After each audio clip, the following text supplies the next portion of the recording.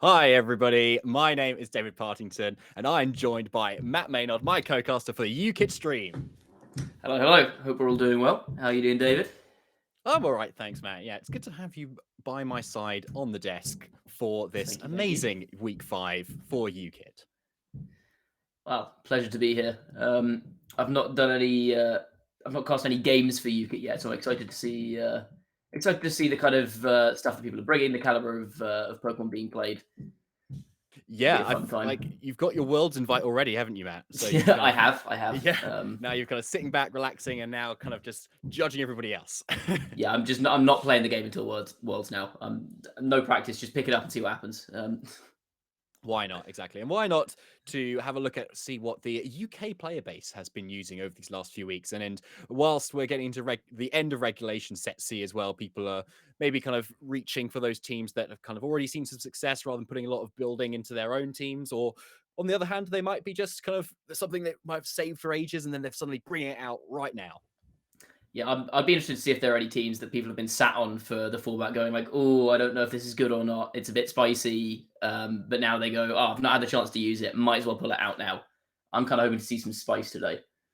Yes, and I think we will actually. Looking at some of the players who are playing today in the featured matches, especially, there's a few people who definitely know who will probably bring some spice for us. Who are you looking at in particular then? Who have you got Well, high expectations for? I do have a few high expectations for. So, Cosmos, the Golden Cosmos, Jack Clark. I know Yeah. he likes to bring some spice, but like also does well with spice every time. It's like it's quite baffling, and he's doing quite well today. Sheeran too. Yes, he Who, is. Day who else two, is I doing believe. Last I well? checked, he was nine Exactly. four. Strong run. Strong run, exactly. Your day 2, lots of CP. I know Nido Rich from the Postwick Pancakes. I know he likes to bring some cool stuff too. He's on my team. And Arch 11 Heretic or Benjamin Grover, he's always really good to see. I think he's number 1 UKIT player of all time in terms of his match record. So it's always good to see him play too. Yeah, well, tough work for his opponent Jamie Little then. A lot to face up against. It is, yes. But can you imagine if Jamie Little does take the win, though? That's the thing. Why we bring these games to you for UKIT to see all the spice and the spice of who might beat each other, depending on the team matchup and the kind of the team behind the player as well. That's why it's not just one player versus another player in UKIT; it's the whole team and. The team might have been provided for them. They might have helped them build it. So it's definitely more than just the player that you are facing when you face someone in UKIT. Yeah, I think team leagues really do bring out a different side to a lot of players. In that there are certain players who maybe don't have the same individual results, but have been very successful in 2, 3 seasons of UKIT or have done well in World Cup games or something like that. Because just having a strong driving force on a team or having a team behind you, either one can really change how a player performs. Yeah, absolutely. And we've seen in previous seasons as well of UKIT where we've had a lot of these teams already kind of come through and how well they've seemed to consistently do. So if we actually have a look at the team standings for so far, it's the Spike with Spiritombs right at the top there who seem to be doing really well and have done at previous tournaments as well.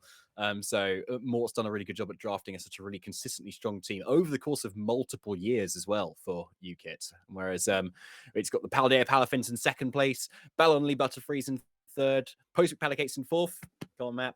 Sinnoh Shamins fifth, the Great Galar Mine at number 2, Mining Society number 6, Twin Leaf Typhlosions is number 7, and the Moo Moo Moomatons in 8th place, but still not out of it yet. No, well, I think it's interesting if you look at the table here. 4 games in, the most wins that any individual team has got is 2. So even Mm. the Spiritombs sitting in first place, 2 wins, 2 draws. The team in second has only got 1 win and 3 draws. So both teams undefeated, but again, no team has got more than 2 wins. So the table is still very close here. The difference between first and last place is only 4 points. Yeah, I So think definitely still all to play for. Yeah, definitely. I think it's a really good point. And we've got 2 weeks left of the regular season, but I think it is then the top 6 of those teams actually still then get to kind of have a chance to kind of get into Top Cut. Yeah. So you've still got so much more to play for. So having everybody put in their maximum effort that they can, especially towards the end of regulation set C, is going to be really important for your team. I think we've got a very interesting matchup to start off on as well. Looking at this table here, we've got first versus last. It's Spikemouth Spiritombs up against the Moo Moo Moomatons. So Mubitons obviously pushing for they're pushing for their first win. They want to get into that top 6 for a chance at the playoff places. Spikeman Spirit Tombs looking to hold their lead at the top. And our players to start off with, we have got Dynamite versus Rao. Dynamite for the Mumitons and Rao for the Spikeman Spirit Tombs. Let's see what they've brought to this match. Yes, let's have a look. We're going to jump over, and we should sort of see on your screen Dynamite's team, who's from our perspective with a Wo Chien team, which I'm very happy to see, with a Torkoal as well, which is kind of cool. On our Rao's end, there's an Orthworm. So, Matt, what are you thinking when you see these two teams? This right off the bat looks like a tough matchup for Rao. I think the Sun mode here, if we have like a Scarf Great Tusk, for example, that could be tricky for Rao to deal with. It's going to outspeed. It's going to do a lot of damage to all his Pokemon. Orthworm, who you normally want to use to tank those ground type moves from Great Tusk, doesn't like taking fighting moves. So that's going to be a big threat right off the bat. The best answer, I think, for Rao there is Rotom. That's the first thing I'd identify as a big threat. I think that really makes the matchup slightly in Dynamite's favor. What are your thoughts? Any particular standout Pokemon for you here? Anything you think could be tricky for either team to deal with? Yeah, I like your point though. I think Dynamite's end, this seems to definitely be loads more speed control. You've got Icy Wind, but presumably Booster Energy, Delibird, Iron Bundle on his end, plus Roaring Moon, which is already quite fast, may also carry Tailwind here. Whereas on Rao's end, there's maybe extreme speed from a Dragonite and maybe the tech Icy Wind on a couple of Pokemon, but otherwise there's no really speed control here. So from Dynamite's end, he's got the Great Tusk, he's got that fire in the Torkoal, but there may even be a Trick Room component to the Fluttermane as well. So I think I agree. I think Dynamite definitely has maybe the edge at the moment, just looking at the team preview from these 6. Yeah, I think it's a lot of it's going to come down to, because Rao's team here is like you said, not much speed control. It's just very bulky. You've got the Tinglu, you've got the Orthworm, you've got the Rotom. You've got a lot of kind of strong hitters, but with the speed control in Dino's favor, I think Rao is likely going to be trying to lean on that bulkier side, try and kind of weather the offensive storm from Dynamite's team. So it'd be interesting to see if Dino can adapt to that and maybe bring the Wo-Chien, which then has a more positive matchup, into the defensive pieces on Rao's team. Yeah. Anyway, let's get into this match. So it's going to be DavidPartVGC versus Rao, and the leads are coming out. Iron Bundle and the Fluttermane. So going absolutely very fast, first of all, from Dynamite's end. And it's the Tinglu and that Dragonite on Rao's end. See, this is a tricky lead, I think, for Dino, because that Tinglu makes the special drops the special attack of all the Pokemon on the field. So even though both these Pokemon have super effective matchups into Tinglu and Dragonite, in fact, Fairy and Ice both super effective on both of these Pokemon, Tinglu is in more of a threatening position, weirdly, than the Iron Bundle and the Fluttermane here, threatening maybe a heavy slam onto the Fluttermane. So the lead, I think, doesn't really lean in anyone's favor. It's going to be interesting to see what happens on this turn 1. I think there's going to be a big turn here. Yeah, you've got terrestrialization to kind of take into account as well. Like, do you go for the terrestrialization on the Dragonite to kind of take the ice moves a little bit better and the fairy moves? There's got a lot of pressure there for that Dragonite to do just that. We may also see a switch out potentially too, but we're just going to have to see as the turn plays out. So as we see, Quark Drive does activate thanks to that booster energy. So it's going to be even quicker. Not that it needs to be right now, but it's the Torkoal actually switching in at the moment. So Dragonite does switch out, going on the defensive as Orthworm comes in. Freeze Dry into that slot. So a great switch there by Rao, as there is the Heavy Slam you mentioned earlier, Matt, but into a Torkoal. Another good switch on both ends. Yeah, so now this Torkoal comes in, and it's threatening the Orthworm, but Orthworm often carry Terra Fire. So you've got to be careful about pressing fire moves here. Plus, Tinglu is going to outspeed that Torkoal, potentially even after an Icy Wind from Iron Bundle, and is going to threaten it with a big ground-type move. So this is a slightly strange position, a good defensive switch from both players. But I think that defensive switch from Dynamite potentially leaves him in a position where he's lacking a bit of offense, because Iron Bundle doesn't hit that hard, especially when there's a Tinglu on the field, and this Torkoal is really threatened by Tinglu. Yeah, I think so. And the Orthworm obviously doesn't want to get hit by a fire move, say if the Torkoal does end up going on the offense and is not afraid of the Tinglu, for instance. But a Shed Tail here from the Orthworm seems to be the play, I think. Especially now the sun is up. It's not actually going to be hit by the Hydro Pump very much. So let's see where these players kind of do end up targeting. So it is the Taunt from the... Taunt Iron Bundle. That's amazing. Okay, very cool. But the heal up from the Earthquake, and a huge chunk to that Torkoal, a little bit to the Iron Bundle. Torkoal then... Yes, Orthworm doesn't go for the Shed Tail, can't get out of the way, and Overheat just destroys it in one shot. Yeah, we see the eject pack on Torkoal as well here, switching that out. You get your Great Tusk in here. This is what I said. I think is going to be one of the biggest threats to this team. Now that Orthworm is gone as well, that's one less thing that can switch on ground type moves. But yeah, and it also gives Dynamite the opportunity to reset the sun if he wants to at a later turn. So now there's a bit more offensive pressure, I think, in Dynamite's corner. We'll see what Rao brings in to try and combat this. Yeah, a great play from Dynamite, to be honest. It's something that's probably Rao was not expecting. But now Fluttermane does come in, and the sun is up, so Protosynthesis is activated. It turns to the Fairy type, as Great Tusk goes to the Steel type to maybe take on those Fairy moves a little bit better. Iron Bundle going for the Protect. Dazzling Gleam, though, from that Fluttermane does hardly anything now to this Great Tusk, as Headlong Rush is the choice. And with that Protosynthesis boost, that is definitely going to be enough to one-hit KO that Fluttermane as well. As the Stomping Tantrum, even with that Steel type, doesn't kill. It's not a KO. So yeah, -1 defense and drop. That is weirdly. I don't know if that survival from Great Tusk is actually a benefit here though, because this is in extreme speed range now. And Iron Bundle, Dragonite still have. Oh no, sorry, Dragonite does not have Terastallization available to it because Fluttermane Terastallize. Okay, so maybe this is a tricky situation now because if you want to extreme speed that Great Tusk, which will take it out from this range, Iron Bundle's now got a free freeze dry into Dragonite, and Dragonite on these teams tend to be inner focus rather than multi-scale to get around Intimidates, to get around Fake Outs, because you want to be playing offensive next to your Chien-Pao. So it's unlikely that this is going to survive a freeze dry if that's what's coming in here. Yeah, that could be pretty big. So we're just going to have to see if Rao can pull something out the bag at the moment here with very much a Pokemon deficit in this match. It is the extreme speed, as you mentioned, Matt. Great Tusk does end up going down, but it's going to be that Iron Bundle now that does come out, and it is that freeze dry, but into the Tinglu this time. Potentially there's maybe a Protect or something defensive on that Dragonite's end, but a Heavy Slam going into the Iron Bundle, but it does live this time. But now that is in extreme speed range as Cluttermane does come in. Yeah, I don't know if I like that. I feel like you've got to try and target down the Dragonite there.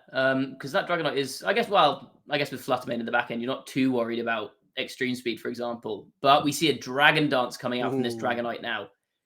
Yeah, so it's a tough situation.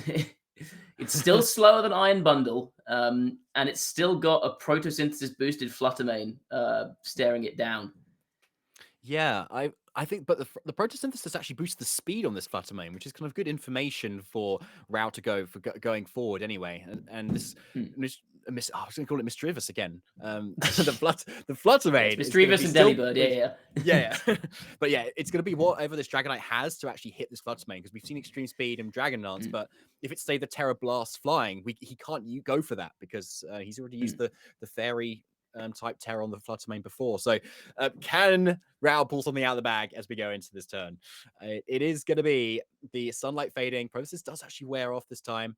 Torkoal comes in, sets it right back up, and there's the freeze dry, and yeah, it's not enough. So that's got to be multi-scale, I think, as Earthquake is the choice. It gets a double KO. That switch into Torkoal there is super smart, though, from Dynamite, because knowing that his Protosynthesis is going to boost his speed, that means you can now bring in Fluttermane. It's immune to an extreme speed from Dragonite. And with that speed boost from Protosynthesis, it's going to be faster than Dragonite even after that Dragon Dance. So I think that switch kind of seals that up, even though the Dragonite did take an unexpected survival on that. I think the speed boost now is just too much for Dragonite to deal with. Yeah, I think so. So, Mischievous. I'm going to call it Mischievous. Yeah, Mischievous will come in and be able to pick up the KO here, surely with the Protosynthesis boost. Yeah, there is the Sunlight. It's looking pretty strong. Fluttermane with that speed boost. Does it get it again? Yes. So our eyes are not deceiving us. It is that speed boost coming in absolutely clutch as well. A very unusual boost as well for this team. And Dynamite takes the first game. Yeah, this is kind of what you identified at the start of this game, where there's a lot of speed control on Dynamite's end here. And with that speed boost on the Fluttermane as well, I think we're not going to see a situation where Rao's going to be outspeeding Dynamite's team. And I think Rao got caught out by the Taunt Overheat play. in game one, knowing that's Taunt Iron Bundle. It'll be interesting to see how Rao adapts to try and deal with that. Yeah, it's a good question. The speed control, even with the on the Flutter Mane as well, with the sun boosting up its speed, seems to be just really key. But that Dragonite, maybe if you can save the Terra for it, maybe in the later game, it could put in a little bit more work there. Because if the Terra flying, it's going to be able to one-shot Flutter Mane, for instance. So there's still definitely a lot that Rao can do here in this second game. I agree that I think, especially knowing that he had a Dragonite in the back end, Rao maybe using that Terra Fairy on Fluttermane was a little bit too aggressive, especially when Dynamite still had defensive Terra options to use. I think maybe if that Terra Flying was still available, that could have changed the outcome of that game. But instead, we saw the Terra Fairy on Fluttermane, which ended up not being enough to pick up a KO. Yeah, absolutely wasn't. And as you mentioned earlier, Matt, one kind of big play was that taunt plus overheat option to actually completely just double down into that Orthworm slot and get rid of it. I think Rao's probably not going to fall for that quite again this time. And an easy kind of protect there or a switch out would completely stop that, especially if you switch into a Dragonite. So that was one kind of pivotal turn that may not necessarily happen again this game. But we're just going to have to see how these two teams do switch it up, if they do, for this game. Okay, we see the Tinglu and Dragonite lead here. A bit more aggressive this time. A bit less aggressive. We've got Torkoal and Wochen here, which we didn't Nice. see in game one. No, it didn't. It's same lead from Rao, I believe, but for Dynamite, yeah, absolute switch up there, going from Fluttermane Iron Bundle to like the slowest possible lead, I think, which is a good switch up though. Like that Wochen's lowering the attack stats of both Dragonite and Tinglu, so that kind of makes Torkoal a little bit safer here. Yep. However, this does mean that Dragonite can then threaten with the Terraflying Terror Blast. I think that is likely going to be Rao's Terastallization target this game. It's just a case now of, I think, whether or not Rao targets down the Wochen, tries to remove that early, because that can really stall out his back end, or potentially tries to get rid of the Torkoal, stop the constant switches, stop them getting Sun Up repeatedly. Interesting to see what Rao does with this. Okay, so there's a reveal of the speeds there. The Wochen being faster than the vessel over there, but Dragonite goes straight for the Dragon Dance. As Wochen goes for the growth, Matt. That's insane. Ruination comes Dino out. putting the woe in Wochen here. Oh my goodness. Overheating to the Dragonite though, so kind of breaking the multi-scale and getting that switch out with the eject back, that nice save switch now that it allows into the Iron Bundle that then boosts up with its booster energy, so it is still faster than the opposing Dragonite. But will it be in range of an extreme speed is the question. We've seen that it's faster than Dragonite, but Dragonite here, if it goes for a Terastallization, won't die to a Freeze Dry, especially with the Tinglu on the field here. So it's still really threatening both Pokemon here. I think an Extreme Speed might not pick up Iron Bundle, but something like a +1 Terra Blast might do it. Certainly it'll put it in range of another Extreme Speed. So I think Dragonite is threatening a one-shot now on both Pokemon. Maybe the Wochen's attack drop will save the Iron Bundle, but at the same time, the Wochen, I don't know if it wants to stay in here. It's very threatened by this Dragonite. Yeah, it's a good question. We may see a protect maybe on Dynamite's end. We'll just have to see, because I think this is going to be an explosive turn either way it goes. So the sunlight is strong. Leftovers on the Wochen does get revealed, which is good to know. Chimmychar comes in for the damage boost to counteract those tablets of ruin, but Wochen is the one who's protecting. Let's see if Rao has called it. Yes, extreme speed into the Iron Bundle does over 50%, and there's the freeze dry, which does get the one-hit KO on that Dragonite back. So again, looking at that damage that the Extreme Speed did, a Terraflying Terra Blast would have KO'd there. So that makes me wonder if it is Terra Flying on this Dragonite. I feel like if it is, you probably want to go for it there, right? Because I don't know what else you're Terastallizing this game. Yeah, it's a good question. We've seen Dragon Dance, we've seen Earthquake, we've seen Extreme Speed, but nothing else yet, have we? So there was that I'd usually expect Terra Blast on that, but yeah, you would. So it's interesting that it might not be. Maybe there's a protect there, because as we saw last game, there was just a clean, clear shot for a freeze dry into the Dragonite slot, and Dynamite didn't go for it. So maybe there is a protect there. We'll have to find out as the game kind of progresses on. But either way, a great KO for Dynamite there, because that Dragonite was looking very threatening.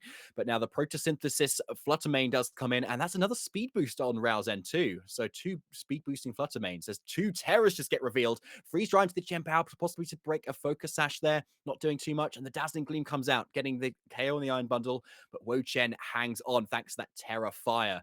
But the haze comes out haze from from Chen Pao. Chen Pao. Wow. So, Fire but the Terror Terra Blast is what is enough. going on? This Wo-Chen's insane. Very cool. Well, we asked for spice. They delivered. Thank you so much. Growth, Fire Terror, Terror Blast, Wo-Chen. That is not something you see very often. No, it's not. And I apologize for not kind of mentioning Dynamite as a potential bringer of the spice, because here it is. So yeah, we'll have to see what proven very wrong on that front. Yeah, very wrong. And I'm so glad to be honest too. So yeah, that's a massive KO there on that Chen Pao, especially if something that's maybe weak to that Pokemon is maybe lurking in the back. We'll just have to see as these players bring in these Pokemon. So we've seen the back end Tinglu from Rao, which is now threatening Wo-Chen a lot more because of that fire typing. So now it's got super effective ground type moves into both of these Pokemon. Earthquake is very threatening here, but you don't want to Earthquake and potentially hit your own Fluttermane. Ooh, Shadow Ball gets that special defense drop. Earth Stomping Tantrum into there, not the Earthquake. So there is both those options. But the Yawn goes into the Tinglu here. But Torko's looking very low. Wo-Chen's quite threatened by further ground moves as well. So it's very much in Rao's corner at the moment to be able to dish out a lot of damage here. And that Wo-Chen's Protect possibly quite wasted there from that double up into the Torkoal. So a great play from Rao. Yeah, we see a good read from Rao there, calling the Wo-Chen, making a defensive move and doubling into the Torkoal. But Torkoal still getting that Yawn off means that because Rao no longer has switch options, this Tinglu is going to fall asleep this turn. And I think potentially Rao could take a KO on the Torkoal or the Wo-Chen, but I don't think you can pick up both. So now you're worried about Wo-Chen potentially going for another Growth to set up, or Torkoal going for another Yawn into Fluttermane. Yeah, there's a lot that can definitely happen here, but it's definitely in Rao's corner at the moment to have that offensive pressure from this Fluttermane. But it is that speed boost instead of the special attack, so we'll have to see if it's strong enough going into this next turn. So we see the helping hand from the Torkoal into the Wo-Chen, something you still don't see every day. Dazzling Gleam, though, is enough to pick up the Torkoal, but not before Torkoal was able to get off that hand. And it's that Leaf Storm into the Tinglu, but Tinglu being so bulky with that Vessel of Ruin is enough to hang on. 1 HP! 1 HP. Oh, that Wo-Chen as the Stomping Tantrum goes into it, but it is definitely in range of anything now from this Fluttermane. Strangely, this survival, depending on what's in the back, have we seen the fourth on Dino's End? I don't think we have we? I don't think so, no. If it's Great Tusk, I think Wo-Chen surviving there is actually better for Dino, interestingly, because it keeps that the Tablets of Ruin effect on the field, which means that Fluttermane likely survives a hit from the Great Tusk, who can't terastallize defensively to get around a Fluttermane's Dazzling Gleam. That's so a this great may point. Actually work against Dino here. Yeah, that's a great point, actually. We'll have to see if that is what he's got in the back here. Imagine it is, especially if you're running your Sun here. So Sun does go down, yeah, but it's the Fluttermane this time, so that is kind of what you want at the moment. Shadow Ball comes straight out from Rao's one. It's definitely the faster one of the two at the moment. As Moonblast comes out in return, it's not enough. Let's see if Leaf Storm is able to pick it up. No, not doing very much. Not at all, as Tinglu does stay for a turn of sleep. See, this is where we see that Photosynthesis speed boost on Rao's Fluttermane becoming important. We saw the same Photosynthesis boost on Dynamite's Fluttermane, but Rao's Fluttermane has that booster energy item, so even now that the sun's gone, he's guaranteed to keep that speed control.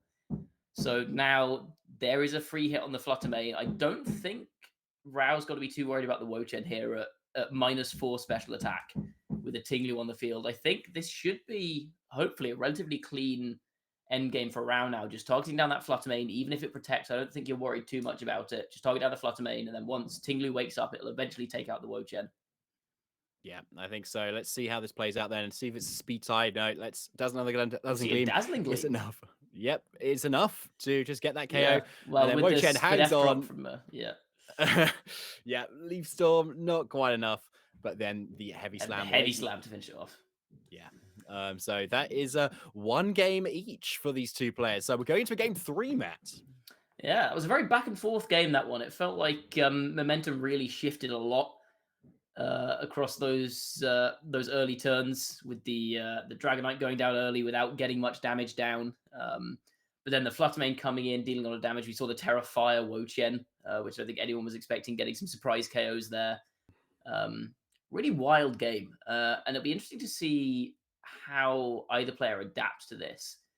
Because we could potentially see something like the Orthworm make a reappearance. If that's Terrafire, for example, I think against the 4 that Dino brought, that Terrafire is going to be very useful. You still have to watch out for that, the Taunt on the Iron Bundle. But I think that could potentially be a good mix-up for Rao here to bring that one back. I don't know if Dragonite's doing that much this game either. I think both games we've seen it set up a Dragon Dance and then not really do anything with it. So maybe it's hiding a Terror Blast that threatens to one-shot a few Pokemon on Dino's team, or maybe it just doesn't come to this game. Yeah, it's a good question. Obviously, Dynamite switched up the Wo-Chien this time for the last game and then lost it. So you may want to switch that back out once again, but especially seeing the haze come out from that Chien-Pao, it's something that you can't even set up with the growth. It's not something you kind of want to commit to, especially when you're so much slower than everything else at the moment too. So we'll have to see if Dynamite goes back to what he did before, as we will see the leads for this final game. Dynamite versus Rao, Mumutons versus the Spiritomb. So it is Torkoal Great Tusk for Dynamite, so switching up for the 3rd time, and yet again the same lead all 3 games, Tinglu Dragonite for Rao. I think maybe Dynamite was expecting some kind of change on the lead matchup here, because Dragonite, despite the fact that I said it didn't do much last game, actually has a pretty positive matchup into this lead. Great Tusk can only really hit it with Rock Slide if it's running that Scarf set. Its stab, fighting, and ground moves don't really do much damage at all to Dragonite. Plus, it's got that multi-scale, so that first Rock Slide's not going to do much either. So maybe Dragonite can set up a Dragon Dance here. And Tinglu again threatening that Torkoal, maybe trying to force a switch on that slot. So I think Dino was trying to call a switch up from Rao's lead, but sometimes the best strategy is just to stick with the same thing and make your opponent respond to it. Yeah, and we'll have to see as the turn plays out. So Drought does get activated onto this Great Tusk. Attack is heightened, so it's looking pretty scary. Rock Slide, there it is, as you mentioned, Matt. It's doing a little decent chunk of Dragonite, to be fair, if assuming that's through multi-scale. But there is the Dragon Dance, and as an Earthquake comes out from Tinglu, critical hit into that Torkoal. That's a lot of damage, and it also chipping down that Great Tusk too. So I think the obvious turn kind of played out there, and we'll have to see what this Torkoal ends up doing now. I see this being maybe an Overheat or a Yawn into Dragonite, but I don't know what the Dragonite item is. If it's Lumberry, a Yawn doesn't really do much for you here. Maybe you just want to Overheat to switch the Torkoal out with the Eject Pack, get something else in, just get a bit of momentum. Because, for example, if Iron Bundle comes in here, then this is a very tough spot, I think, for Rao. Because, again, that Dragonite still not got speed control against a Scarf Great Tusk. And against the booster energy, not Delibird. You've made me think it's Delibird now. Iron Bundle. And yes. Again, that speed boosting Photosynthesis Fluttermane there. Yeah, I've been playing a lot of random battles, and Delibird does come up as a Spikes user, so it's quite good. It's on my brain too. So yeah, let's see. What does Torkoal go for this turn? It is that Yawn into the Tinglu, which is going to pressure it for a next turn. But Torkoal is now staying on the field and not switching out. As we go into turn 2, Helping Hand into the Great Tusk as the Extreme Speed comes out, but it's not enough thanks to that huge physical block Great Tusk has. And there's a Rock Slide, and it's a huge KO onto the Rock Slide, onto the Dragonite this time. No flinch on the Tinglu though. An Earthquake takes down the Torkoal. Great Tusk hangs on, and Tinglu will now be taking a nap. Yeah, again, that Dragonite came in, set up a Dragon Dance, and then did... How much did that do? 36% to Great Tusk. Yeah. It feels like that Dragonite just hasn't been very effective this set. It's not fast enough to outspeed any of the really fast threats. It's got bad defensive type matchups into a lot of this team. And without that Terra Flying, it's just not doing any damage. So the Torkoal goes down early, but the trade-off there is Tinglu is now asleep, is guaranteed to take a turn there. And this Great Tusk, it's still kind of threatening. Yeah, it's really turned what looked like a really kind of good lead into something that they've Raz lost his main key piece here. So we'll have to see if he can still make the most of it by bringing something in on the other end, which is the Fluttermane here. But if it is that Scarf Great Tusk, then it's still going to be outspeeding the Fluttermane at this moment. And as we know, not with the Photosynthesis speed boost. That's true. But it does switch out. Everything speed boosting. And we've got two terrestrializations, both into the fairy type. Moonblast doing a huge chunk there, but Dynamite's Fluttermane outspeeding this time. I think maybe we've got a speed tie on these two Fluttermanes. And then there's a Dazzling Gleam that's coming I out. think last time the Fluttermane on Dynamite's end didn't have a speed boost in that end game because Rao's Fluttermane has the booster energy item. So once the sun went down, the booster energy activated and it kept that speed boost, whereas Dynamite's lost it. But we saw this time Ah, round Dynamite's when they both came in at the same time in Sun, Dynamite's Protosynthesis went off first. So I think Dynamite's Fluttermane is faster here. Um, okay. Good spot, Matt. Good to have you here. Right, let's see. Have we seen the rest of this turn? I don't know. It's been such a we've seen a an couple of dazzling offensive. gleams. Yeah, it's been quite offensive. And then now Fluttermane goes on the defensive here. But Freeze Dry is the play into the Tinglu. So a great call there. And the Moonblaster absolutely calling that protect. And the Tinglu absolutely goes down. So no chance of waking up or doing anything else this turn. A great call from Dynamite. I think the key thing there is not actually taking down the Tinglu, because removing a sleeping Pokemon is not a big issue. The real problem there for Rao is that stops the Fluttermane from switching out and taking a defensive action this turn. Because if Rao had the ability to still switch out that Fluttermane, you can get rid of it for this turn, bring something in the back, and then the sun goes down and Dynamite's Fluttermane would lose its speed boost. But because of the booster energy on Rao's Fluttermane, it would still keep its speed. So by getting rid of the Tinglu there, this just means that Rao now can't uh, make any defensive moves on Fluttermane here without banking on a double protect. And we know that Dynamite's Fluttermane is faster. So this pins the Fluttermane really nicely. Yeah, very nicely indeed. So let's see what the final Pokemon is in for Rao in this end game, and it's the Chimpao. So it is a nice Pokemon to have, especially, and it has to be the Sucker Punch because it is the slowest thing on the field for some reason with these four Yeah, Pokemon. As Freeze Strike is enough to pick up the Fluttermane on Rao's end. Moonblast into the Chimpao. It lives thanks to that Focus Sash, but unless we have some crazy spread move on Chimpao's end for this next turn, it's probably a GG at this point. Yeah, and there's it the Freeze is. Dry. And Dynamite takes the win for the Mootons. I think at the end of that game there, it might have. I think the best play there might have been to just go for double protect on the Fluttermane on Rao there, because Fluttermane is always getting outspared and something's going to target it down this turn. I don't think there's any world in which Dino just leaves that alone. So I think what you could have done there is you could have gone for the Sucker Punch into the Fluttermane, as you did there. And if you get the double protect on the Fluttermane on Rao's end, now with the sundown, you can lock down the Iron Bundle with Sucker Punch, and then you can threaten to KO the opposing Fluttermane there, and then you end up in a 2v1 situation in the end game. So I think maybe it's not guaranteed, but in that situation, you have to see what your out is, and I think the out there might have been the double protect, which we didn't see. But Interesting. Yeah, great analysis to be honest. Like it could have gone either way still, and you really got to play to your out. So there you go.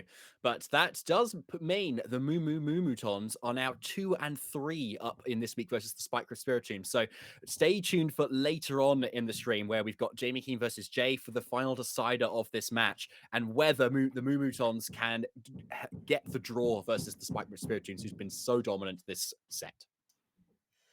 yeah, well, next up uh we have Above versus Orange X. And that is the Sinnoh Shamans versus the Twin Leaf Typhlosions, with Orange X on the Shamans and Above playing for the Typhlosions. The current score sits at 1-2 in favor of the Typhlosions. So Orange X playing here to level up the score, Above here playing to guarantee at least a tie in this week.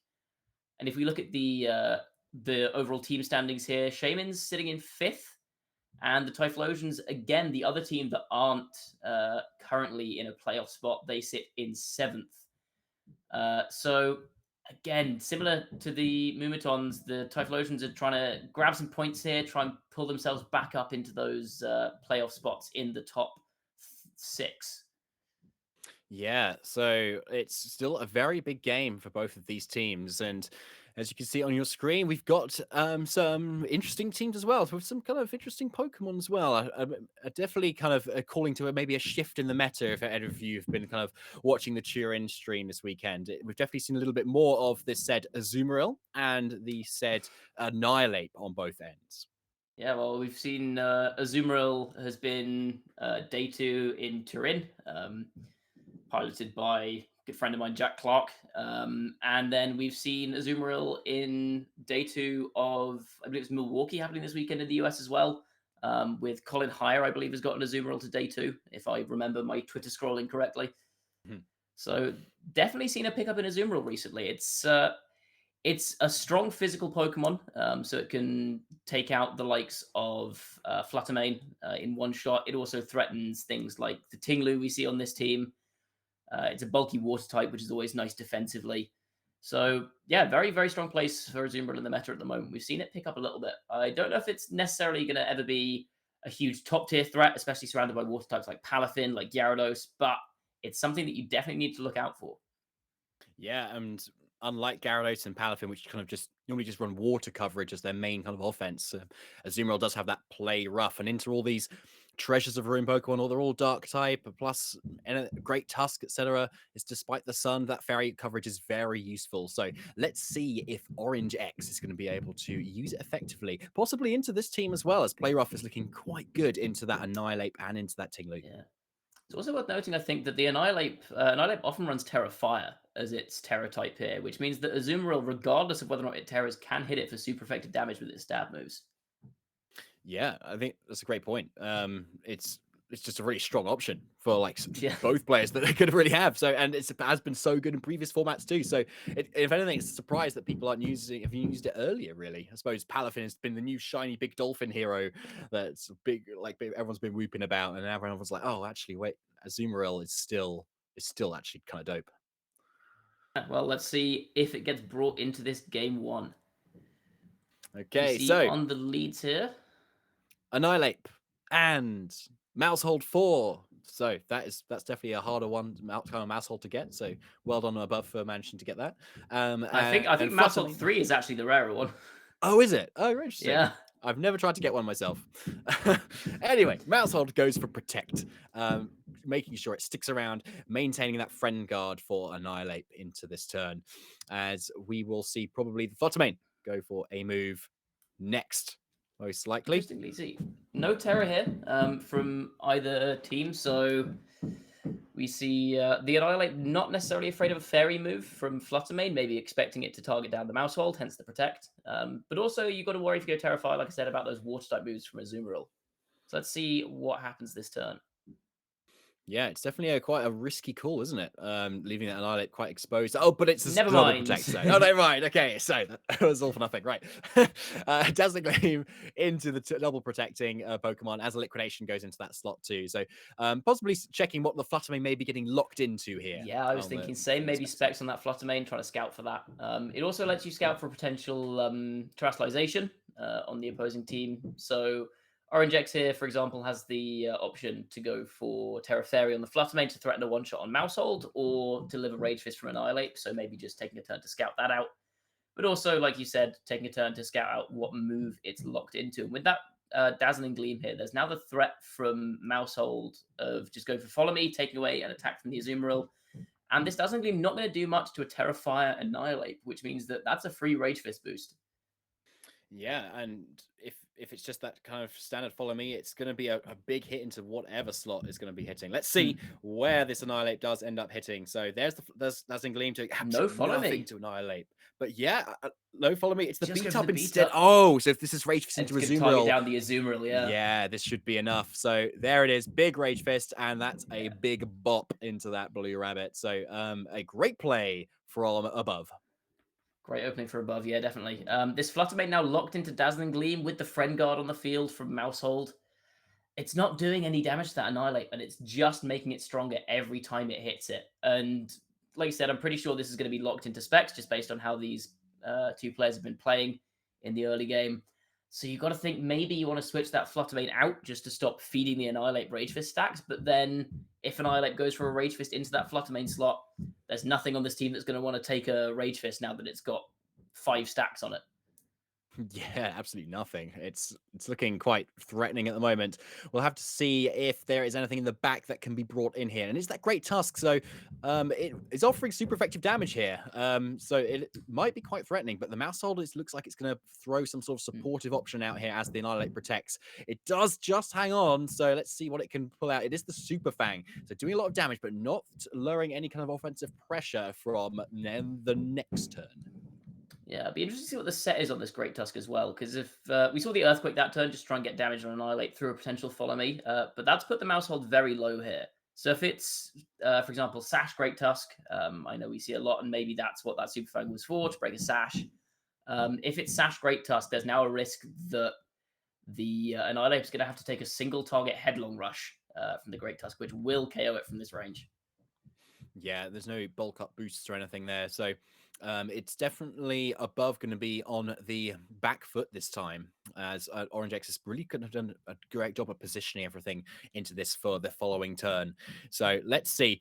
It's the mouse hold switching out into the Gyarados. So a good switch, get Intimidate on both of those Pokemon. That's multi-scale on the Dragonite there. Extreme Speed, though, may have accounted for this, as there's the Earthquake coming out. Not going to affect the Gyarados, of course. And the Annihilate Not does quite hang enough for the on. Annihilate. Citrus Berry, and here's a big Rage Fist coming out most likely, and it's a KO on the Great Tusk. Yeah. So that plays interesting there. Extreme Speed just covers for if mouse hold goes for Follow Me, it hits the mouse hold, you get the Earthquake down to the Annihilate, and if the Extreme Speed doesn't get hit by Follow Me, you get extra damage on the Ape with the Extreme Speed, and then you could Earthquake. But as we saw there, the Intimidate just means that Annihilate is slightly out of range. I think that also probably confirms that we've got a Scarf Great Tusk here, because otherwise I don't see a reason why that wouldn't have been a Headlong Rush. So that's good information there.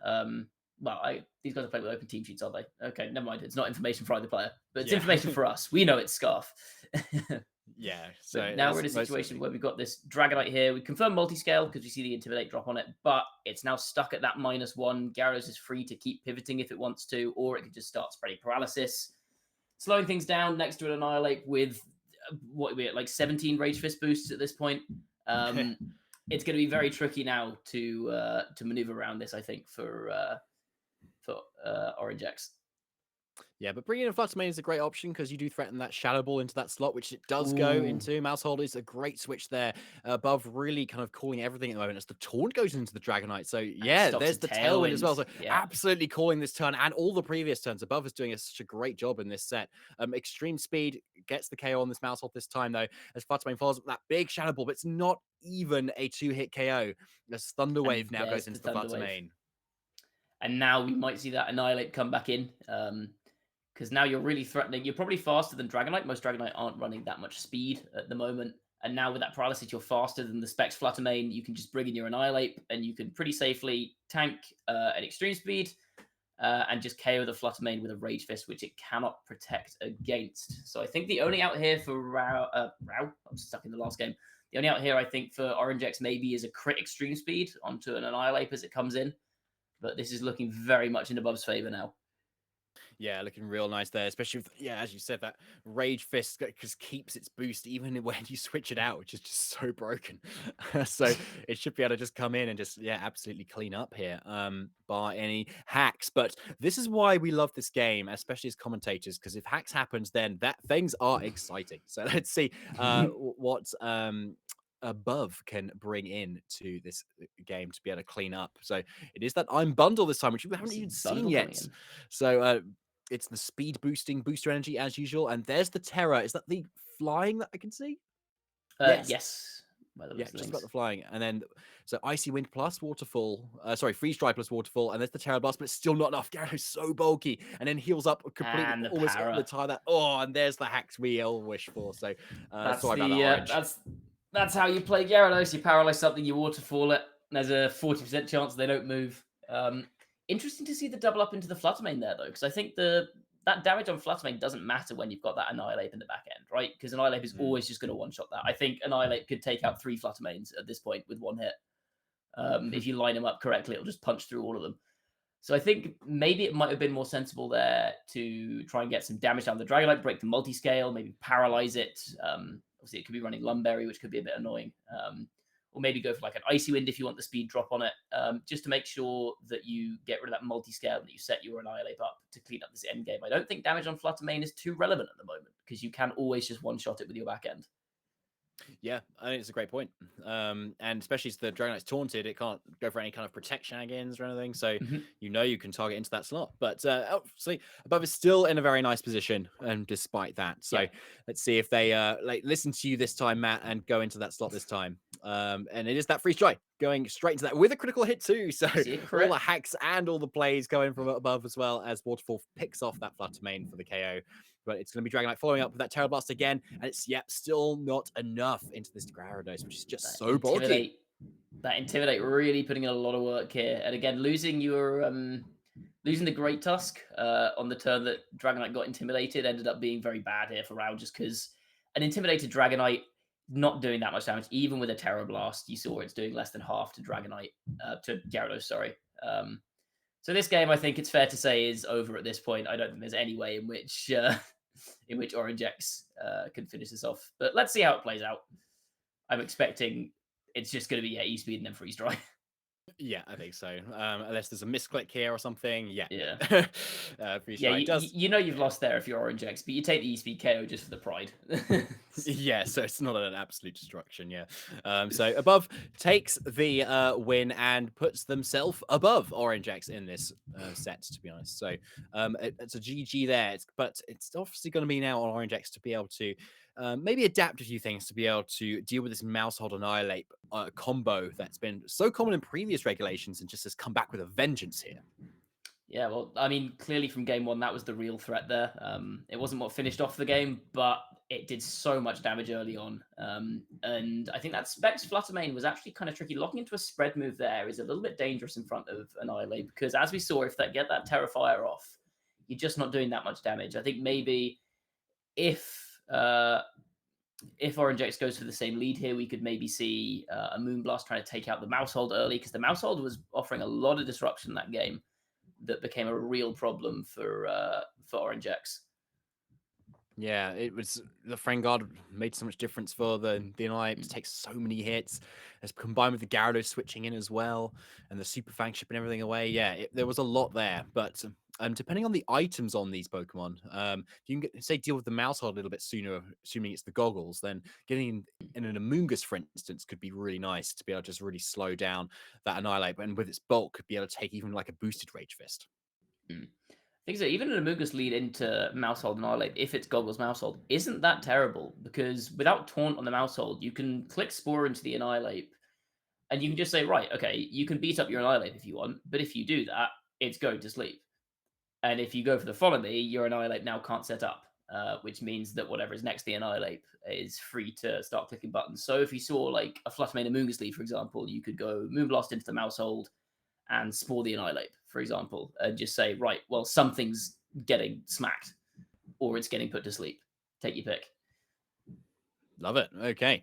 Let's see if that happens for here in game 2 between these two epic players. But it's the Great Tusk lead with the Flutter Mane. And on Above's end, it is the Annihilate and that Mousehold that has done so well in both of these sets. So it's going to be possibly a double protect again on this end. Do you think the same thing will happen again for Above, Matt?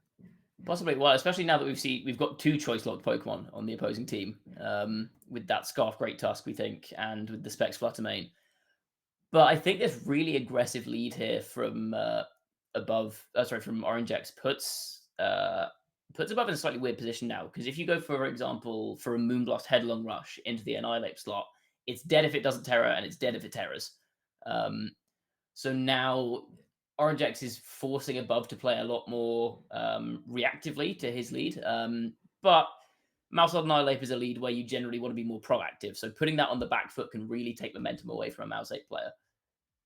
Okay, so we'll just have to see what these players do. So it's the Protect from the Mousehold and the Protect from the Annihilate as well. So yeah, there's no reason not to. There's no harm, setup or anything that you can do really. So yeah, it just gives you more information going to this next game. So yeah, the close combat and that Shadow Ball. So but now I guess these two Pokemon have locked into it. So Above can just make that exact play to perfectly counter this with kind of no downsides. So Close combat is coming out from this Great Tusk into the resisted Gyarados, and it's the Terrified to be able to take any potential switch ups, but it is that Shadow Ball, so it takes it so much And better it's going to here. be a dead Flutter Mane, I think.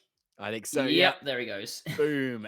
Flutter absolutely goes down. So, a great but safe play from above in this game too. I think locking into something like close combat Shadow Ball there is really risky because there are so many Pokemon that there are Pokemon on Above's team that are immune to both of those moves, and so when you're locked into them, it's easy enough, I think, to pivot around.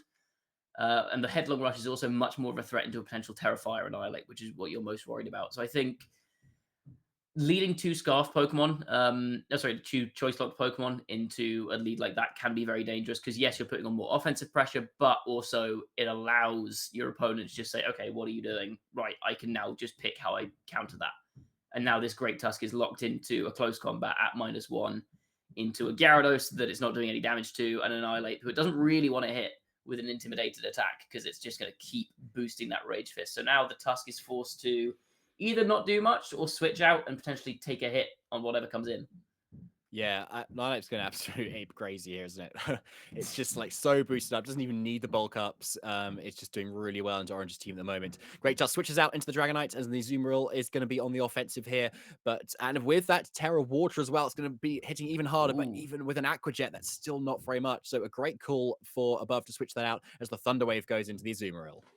And now that Thunder Wave, you don't really necessarily want to slow down the Azumarill. It's already the slowest thing on either team, apart from that Amoonguss. But that Paralysis, in the long run, if this game stretches out, it's going to end up taking turns away from the Azumarill with full Paralysis. It also means you can go for Paraflinch with that Waterfall onto a Paralyzed Pokemon. A lot of the time when I'm playing Gyarados, even if it's Pokemon that resist the hit, I'll just click Waterfall and I'll say, right, well, there's a very reasonable chance you're just not going to be able to attack here.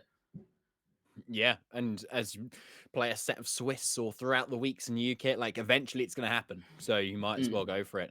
Those secondary effects are really devastating when used in the right way.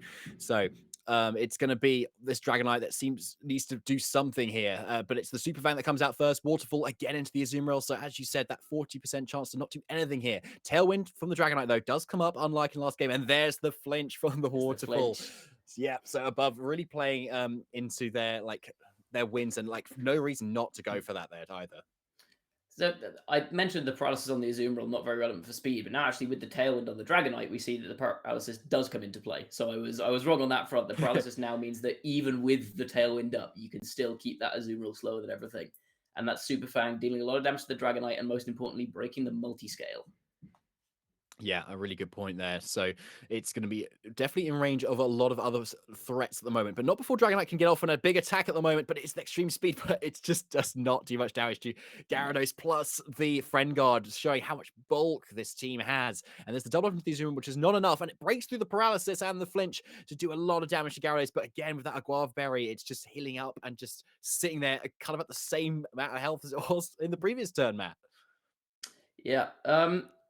I think this is a tricky situation here because I think Orange X is correct to target down this Gyarados because Gyarados is such an important piece here with 3 physical attackers left on the field, one of which is a Great Tusk, which can't really do that much to it outside of Rock Slide.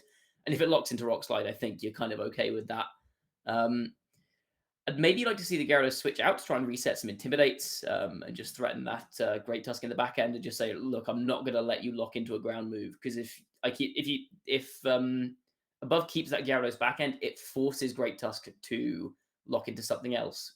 So maybe if you, for example, take out the Azumarill this turn, take a hit on the Gyarados from the Dragonite, and then you can switch that out and start recycling Intimidates, that puts Orange X in a very bad position.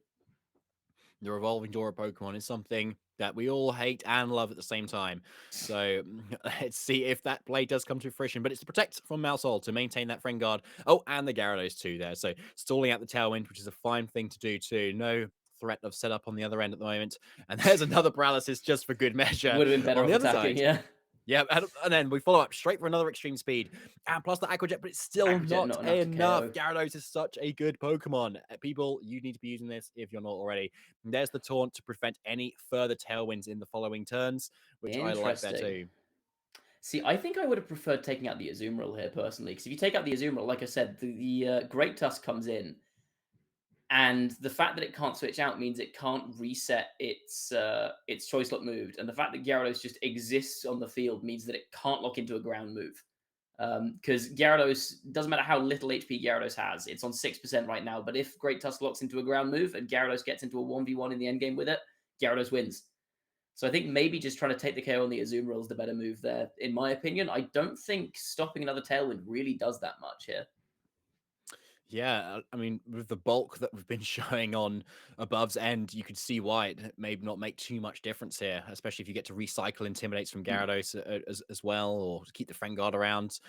So, question is, can Orange X break through this kind of this bulk of that Above seems to have on their team so well? So, last turn, oh yeah, Tailwind does just expire here. So, Extreme Speed this time is enough Gyarados to goes pick off the down. Gyarados. So, it's the Super Fang that comes out with the Dragonite and getting no KOs there with Super Fang, that's for sure.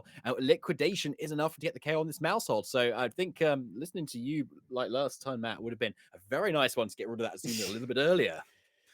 Yeah, that Terra Water Liquidation, I don't think that critical hit mattered, to be honest. That's a lot of damage with the huge power of the stab and the Terastallization. And now this is a very weird situation for Above, because that Terra Water Aqua Jet is threatening a lot of damage on Annihilate here with the Terra Fire on it. Yeah, it is. And it's just whether Paralysis can rear its head again, as it has done already a couple of times in this set. So Iron Bundle, it does come in this time, and the Annihilate there. So Booster Energy activating the Iron Bundle for the first time in this game. So same 4 Pokemon as last time. As Annihilate goes for the Protect. But it's the Extreme Speed into the Iron Bundle instead. Where's the Azumarill targeting? It is that Aqua Jet 2. So calling that Protect very nicely as Iron Bundle goes for the Icy Wind, but still not KOing that Azumarill. The Azu! I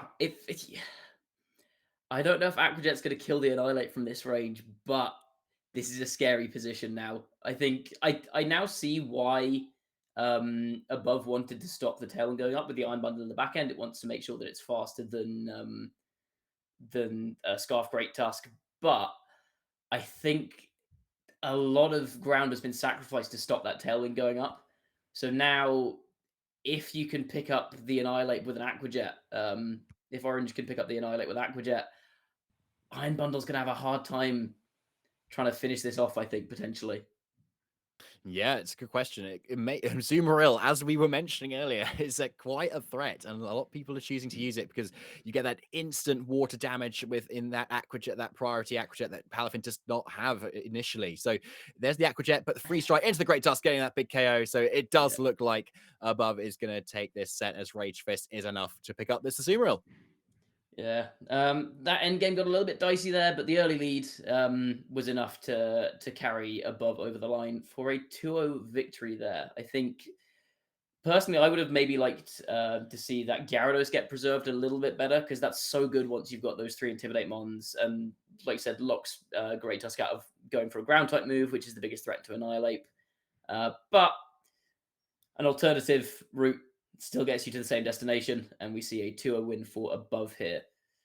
Yeah, that's pretty big. So that guarantees the Twin Leaf Typhlosions this week a draw, which is something that I think is at the very least quite a better result than a loss, which they've had a couple of this season too. So it's just whether their last 2 matches that they have is enough to get, well, they have 2 chances basically to get the win this time versus the Sinnoh Shamans, and they're a team that are above them in the league, so that's already quite a big win for them in this week. Yeah, well, I think when you're in those bottom couple of slots, any win or any points at all can be very important. And now the Typhlosions have the opportunity, as you said, if they win one of the next 2 games, that's a win for this week, which puts them in good stead to work their way back into one of those playoff slots.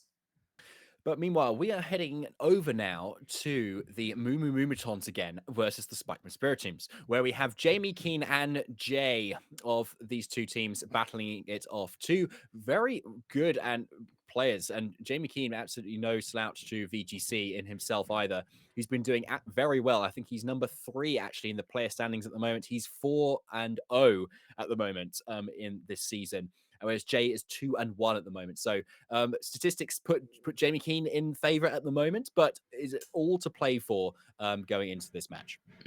Well, I think Jamie's such a seasoned player that it's hard to find a matchup where he's not probably the favorite on paper.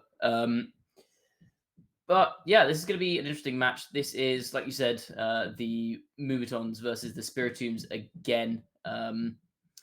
And with Dynamite's win over Rao, it's now 2-3 in favor of the Spike with Spiritombs. So a win here for Jamie Keane would bring the Mumitons back to a draw. So this is an important game, I think. Spiritombs would love a win here just to extend their lead at the top. Guaranteed at least a draw, but a draw here. Again, any points for the Mumitons when they're in this bottom position is going to be very important for them in the table in the long run. Yeah, absolutely. And as you said, it's all to play for still, as the top 6 teams do go through into the playoffs. So a draw here is still going to be very big for either of them. But especially for the Mumutons, as Jamie has been helping out them do very well in the last few weeks too. So, but Jay Gossai, a great player too. He's been on one of my teams in previous seasons too. So he's a very strong player as well, that he's been doing decently at a few events as well this season as too. Sure. So if we have a look at the matchups here, we've got Jamie Keane on the far side, rocking a Dondozo Tatsugiri team. Pretty standard there. Fluttermane, Talonflame you don't see often on Dondozo teams, as far as I'm aware. But that gives you a really good kind of hyper-offensive mode with the Fluttermane and then the Chien-Pao Dragonite pairing. If you don't bring the Dondozo, you've always got the threat of setting up Tailwind and just hitting things very hard with Fluttermane and its offensive partners, or you can run Disruption with Will-O-Wisp or Taunt, for example. So a lot of options outside of that main Dondozo game mode, which might not come here. We've potentially got Haze on Palafin. We've got Amoonguss has a good matchup into Dondozo. So I think this may come down to how the other 4 Pokemon can perform here against a Rain team we see from Jay rocking Pelipper Palafin, which has been very popular recently. It won in Malmo last week. Did it win Yeah, it was Malmo Hartford as well? Yeah. Second at Hartford. Oh, second at Hartford, sorry. Oh, yeah, because it was Azu. Yeah. Rain, wasn't it? Yeah. So Rain been getting some good results recently. And again, we see a kind of more balanced version of this now with the Iron Hands potentially with Fake Out Volt Switch, or it could be Swords Dance. I think most likely Volt Switch here just to position that Palafin.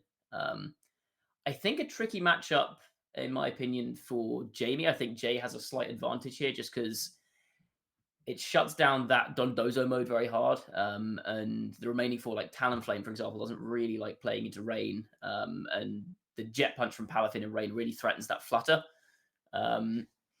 So I'll be interested to see how this match was played. I don't think we see Dondozo come, at least in game 1, at the very least. But let's see whether or not I am proven correct.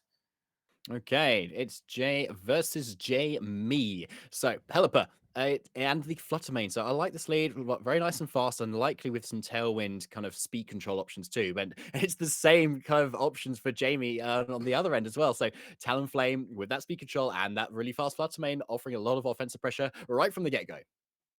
Yeah, we've got Talonflame and Wet Talonflame. Interesting that we don't see a Palafin lead here from Jay. I think Palafin is a very big part of this matchup. It's possible he's just trying to get offensive pressure early on and conserve that Palafin for late game. But you've got to be wary of being able to get it in and switch it out again and switch it back in again later to get it into its hero form. So maybe that's something that Jamie can capitalize on here. Yeah, you got the Pelipper there. You can obviously offer the speed control, which may help out in the mirror when you've both got a Fluttermane, where you know maybe yours is slower, you maybe want yours to be a little bit faster. Obviously, it's open team sheets for both these players, and we don't know from our side what either of them are running. So there could be that protect maybe option to maybe stall things out a little bit. But with Tailwind on both ends here, it's definitely going to come down to which of these Fluttermanes are just naturally faster than each other. That might kind of determine a lot of this matchup. For sure. So yeah, there's it's worth saying. Well, we see booster energy from both getting speed. Okay, interesting. So much speed booster energy recently. It looks like Jay's is faster. Yeah, okay. So there's Brave Bird. Shadow Ball is not enough for a KO, especially with those booster energies, not specs. But then, yeah, a double up into that Fluttermane is enough for the KO here. As Pelipper, it does set up that Tailwind. Now, it's a turn 1 KO for Jamie, but now you're in a slightly weird position because that Tailwind has gone up. And Jamie's Talonflame has lost its Gale Wings from that Brave Bird recoil. So if something faster than Talonflame under Tailwind comes in here, you're now looking at a potential double KO. But with the speed boost on Fluttermane, I think that will still be faster than Pelipper under Tailwind. So there's still that threat there from Fluttermane that Pelipper can't just immediately pick off. Yeah, it might depend on what Pelipper's item is here. Maybe a focus sash, maybe safety goggles or something. Either way, it might be able to live a hit from Fluttermane, especially if there's no Thunderbolt being carried on there. And as we've seen its booster energy, it's likely not gonna carry that. So I imagine Pelipper will likely survive here and then threaten a KO on this Talonflame. But we'll see what how this Tailwind is made the most of on Jay's end as he brings in his third Pokemon, and it is that Palafin in the back this time, though. It is the small fish. Well, it's not a fish, it's a dolphin. But even now, in its... we see a Hydro miss. The Pelipper was fast. And a Will-O-Wisp miss! Okay, that just like pauses the turn. This game is terrible. Right, so let's just start again. But with one less turn of Tailwind. Kind of one less turn of being able to protect. Yeah. Big one there. Unless we see the hacks rounded out and we see a double protect as well, that would really round thing like this whole game off. But yeah, let's see what happens in this turn. As Jay has still a couple of turns to make the most of this Tailwind here. As Dragonite is the switch in this time, so Jet Punch into that Dragonite, who is not doing too much here, but Hydro Pump is going to connect this time as Talonflame goes down. So looking still pretty good for Jay at the moment, I would say, thanks to that Tailwind, and Palafin looking pretty healthy too. Have been looking very healthy, and it may not be in its hero form, but it's still threatening KOs here, especially on that Fluttermane. And I'm guessing it's going to be Chien-Pao as the last Pokemon here. I'd be surprised if it was Tatsugiri, and I'd be even more surprised if it were Dondozo. Yeah. So if that Palafin can find a way to switch out, maybe if there's like an Arcanine or something, or an Iron Hands in the back end to threaten Chien-Pao switch in, this is looking like a very good spot for Jay. And if that Fluttermane comes back in, the Palafin doesn't even need to switch out. That Jet Punch is still threatening the KO. Yeah, and well, it does have Protect, so you can kind of try and get around it, and then maybe what Dragonite might have is enough to kind of pick off to Palafin potentially. Maybe you got a Thunder Punch there or something. I know I was running that at EUIC. I really much liked it. Didn't do that great, but I stand by Thunder Punch Dragonite. It was very good. It was a great call because there was a lot of Gyarados going around. As long as you KO'd one Palafin with it, it's fine. Yeah. But yeah, so we'll see what kind of comes in. And then Palafin will be able to do whatever it needs to do here. And yeah, as you correctly predicted there, Matt, it is that Chien-Pao likely with that Focus Sash. But Alkaline is the switch in with this Intimidate. So that's multi-scale Dragonite as it goes on the offensive here as Pelipper goes for the Protect. So is it into that targeting Pelipper? Yes, it is. So a great call there to go for the Protect here as the Sucker Punch also looks like it was possibly going into that slot too. And as the Tailwind now it expires here. Tailwind has expired, but I think with that Intimidate down on the Chien-Pao and the Dragonite, Pelipper's got a reasonably good physical bulk. So depending on how it's built here, it might be able to live a double up. And if it does, then you get another Tailwind up, which puts Jay in a very good spot here because it means this Arcanine's now going to start outspeeding everything. And the Fluttermane no longer has that Photosynthesis boost from the booster energy. That's now been used up. So a Tailwind here does guarantee speed control for Jay, I think, on all of his Pokemon. The Chien-Pao and the Dragonite both being intimidated. Maybe you want to switch those out, but then you lose momentum. So it's a tough spot for Jamie in this situation, I think. Yeah, and if you do go for the double up into the Pelipper, you're freeing out the Arcanine to Will-O-Wisp or Flare Blitz something as well. So either way, there's a trade that Jay will likely kind of get off here, even if that does get the KO. So let's see if it does, though, or if Jamie can really turn things up. But it's the Palafin switching in, though. No speed control this time, but you don't need it if you're a jet punching Palafin in the rain. But extreme speed, there it is, doing over 50% plus that Ice Spinner. So good information to know as Will-O-Wisp now just going to the Dragonite. So keeping that Palafin maybe a little bit safer going to the next turn. And we see no Lumberry on the Dragonite is very interesting information there, I think. So it's multi-scale, it's not Lum. That Arcanine is now a real threat into it because you can intimidate it and you can burn it pretty safely. And interestingly, we see multi-scale with Terra Normal, which you don't see very often. I think if this is Choice Banded Dragonite, which I think it is, just based on the damage it did to Palafin, very odd to see it without that inner focus. So that's potentially now choice banded into extreme speed. Chien-Pao is now under a lot of threat from this Arcanine. But of course, that Fluttermane can't really switch in on a Flare Blitz. So I think Arcanine's in a very, very good position here.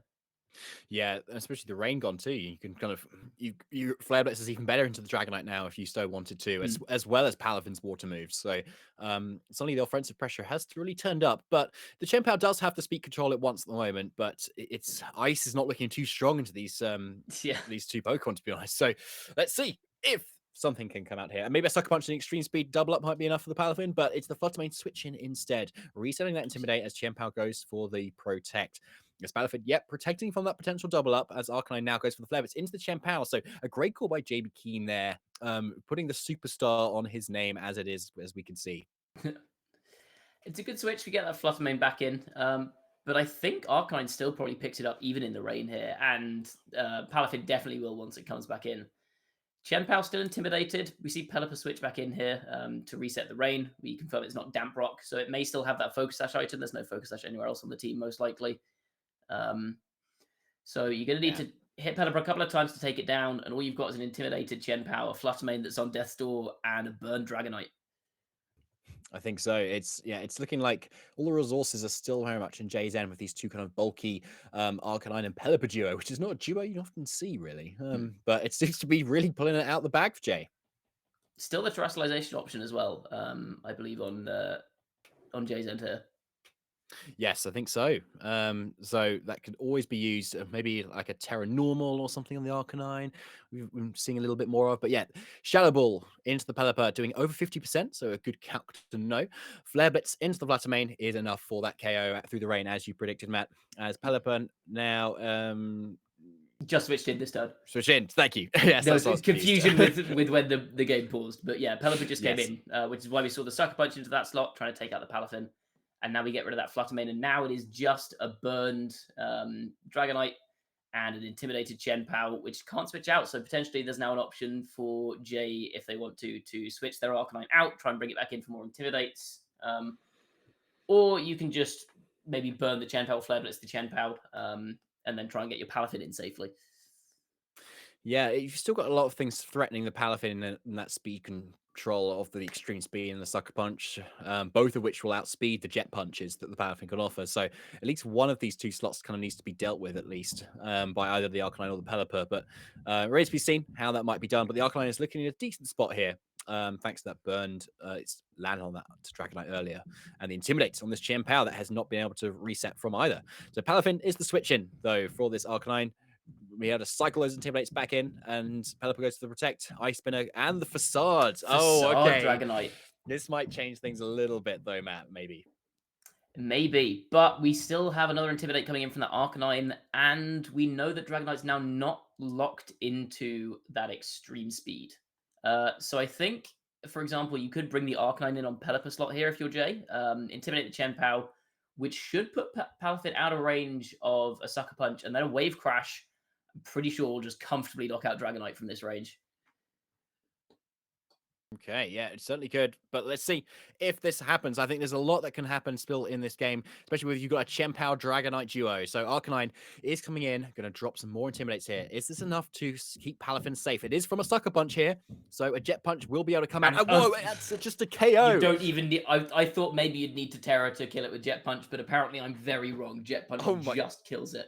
Goodness, Palafin is crazy. Who made this thing? I know, oh my goodness. That's got to be Mystic Water at least, so to be able to get that KO. So yeah, massive KO there, and absolutely Jane absolutely knowing his calcs as well to be able to pull that off too. I wonder if he knew that would KO the Dragonite, because I wonder, because that's a massive one. Even if it doesn't, it's got a lot of burn coming out now. You've got the Extreme Speed on Arcanine to pick it off. I think it's still probably a fine situation for Jay, but getting that KO there just pretty much seals this up, because now you can just Jet Punch and Flare Blitz this Chien-Pao. Yeah, I think so. So it's kind of looking all wrapped up here for Jay. Yeah, as Jamie kind of sees the writing on the wall and goes for the forfeit. So going into game 2 here, Matt, as I thought we would. And obviously saw... be wild if we didn't. I know, that's my analysis on here, on this game. Your analysis is we have game 2. Yes, we do. As you can see, there it is. The stream is going. So, Matt, how do you think Jamie's going to have to try and switch this up? Do you think we'll see the Dondozo? I think we didn't see a Moongus from Jay in that previous game. So maybe that might encourage Jamie to bring the Dondozo here. For example, if it's like fast Terra Grass Dondozo and can knock out Palafin before it can haze, then that could be a threat if the Amoonguss doesn't come here. We also didn't see the Iron Hands, which is another good check into Dondozo. But the risk there is if Jay then switches up and brings that Iron Hands or that Amoonguss, that's a big threat to Dondozo. Iron Hands, because it has that fake out pressure, which obviously in a situation where Dondozo's got a Tatsugiri in its mouth, having only one target on the field means that fake out just buys a completely free turn for Iron Hands' partner, or Amoonguss, again, with the threat of Spore, or at the very least forcing a Terastallization from that Dondozo. I think it's risky to bring it, but I think the matchup is so heavily in Jay's favor by the looks of it from that game one that maybe it's worth giving it a go. Because it felt like Jamie was always on the back foot there. I think that's a good point. It's something that could definitely be switched up and bringing something a new Pokemon, even though it's open team sheets. Jay is not familiar with the training or the kind of the stat distribution of the Dondozo and the Tatsugiri and all the way, maybe the way Jamie wants to play it. So maybe that's something that will give him the upper edge in this game too. So let's see what the leads will be this time. So we have on Jay's end the Iron Hands. So already a switch up on this end, and the Palafin lead this time, really showing that he's definitely going to put the eggs in the Palafin basket here, as it did so well last time. Talonflame and Fluttermane, though, still the same for Jamie Keen. Yeah, so this is kind of a bog standard Iron Hands Palafin lead. We can see fake out from Iron Hands here into Talonflame, for example, if it's not Covert Cloak. Or this could just be you switch your Palafin out into Pelipper, you Volt Switch with your Iron Hands, Palafin comes back in, rains up. But the Fluttermane, I think, is putting on a lot of pressure here because Palafin obviously isn't going to KO it with a tiny Jet Punch. And it's under pressure from those multiple attacks. So you could maybe think that Palafin's going to make a defensive move here and go to the Iron Hands, but we could also see Iron Hands go for a Terastallization, maybe into Grass. So I think, in theory, Jamie can make something happen here against Jay, but I think Jamie's going to have to make the correct play on turn one. Like if Palafin makes a defensive move, you want to go into Iron Hands. Or if you think Palafin might stay in and just try and KO Fluttermane with Wave Crash, you have to double into that slot. I think either way, it's a call. And I think it's a call that, unfortunately, Jamie has to get right to stop Jay from just getting into a really powerful offensive position. Yeah, let's see how this happens then. It seems like there's so many different options these players can make. And there's the Tatsugiri on Jamie Keen's end. So the potential Dondozo in the back as well there. Arcanine just switching this time as Moonblast goes into the Iron Hand. Super effective, but doing like less than half still. And Heavy Slam gets the one Slam. hit KO. So big turn for Jay there, getting rid of Fluttermane, which would have been a huge threat with its big attacks into a lot of Jay's Pokemon. I'm so used to, because I've been running Goggles Iron Hands recently. I'm so used to think of Iron Hands calcs of like safety Goggles Iron Hands into special attack boosting Fluttermane. And so caught me off guard there to see a Moonblast do less than half. This is going to be Assault Vest Iron Hands clearly after that. Heavy Slam here means there is no Volt Switch most likely, which is interesting. I think Palafin teams often like using Volt Switch just to reposition that Palafin, but the Heavy Slam paying dividends there, picking up the Fluttermane on turn one. We also see the Tatsugiri come in from Jamie, which means that maybe the Dondozo has come to this game. Yeah, and maybe he's considering bringing it in here as well, because you're obviously going to be fast than both of these Pokemon and threatening the Arcanine as well with a big Wave Crash. And yep, here it comes. So Commander activates, boosting all this speed boost. And unlike in-game, that happens very quickly for us. So Iron Hand switches out and Palafin comes in this time as Arcanine goes for the Terra into the Grass type. So it is kind of what you want here, especially because then you can take the Earthquake here so much better. Yeah. But yeah, Will-O-Wisp comes in into the Dondozo, getting a big burn. So like, it may be able to stall this out on this Dondozo. So what do you think, Matt?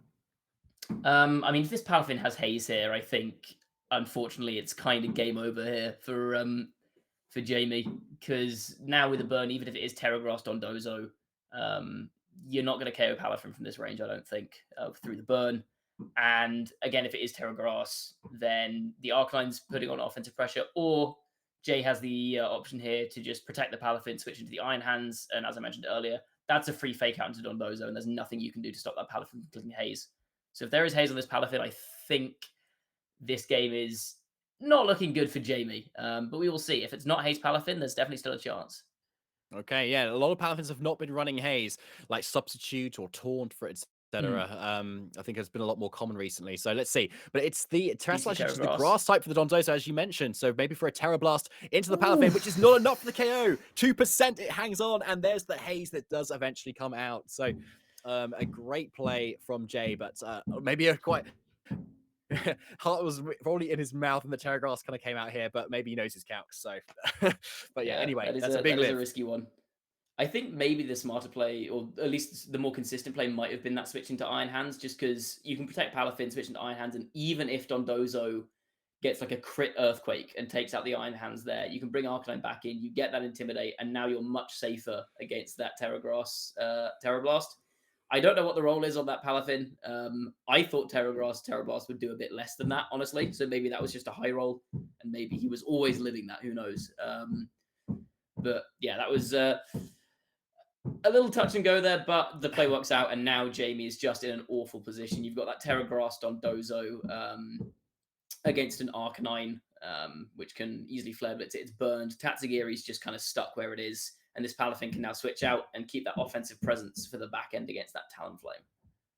Okay, so let's see this kind of play out now to be able for this Dondozo to eventually kind of whittle down. So Palafin going for the Protect here, as Ironfin is able to position in. Order Up does no longer get the boost thanks into the Protect. They fixed it, thankfully. Yep, and the Arcanine does cycle those Intimidates, but with Oblivious, Dondozo doesn't get too affected by that. But Fake Out first into the Dondozo, as it now flinches, and the burner is slowly ticking away at its health. We've seen no lefties on Dondozo as well. So I wonder what the item is on this. Maybe Goggles. Potentially. Although I don't know if you run Goggles with Terra Grass. Who knows? True. But I like this positioning here from Jay, because now you can Flare Blitz the Dondozo to take it out, and your Iron Hands is now threatening to hit Tatsugiri with a Wild Charge, for example, which will put it in range of likely an Extreme Speed from Arcanine next turn. And if this Tatsugiri is Scarf, like most Tatsugiri are, then there's nothing it can do to stop that. Okay, yeah, we'll just have to see if Jimmy is able to kind of get something out of his Tatsugiri once it does come out, because it's looking healthy at the moment, but yeah, it depends on the bulk. Oh, Flare Blitz is enough to get the KO there.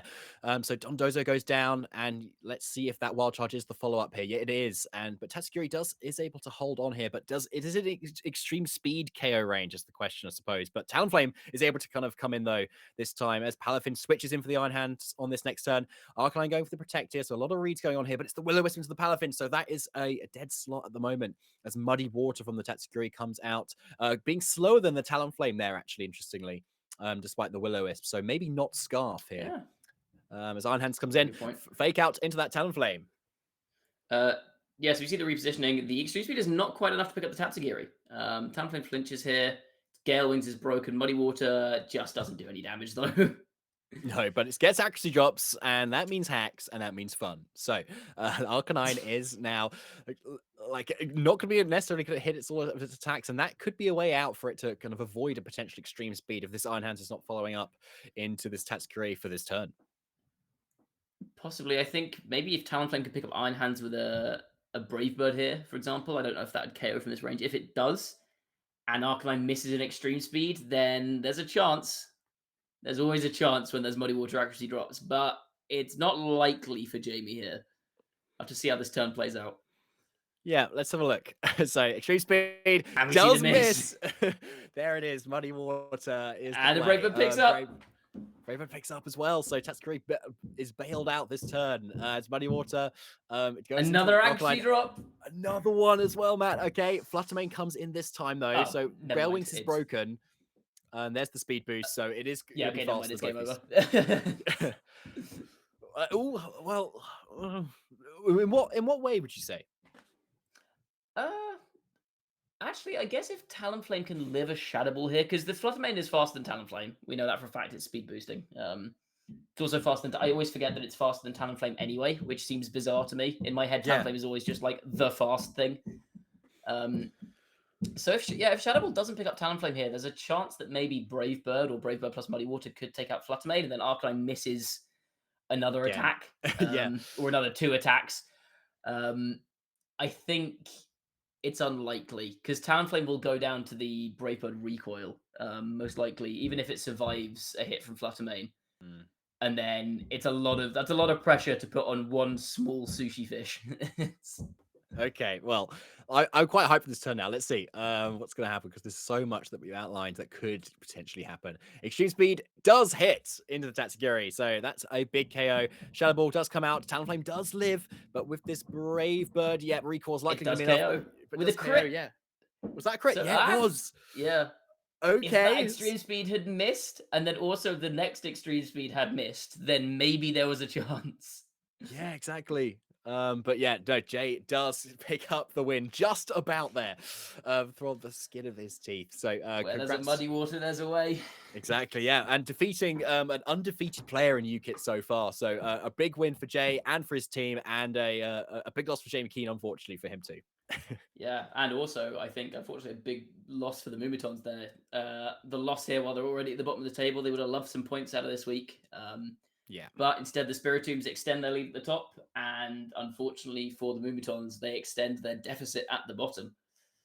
Yeah, unfortunately, yeah, that is a win and a loss for week 5 for these two teams. So, but there's still 2 more weeks to go, and so the Moomitons are still not out of it, especially depending on how the other teams that are just a little bit above them may do in this week as well. Yeah. So, an excellent match for both these players. Like, it was really cool to see actually, like how.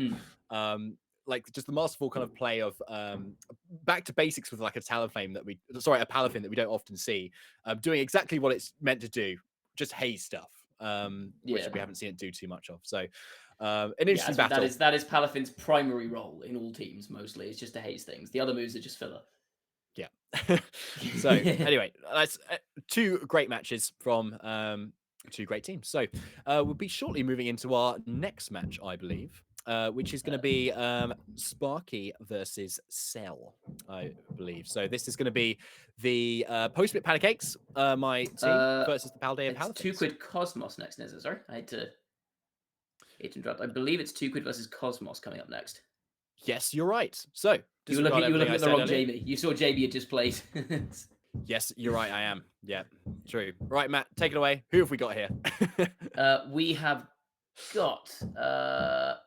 Hold on, let me find them in the teams. What teams are they? Here they are. We've got Cosmos for the Galar Mining Society, and we have got 2 Quid from the Ballinley Butterfreeze. So the Galar Mining Society at the moment sitting at 6th. So just 1 point ahead of the Moomitons and the Typhlosions as it stands. And the Butterfreeze in 3rd. So Butterfreeze, well, now they're 3 points behind the Spiritombs, but previously just 1 point behind the Spiritombs, tied with the Palafins, and also with the Postwick Patacakes. So very, very close at the top of the table. Again, I think I've said this for every single match, but like there are no dead rubbers at the moment. It's so close that any team can get a win and get themselves into a playoff place or extend their lead at the top, just to kind of guarantee safety. And at the moment, the Butterfrees are leading 2-1 against the Galar Mining Society. So there's some work to do here for Cosmos to try and bring this one back if they want to try and salvage some points for this week for their team. I think Cosmos is actually using the same team here that he's been using in Turin this week, actually, which is quite cool to see. I think with the Iron Moth and Azumarill, which is just so cool, especially with Iron Moth having Sludge Wave as its kind of only go-to poison move. You can obviously safely use that next to a Corviknight, and arguably as well, you're a Vessel of Ruin over there too. So I'm really interested to see how this goes. Yeah, well, so I actually I was on a call with Jack Golden Cosmos the other day, helping him with some matchup stuff here, and he was talking about the stuff the Sludge Wave and Iron Moth does. It's a little bit risky. You can poison yourself, but there's also the option of using it to set off your own Annihilate's Rage Fist here, because obviously that Ghost type giving it a resistance to poison means it's not taking too much damage. And sometimes that extra little bit of damage on Annihilate is more than worth the trade-off for an extra Rage Fist stack. Oh, I love that. Very cool. And I think in this matchup as well, I believe there is a Raichu as well, which we haven't even touched on, which is something we just don't see at all either. And we see it lead here. Yeah, there it is, next to the Talonflame with that fast fake-out pressure versus a very opposite kind of sort of lead, Tinglu and that Grimmsnarl. It's a very, very slow lead from Jack here. I know that this is a Screens Grimmsnarl. And a pretty defensive Tinglu, but it's offensive enough that it's putting pressure on the Raichu. It's just got to be a little bit worried about a burn here, potentially, from the Talonflame. Interestingly, I think in this matchup, I think it's going to be really tricky for Quid to break through screens here, because there's not really anything, unless maybe the Chi-Yu has nasty plot, there's not anything here that really threatens to like set up and be able to just blast through the screens. So that's going to be tricky, I think, for Quid to get around. Yeah, Tinglu looks like it just really sits here, like other than like getting burnt, but it's still not getting threatened by a lot of damage, especially with those screens being set up. So yeah, it's going to be whether Quid can kind of turn up the offense really versus Jack's very bulky lead. There's always the risk, though. Even if you burn a Tinglu, it can still go for Ruination, or it can press the funny button. Again, yes. But it's Fake Out plus Taunt into the Grimmsnarl, which I like there. And there is the Ruination, so covering for any potential Will-O-Wisp Spider, breaking that Gale Wings as well, which doesn't make too much difference, at least in this turn. Yeah, I don't. There's a huge amount on Jack's team that starts speeding here, but you've got the booster energy Iron Moth in the back, which gives it a speed boost. So breaking the Gale Wings may be relevant later game for that. Who knows? Here we see the Fake Out Taunt into Grimmsnarl as well, just completely shuts that down. It can still Spirit Break to maybe break a Sash on Raichu, for example, if it wants to. But successfully stopping the screens there at the cost of half your health on Talonflame, I think that's a good trade for Quid.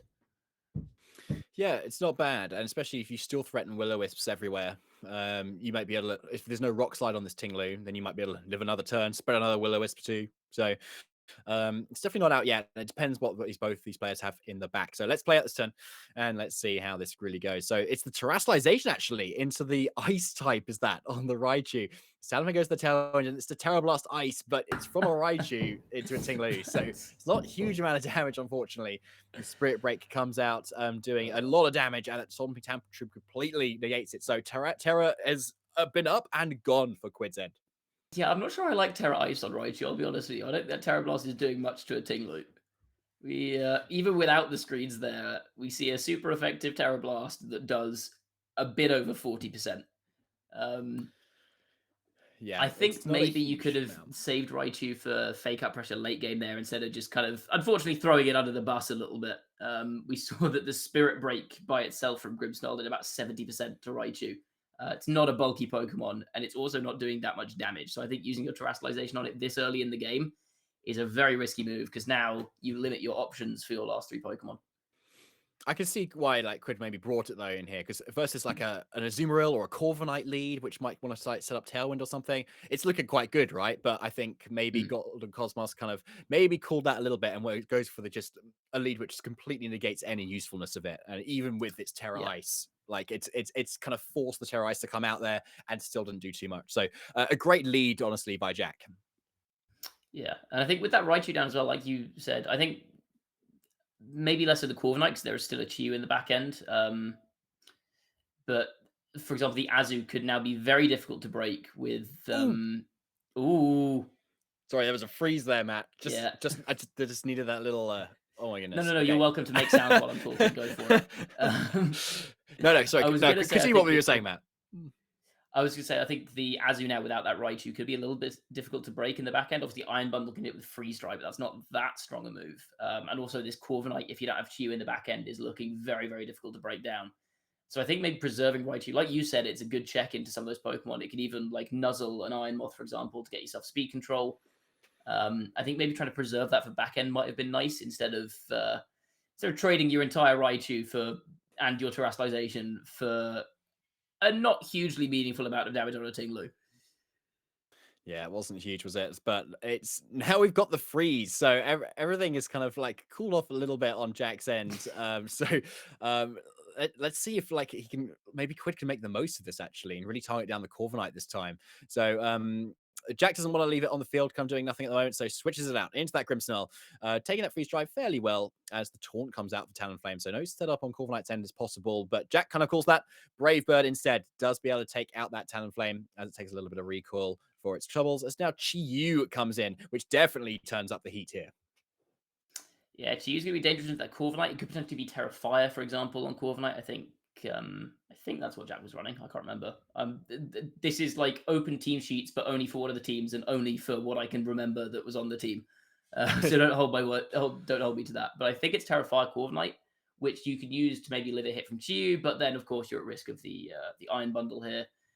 Corviknight also, I believe, has Tailwind and Roost alongside 2 attacks, so there's no threat of setting up there. And I think Jack made the sensible move last turn of going for that Brave Bird. I don't think Tailwind nets you that much here with a Booster Energy Iron Bundle sat in front of you.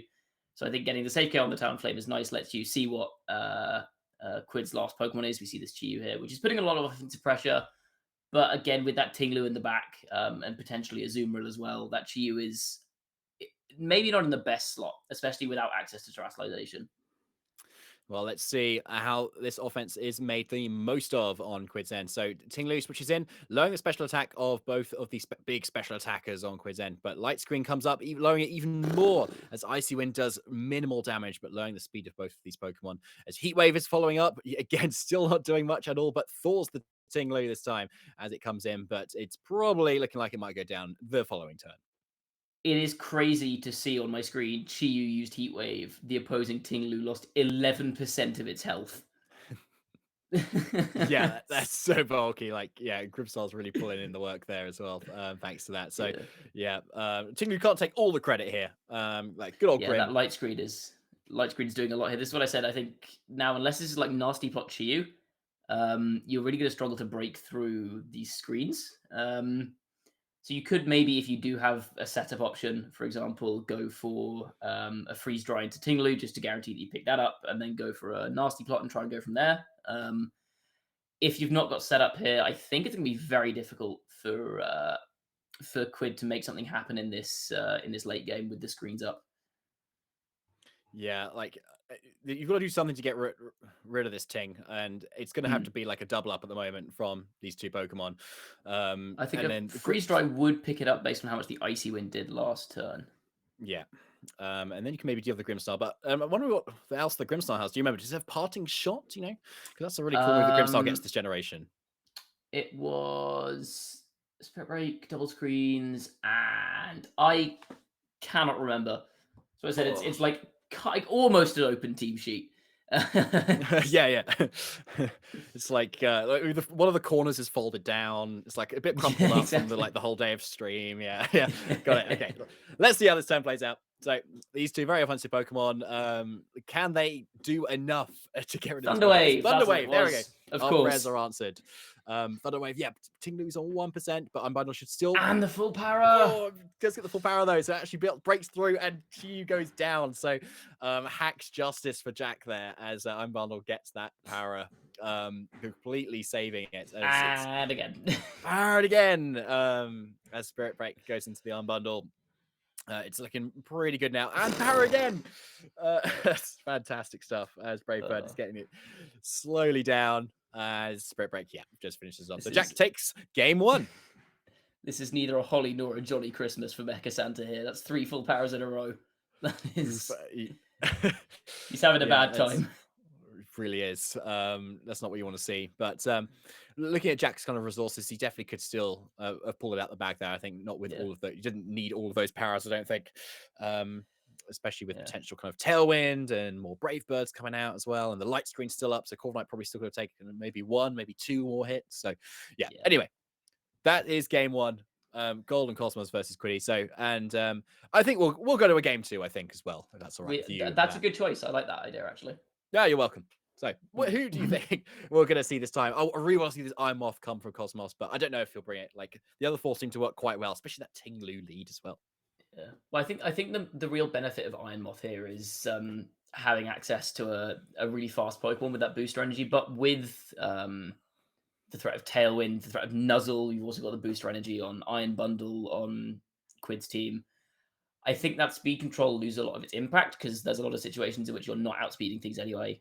Also, you've got priority on that Dragonite. So I don't know if Iron Moth comes to this one. I think because it's not that bulky, if it can't get speed control, it's not as effective. And I think Quid's got better speed control on their team. So I think likely the Iron Moth stays on the bench. Did we see the 4th Pokemon from Jack last game. We didn't, did we? We only saw the Grim Tinglu Corv. Yeah, you're right. We only saw 3. Yeah. So there's So even we've like an still got information us. deficit for Yeah. Quiddy. Yeah.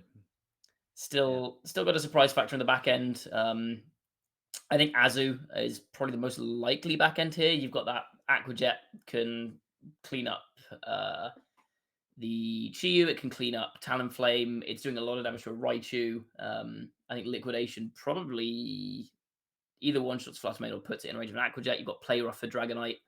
So I wouldn't be surprised to see that Azu in the back end here. Could also maybe see it leading. It's a bit risky into potential Willow Talonflame, though. But I think definitely we're going to see Grimmsnarl again from Jack. I think the question is how Quid adapts to this. What are your thoughts on that? Well, like the Raichu would be nice into the Corviknight because you've obviously got the Chi-Yu for it too, but like it also color covers that Azumarill, which you don't actually have a lot of other Pokemon for. You maybe got that Freeze Dry on the Iron Bundle, to be honest, but it is really heavily slowed down by arguably the Tinglu and the Grimmsnarl in that combination. So being able to kind of maybe spread some powers, maybe with a Nuzzle, I could see being very useful, especially when the game is really slowed down. You maybe got a lot of turns, and as Jack was kind of playing last game, suddenly you're boosting your chances of getting all those full powers. So if you can kind of spread those a little bit earlier, I'd maybe like to see that if that is an option that the Raichu has. Yeah, very interesting. I think that electric coverage, like you said, into the two kind of bulky attackers in the Corviknight and the Azumarill. But I think with screens up, Raichu's just still not doing enough damage anyway. I interestingly was thinking maybe the Raichu stays behind for this one because it wasn't very effective in the last game. It got a fake out that stopped Grimmsnarl from getting screens up initially, but obviously the trade-off we saw there was that there was no real offensive pressure from the Talonflame and the Raichu. So I'd maybe like to see Raichu left behind go for more aggressive lead. Maybe if there's like a low kick or something on this Dragonite, you could maybe try and catch Tinglu with that. Or if there's nasty plot on Chiyu, you could try and set up. But I think maybe leave the Raichu on the bench and also just more care with the terrestrialization from Quid. I think the early terrestrialization really ended up hurting them in the long run. I think you're right. I think the early terror was definitely reduced the amount of options that Quiddy had. But like, I think maybe keeping the Raichu in the back, though, I would argue, would be quite useful because those Grimmsnarl Thunder Waves look so good into everything else that Quid has.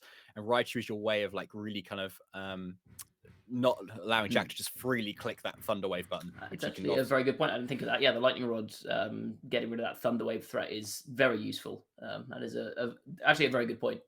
So maybe we do see back end Raichu. Yeah. Yes, let's see back end Raichu.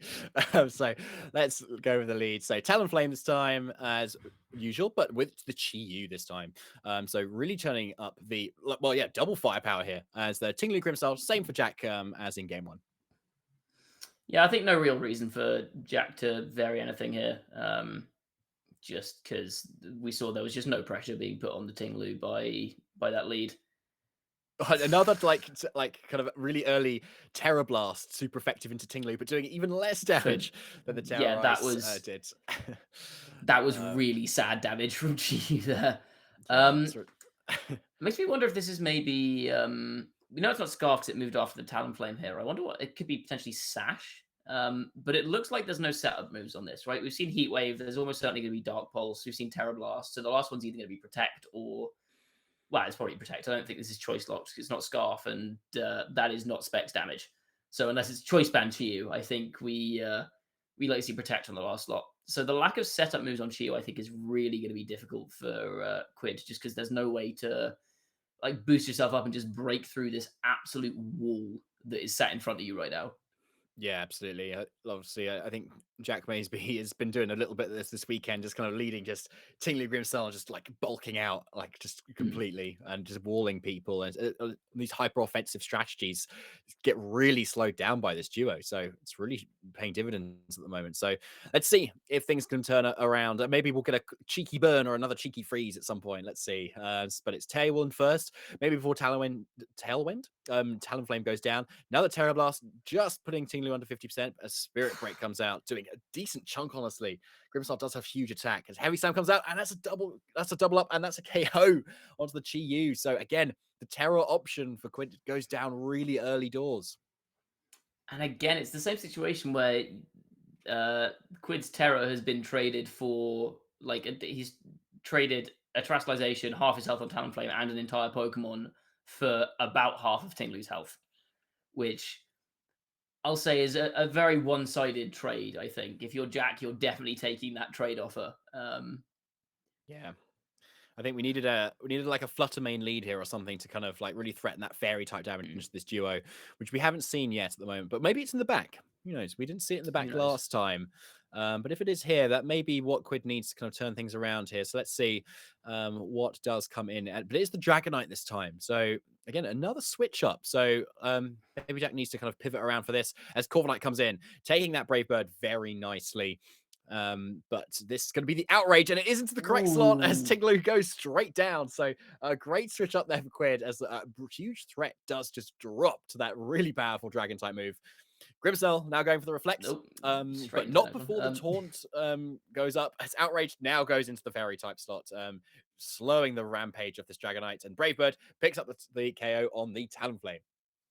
Yeah, this Dragonite is in a really bad spot now. I'm assuming it's choice banded, just based on how much damage it did there with that outrage and the fact that it's running outrage in the first place. Yeah. So if this is choice banded, it's now locked into outrage in front of reflect, a steel type and a fairy type. So this Dragonite is all but useless now. And I don't know if any of the remaining 3 Pokemon on Quid's team could be even nearly enough to try and pull back this deficit. Yeah, it's not looking super great at the moment, is it? It's with 2 Pokemon down. Yeah, Dragonite is just stuck there, locked into outrage, which is like I would feel outraged, yes, if I was the Dragonite. So to be honest, I would go for that. But yeah, it's looking like Jack's bulk of his team is really kind of paying off here, and it just allows him to just throw out even not super powerful attacks, but they're still doing way more damage than Quid's attacks are doing. And at the end of the day, if you're doing more damage than your opponent, you're probably going to win. Yeah, and we see there the Freeze Strike coming out from Iron Bundle doing 20% to Grimmsnarl. It's just not enough damage here. Iron Bundle is a very good Pokemon, but it's not because of how hard it hits. There's just not enough damage output left on Quid's team to break through any of this. Dragonite's almost certainly going down at the end of this turn, and then it's Iron Bundle versus the world, and Iron Bundle is not famed for its ability to win 3v1s. Yeah, unfortunately not. Unless we can get some more freezes. That is the That's out. true. When there's a freezes away, because they can last infinitely. I believe Corviknight is Lumberry though, so. Oh, okay, right. Yeah, that kind of really does like eliminate a lot of the hacks factor that could happen. But Icy Wind, we're going to get that interesting action where the mirror armor reflects back the speed drop onto Iron Bundle, which doesn't make too much difference really. But Ironhead does mean it can just hit into that Dragonite and KO it. Spirit Break into that Iron Bundle as well. Freeze Strike, fishing all those freezes again. Not quite. Brave Bird. Yeah, we're going to need a series of miracles to get through that one with Iron Bundle. Yes, needed a few like maybe accidental self targets. Yeah, and like maybe some DCs. I don't know. Yeah, you can't even hope your opponent knocks their switch out of their docks. They're playing on Showdown. Yeah, exactly. But Showdown crashes rarely. So that's true. That's true. Could have had a Showdown crash. Yep. Go for your win con that the Korean players were able to do. Recent tournaments. Oh, this Jack's takeaway arrives and Quid turns the timer on. Yeah. Okay. That's a great point though. Some great win cons to really think about in your UKITT. Bring those to your next tournament you go to. Don't bother building a good team. Just pray your opponent does something really stupid and DCs themselves. Yeah. So yeah. Anyway, that puts Jack up for another win in his series in UKITT. So I think he's 3-1 individually. But for the Galar Minor Society versus the Ballon Lee Butterfreeze, that is now 2-2. So with 2 more games to go, both of these teams could either win, lose, or draw this match. So still all to play for. Fixture. So I should say every fixture this week is so close. Like all the ones we've looked at, it's been like kind of 2-2 or 2-1 or 3-2. We've not had any blowouts this week by the looks of things, apart from, well, the Palafins are 3-0 up against the Pancakes. But beyond that, it's been a lot of very, very close sets here. Super interesting competition all around. Yeah, and looking back on like the previous weeks, I think the most volatile week we've had was week 1, actually, where there was 2 matches were a 5-1 match. But since then, it's been fairly steady. So, yeah, all to play for. as we still know. So, GG's to Cosmos, and obviously he's taken that game for a win, and really shows how good his team is because he's made day 2, which you're in today as well. I mean, 3-1 in UKITT is more impressive. Let's be honest. That's the real victory. Exactly. Really like buttering up the devs there, Matt. I love it. So yeah, congrats to Cosmos. Commiserations to Quid there. But anyway, we shall be shortly heading into our next game. And before I get it wrong, Matt, who do we have next? Up next, we have Jamie Little versus Arch 11. Fantastic. Okay. That'll be a I really think interesting match because I think it Benjamin will. Grover, who is Arch, is, as I think I mentioned earlier, he's like the #1 UKIT player of all time in terms of his match records. He's been a very solid player. So be interesting to see what he has brought. Looking forward to that one. But before that, we are going to take a quick break as we set up because we're moving on to some games being played on cartridge. So we're going to take a quick break as we set that up, and we, your lovely casters, are going to go get some water and some food. But we will be back in just a couple of minutes. Do not go anywhere.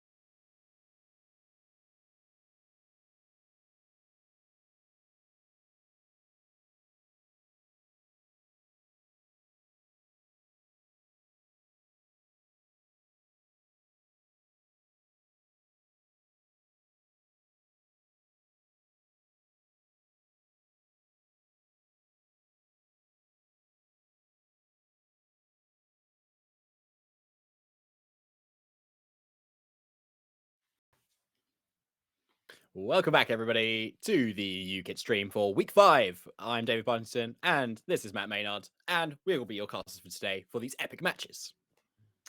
Yeah, we've had 4 very good matches so far. We have definitely seen some spice. We were asking for spice, and people have delivered.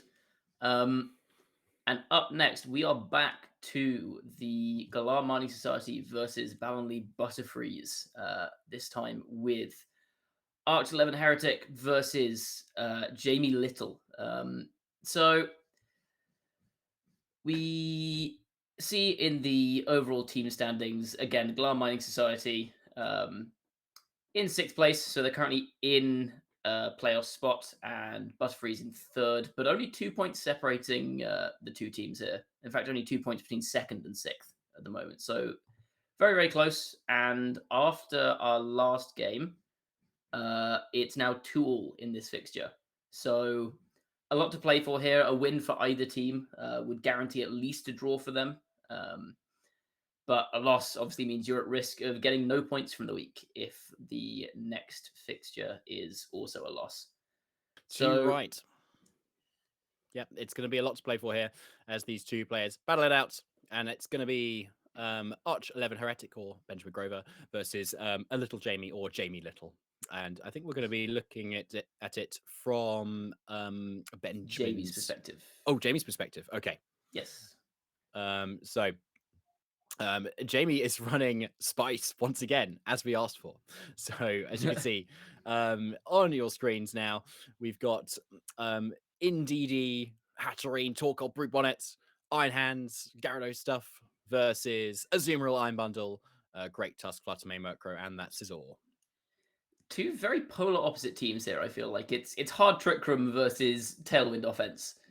So I think from the standpoint of Benjamin, the game plan here is going to be trying to, if you can, prevent the Trick Room going up. I don't know if that's possible. Or if not, stall out the first Trick Room and then try and win from there. I don't see a way on Benjamin's team to stop that initial Hatterene and Indeedee lead, for example, from setting up Trick Room, but I could be wrong unless you spot anything here. No, not particularly. Not at least at this stage. But like, there's a lot that can happen on both ends because if you say threaten this Indeedee with a huge KO, like off the bat, that's kind of exactly maybe what Jamie Little kind of wants, you know. And then Trick Room Yeah, can exactly. just go That's straight up, and you make the most of all their turns. So it's really tough as to whether you can both KO Indeedee and deny the Trick Room at the same time. So we're gonna see whether that happens with this Fluttermane and Scizor lead versus we the see Hatterene Fluttermane Scizor lead versus Indeedee Hatterene. So again, threatening that hard Trick Room. And the Fluttermane Scizor, what do you think they're doing to try and shut this down? It's a great question because Bullet Punch is obviously the signature move from Scizor, which you cannot use in the Psychic Terrain scenario. But something like Pounce is something that Scizor has newly got used to here in this new generation, which is a 50 base power move, bug move, which gets boosted by that technician that lowers speed by 1 stage. So the speed, not going to be hugely impactful here. But that super effective hit into Indeedee could also be quite big. However, you're going after your own Fluttermane, and you kind of want to go before if you can get in that KO on Indeedee. So but at least if Trick Room goes up, then you kind of do end up in that scenario. But let's see what this Fluttermane has, because this could be Specs, this could be Trick Room itself. We don't know yet at the moment. But is that Shadow Ball first, which goes into the non-affecting Indeedee? Yeah, we see the Follow Me from Indeedee eating up that Shadow Ball. That's the one way you stop Trick Room there, I think, maybe, is trying to hope that Jamie gets greedy and doesn't Follow Me. We see that Shadow Ball from Indeedee. We see the U-turn from Scizor. Again, a very common move on it. Allowing allowing Heretic to reposition off of that Indeedee, dealing a lot of damage. And we see the Great Tusk come in, and I'm assuming this is going to be a Trick Room, from Hatterene.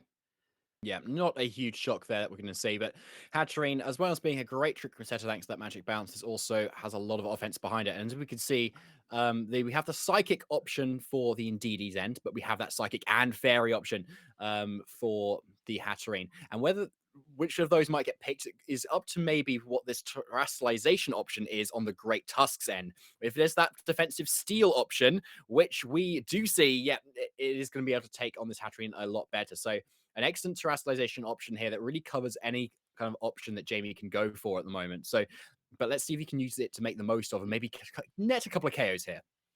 I'm going to follow me from Indeedee again. Just wanted to protect that Hattery. The side shot comes out into that steel Great Tusk. Again, Great Tusk has a very high defense stat, so that's a life orb side shot doing not very much. And the headlong rush here will pick up Indeedee, which should open Hattery up for, I'm guessing, probably a Shadow Ball from this Flutter Mane is threatening to one-shot this. We'll see what happens here. We are going to see that Shadow Ball. How much damage is this doing? And yeah, Hattery drops. Yeah, absolute like double KO there, which is very nice. But that means you do have a free kind of safe switching into, a Torkoal, as we can see at the moment, which is kind of in the perfect position now to dish out a lot of damage. Now, we don't know what this Fluttermane's item is still. It's still probably that choice specs, because I think you do need some sort of boost to be able to get the KO on a Hatterene with a Shadow Ball from Fluttermane. So it is probably that. In that case, the Torkoal is a really safe option of just Eruption and in combination with the Brute Bonnet picking off the Fluttermane. So we're going to have to see all some this sort of defensive play. Photosynthesis going off from everyone here. Yeah, we do. So a lot of boosts going around, but it is a very key one for the Brute Bonnet. Yeah, I think, again, this is kind of what I was briefly touching on earlier, is a lot of the time against Trick Room, you can fall into a trap where you pick up KOs early, and that just leads to a situation where you get this Torkoal in. And I'm assuming this is going to be Scarf on the Great Tusk here. So that's forced to switch to avoid an Eruption. And we see the Sizzle coming back in. And I'm going to go ahead and say this doesn't take an Eruption very well. Yeah, probably not. As the Terror is coming out this time, though, Matt, and that may be even boosting up damage even further from Torkoal. Yes, I think so. Yeah, it's going to be the Terror Fire from Torkoal. This Eruption is going to do a lot of damage. And I believe you saw the Spore coming out from the Brute Bonnet. I almost said Amoongus. So this Fluttermane, it's probably not going to die to this, but never mind, it's going to die to this. I'm just very wrong. It's a lot of damage. That is a huge amount of damage, yeah. Like, and that's charcoal powered Torkoal as well. So you've got like a lot of extra damage behind that. So if I'm counting my turns right, we've had Trick Room, then we had a Psychic from this Hatterene, and then it went down, then we had this third turn. So now I think we've got 2 more turns left, I believe. So I believe you're correct. So yeah, that's still looking not so great for Ben's end at the moment. But I think this Great Tusk did go before the Fluttermane after Trick Room had been set up. So I don't think it is Choice Scarf. I think it might be you're correct. An Assault Vest or maybe something with Protect. So there is that chance there. If you've got Protect, maybe a double Protect might get you out of here. But so here's a Protect first from Museum Reel. Yeah, I think you need a double Protect here. We do see the Protect from both. But I think both Pokemon here are being undersped by both of Jamie's Pokemon, and both of them are being threatened by a one-shot. I believe this is loaded dice on the Brute Bonnet. So we've got the Photosynthesis boosted loaded dice Bullet Seed. It's going to take out a Azumarill, and the Eruption obviously going to take out this Great Tusk. As you can't even go for like an Aqua Jet, for example, to lower the Eruption damage. Not that I think would save it. So I think the win condition here is double Protect on both Pokemon. Yeah, I think so. And we do see the Protect come out. First one fails on Azu, and fails on that as well. Okay. Okay, so yeah, Torkoal is Torkoal things. Back to basics here. Torkoal, straight up Eruption. It's very satisfying to see. I still did over 50% so much damage to Azu. Wow, and that's probably trained to be bulky too. Like, that's so much damage. Crazy damage. Yeah. I want to see how much one hit of Bullet Seed does, though. I think this takes 1.2 hits of Bullet Seed. I'm close enough. I'll take that. That was about right. All right, I'll give that to you. That's not bad. Yeah. Okay. That's a lot. That's a lot of damage. All right. So after a very quick game 1, which Trick Room goes up and Torkoal sweeps. So we're gonna be definitely going to a game 2. I would say, man. We are again. Actually, I can't believe this is our 5th game 2 in a row. Yeah, something like that. Actually, crazy how that happens. Yeah. So I think the issue there again was falling into that trap of taking out too many Pokemon too early and just giving free switch-ins to the Trick Room sweepers there. You saw Jamie didn't lock in a back-end Trick Room setter.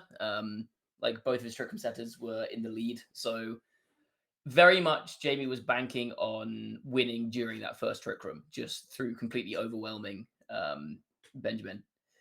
But I think maybe what Benjamin can do there is slow the game down and just deliberately not take KOs. We saw that Terra Steel Great Tusk was perfectly content to just kind of sit in front of both those Pokemon. That Scizor as well is not being threatened by any damage because the Hatterene's not running Mystical Fire. So maybe you want to just let those steel types sit in front of the Trick Room setters, and just kind of stall the turns out for a little bit. Yeah, I think that's kind of what you want to do, really. And like maybe save the Terra for something else.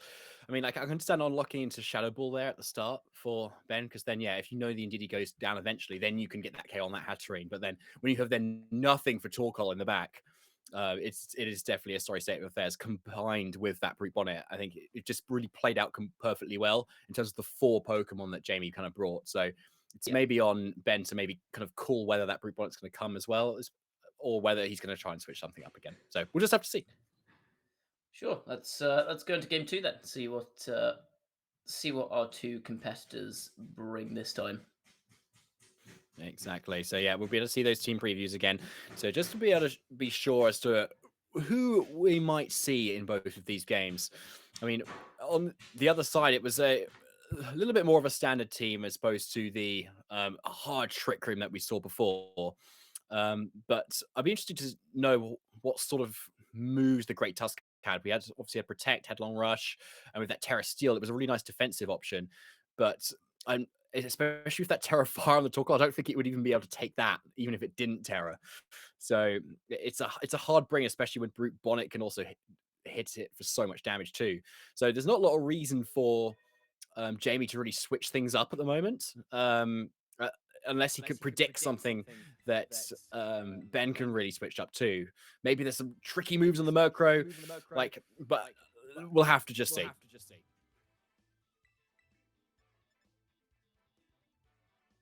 Yeah, we're picking up those 4 moves at the moment now.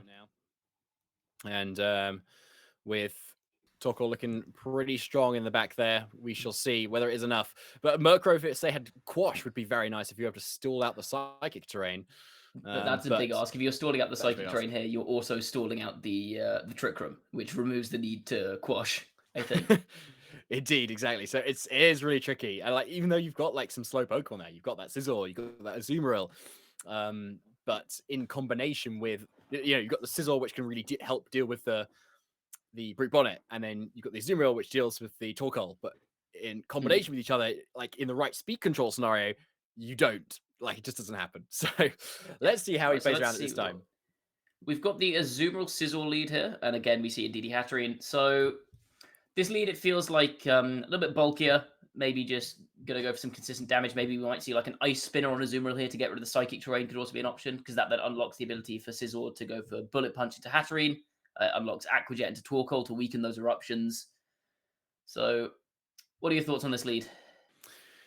Yeah, I like it. I mean, it means that like even if Trick Room goes up, Azumarill still has an option to take a few hits and dish out a lot of hits back. It's already there just in case Torkoal goes in, but there's still no reason for anything else to happen at the moment, because Bullet Punch is likely on that Scizor and can't do much. So yep, here we go. Yep. Follow me once again. You see that follow me? Yep. So you see the follow me for the Ndidi, and again that U-turn. Is that a crit this time around? It was, which I think actually works against Benjamin here, because again we're going to see that free switch into something in the back end, and we're going to see something replace Scizor, which Jamie is going to be able to react to, which is a big thing here. So for example, if they bring in, I don't know, something that's weak to grass, you can then bring in your Brute Bonnet. So like for example here, you can bring in your Brute Bonnet to try and deal with this whilst also threatening the Azumarill. See the Play Rough come out from Azu, doing a lot of damage to the Hatterene, and the Trick Room does go up. But it's a tough position now, I think, for Benjamin. Yeah, I mean, the good thing is, even if you can bring in the Torkoal here, but now, depending on how much Azumarill takes, you might be able to live a double up of some sort here. So, which means Azumarill can get something off at the moment, as the attack does get boosted on for the photosynthesis. But yeah, Eruption should probably just deal with this Great Tusk without it having to do anything, but it's on this Azumarill now to be able to probably go for a Liquidation to Torkoal, so you can reduce the damage of those those eruptions, sorry. And then you can take if it's even better following from that. But Hatterene's just a very strong Pokemon. Like, possibly a Psychic might still be enough in combination with this eruption. We'll just have to see. I was thinking that Psychic terrain boosted, Life Orb boosted Psyshock is doing a lot of damage into an Azumarill if that's what Jamie goes for, and it's something that Benjamin has to play around. We see the Protect here from Azumarill, but I believe we saw Okay, double protect again. So trying to stall out this Trick Room, I guess, and we're going to see I mean, it was Eruption and Dazzling Gleam going into the Protector. Okay, so maybe it's Focus Sash, a Great Tusk, possibly. I would guess so, given that they're going for the double spread move there. Yeah, that would be the only reason, really. So yeah, Dazzling Gleam going to protect. So we're in the same situation again. And I think, obviously, if you're Ben, I think you just need to go for the double protect again. Like if that is your kind of your play, or you need to hope Azumarill survives. If you know it goes down, then I think you just need to keep protecting. Because then you just need, it seems to be the only way to break through this is to stall out the Trick Room to get yourself in a decent position. So let's see how much damage Eruption this does. comes out. Oh, sorry. Eruption comes out from Torkoal again. This is going to put, yeah, that goes down to Sash there, the Great Tusk. So this is going to go down now to the Dazzling Gleam from Hatterene. It becomes a case of, does this pick up the Azumarill? And it does. Okay, that's a very rough term for Ben there. Yeah, yeah.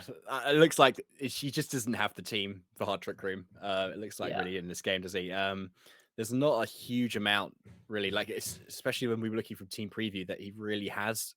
Like maybe things would have been different if he hadn't got the crit on Indeedee, as you were saying. Like it could have been that he could stall out things a little bit more, especially with a Sizzle in front of the Hatterene and the Indeedee. Iron Bundle coming in here. Interesting. I'm not sure I like that in a in a Trick Room matchup. I guess maybe worried about the Gyarados, for example. But yeah, that's very dead to an option. I think maybe it would have been nice to see on the previous turn where we had the double protect, maybe going for a protect from the Great Tusk and trying to swing with the Azu and just saying, okay, I don't think you're going to double up my Azumarill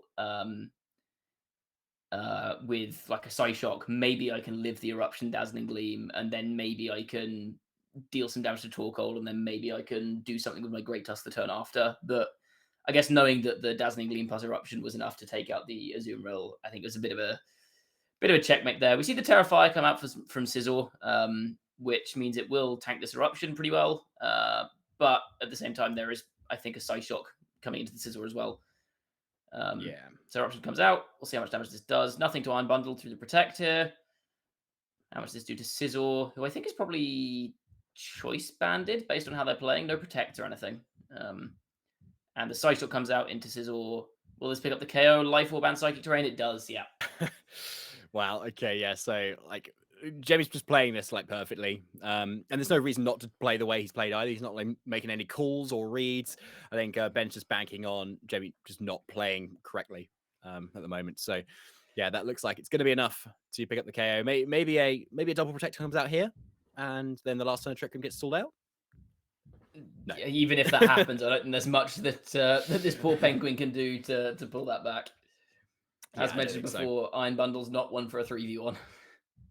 No, it's not. So unless it gets the freezes, but then even then, Torkoal had its sun up, and it would have been for a few so more you can't turns, freeze, so, and you can't freeze both at once unless it's Blizzard. Could have been Blizzard.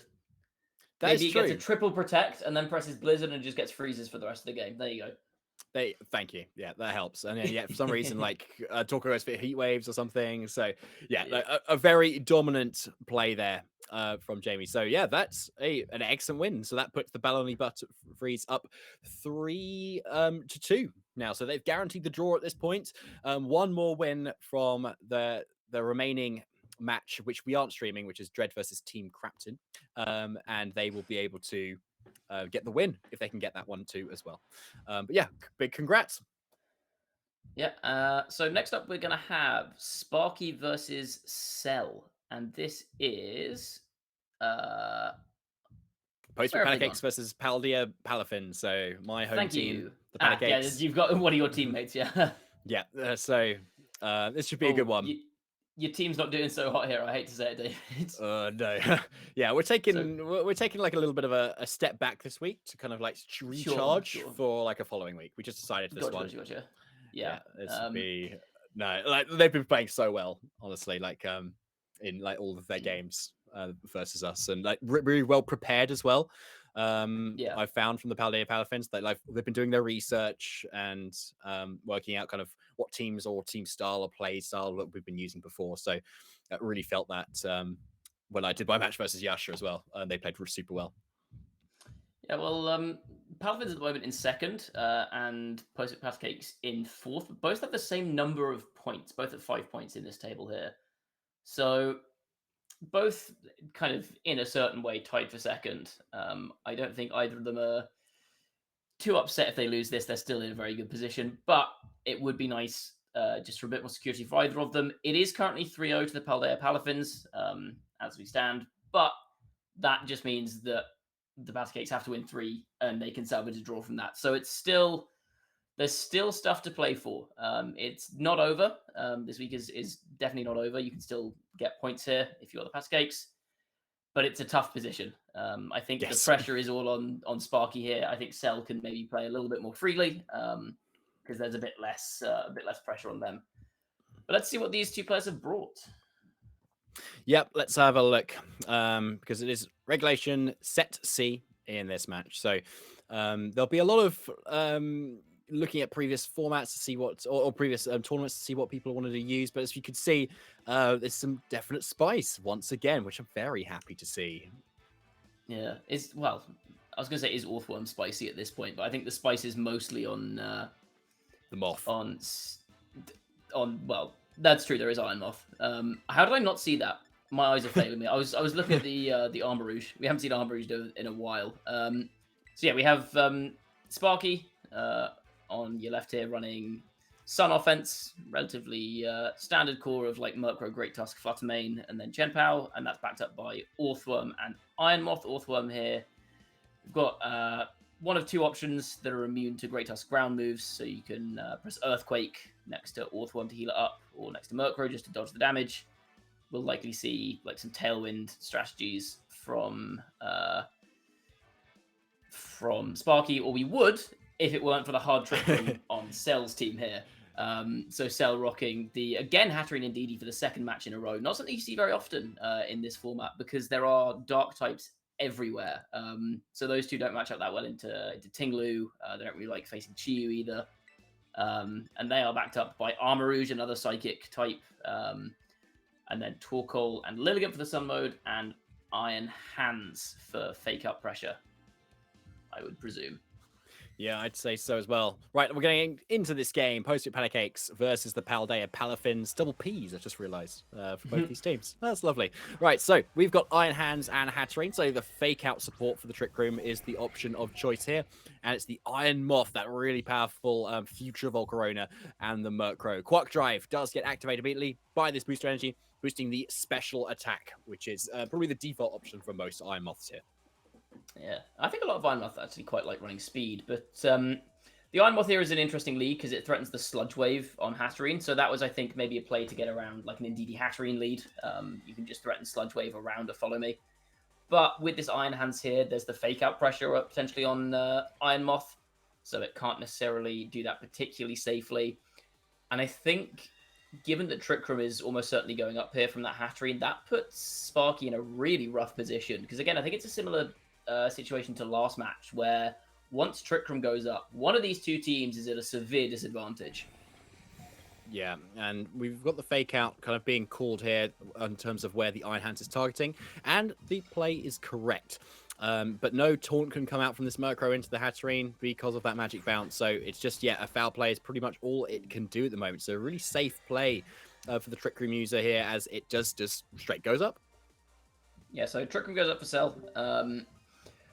Which, again, the call on the fake out was correct from the Iron Moth, but I still think this is a pretty rough position if you are the Iron Moth player. Just because, again, we saw in the back for Sparky as well, I think we saw Great Tusk and I don't know what the other one was, but basically all Pokemon that are really, really going to struggle through Trick Room. So I think this is going to be a case of seeing if Sparky can stall this Trick Room out. Versus can Cell make the right calls and pick up the KOs that they need to before this Trick Room expires. And we're seeing a Terror this time, and I think we've already seen what it's going to be too. It is that Iron Moth terroring into the Grass type. A really nice defensive Terror for Imoth, be able to take those ground moves very well. That is obviously why super effective, and a bunch of other attacks, and also boost that energy ball damage that we might see here. But Dazzling Gleam is the first to come out, which does a heap of damage to both these players, especially with that life orb, as we saw in last game. Wild Charge comes out, a lot of physical damage into not. Whoa, okay, it just does live, which is exactly what the Terror was designed to do here. Foul play into the Iron Hand's not doing too much, but not before a big sludge wave, which might do a heap of damage here. And yeah, big KO on the Hatterene. Murkrow goes down, which you're not too probably worried about, and a good chunk onto the Iron Hands as well. No poison on the Iron Hands, which I think would have been nice for Sparky. But yeah, taking out the Hatterene is a nice start. But there's still 3 more turns of Trick Room you've got to contest with. And with the Fluttermane Great Tusk that we see at the back here, these are all very fast Pokemon. And Great Tusk is very specially weak in terms of bulk. Fluttermane very physically weak. So I still think it's a bit of an uphill battle for Sparky to try and pull this one back. It's good to get rid of the hat. And you've got a lot of damage down on the Iron Hands. But with, again, same as last time, that Torkoal coming in now under Trick Room with 3 turns to work with. These eruptions are going to do a lot of damage. And next to the Iron Hands, who is threatening the Fluttermane, I think it's going to be tough to position around this defensively. Yeah, I think so. The eruption is going to do a heap of damage to both these Pokemon and what's in the back. I think, as in the last game, I think we're going to need to see a few double protects, possibly more. Or I suppose we can hope, if you're Sparky's end, that Torkoal doesn't have eruption for some reason, and maybe has Heat Wave only, and then therefore you might be able to go for some dodges potentially. But I think at the moment it's looking not too great for Sparky at the moment. But here's a protect first from the Imoth. I don't think I've ever seen a hard Trick Room team like this where the Torkoal does not have eruption. I feel like that's the one thing you can guarantee on this. I know. I was just trying to. I'm looking for any sort of way out at the moment, and I think that is. I appreciate your optimism, and this is the heavy slam on Iron Hands as well. That's a rough spot for a Fluttermane. Yeah, it is. So there's the double protect. So can we get to the double protect, and then can we get the further protect beyond that as well? I think is going to be the answer, because it's definitely going to go down otherwise. But looks like Sparky's going to go on the offensive here. Maybe hope for a. As we say, there are other options, as we talked about, Matt. We have. Show me where the options are. Are these options in the room with us right now? Well, there could be a takeaway happening on one person's end. They have to go answer the door. We're playing on Switch, so there could be a DC. Could be a DC, exactly. And then they need to go to the judges. A game bug or something. Yeah, a bug. Yeah, maybe one of the sprites gets deleted or something, and then they forget they're there. They think they've already won, and then they time out, and then they hit themselves. Yeah. I think the funniest thing about this is that even if Cell times out, he still wins. Yeah, I think you're right. Because especially if those top options are like attacking moves, I think you're good. Yeah. Unless they protect. We don't have Earthquake on the Tusk.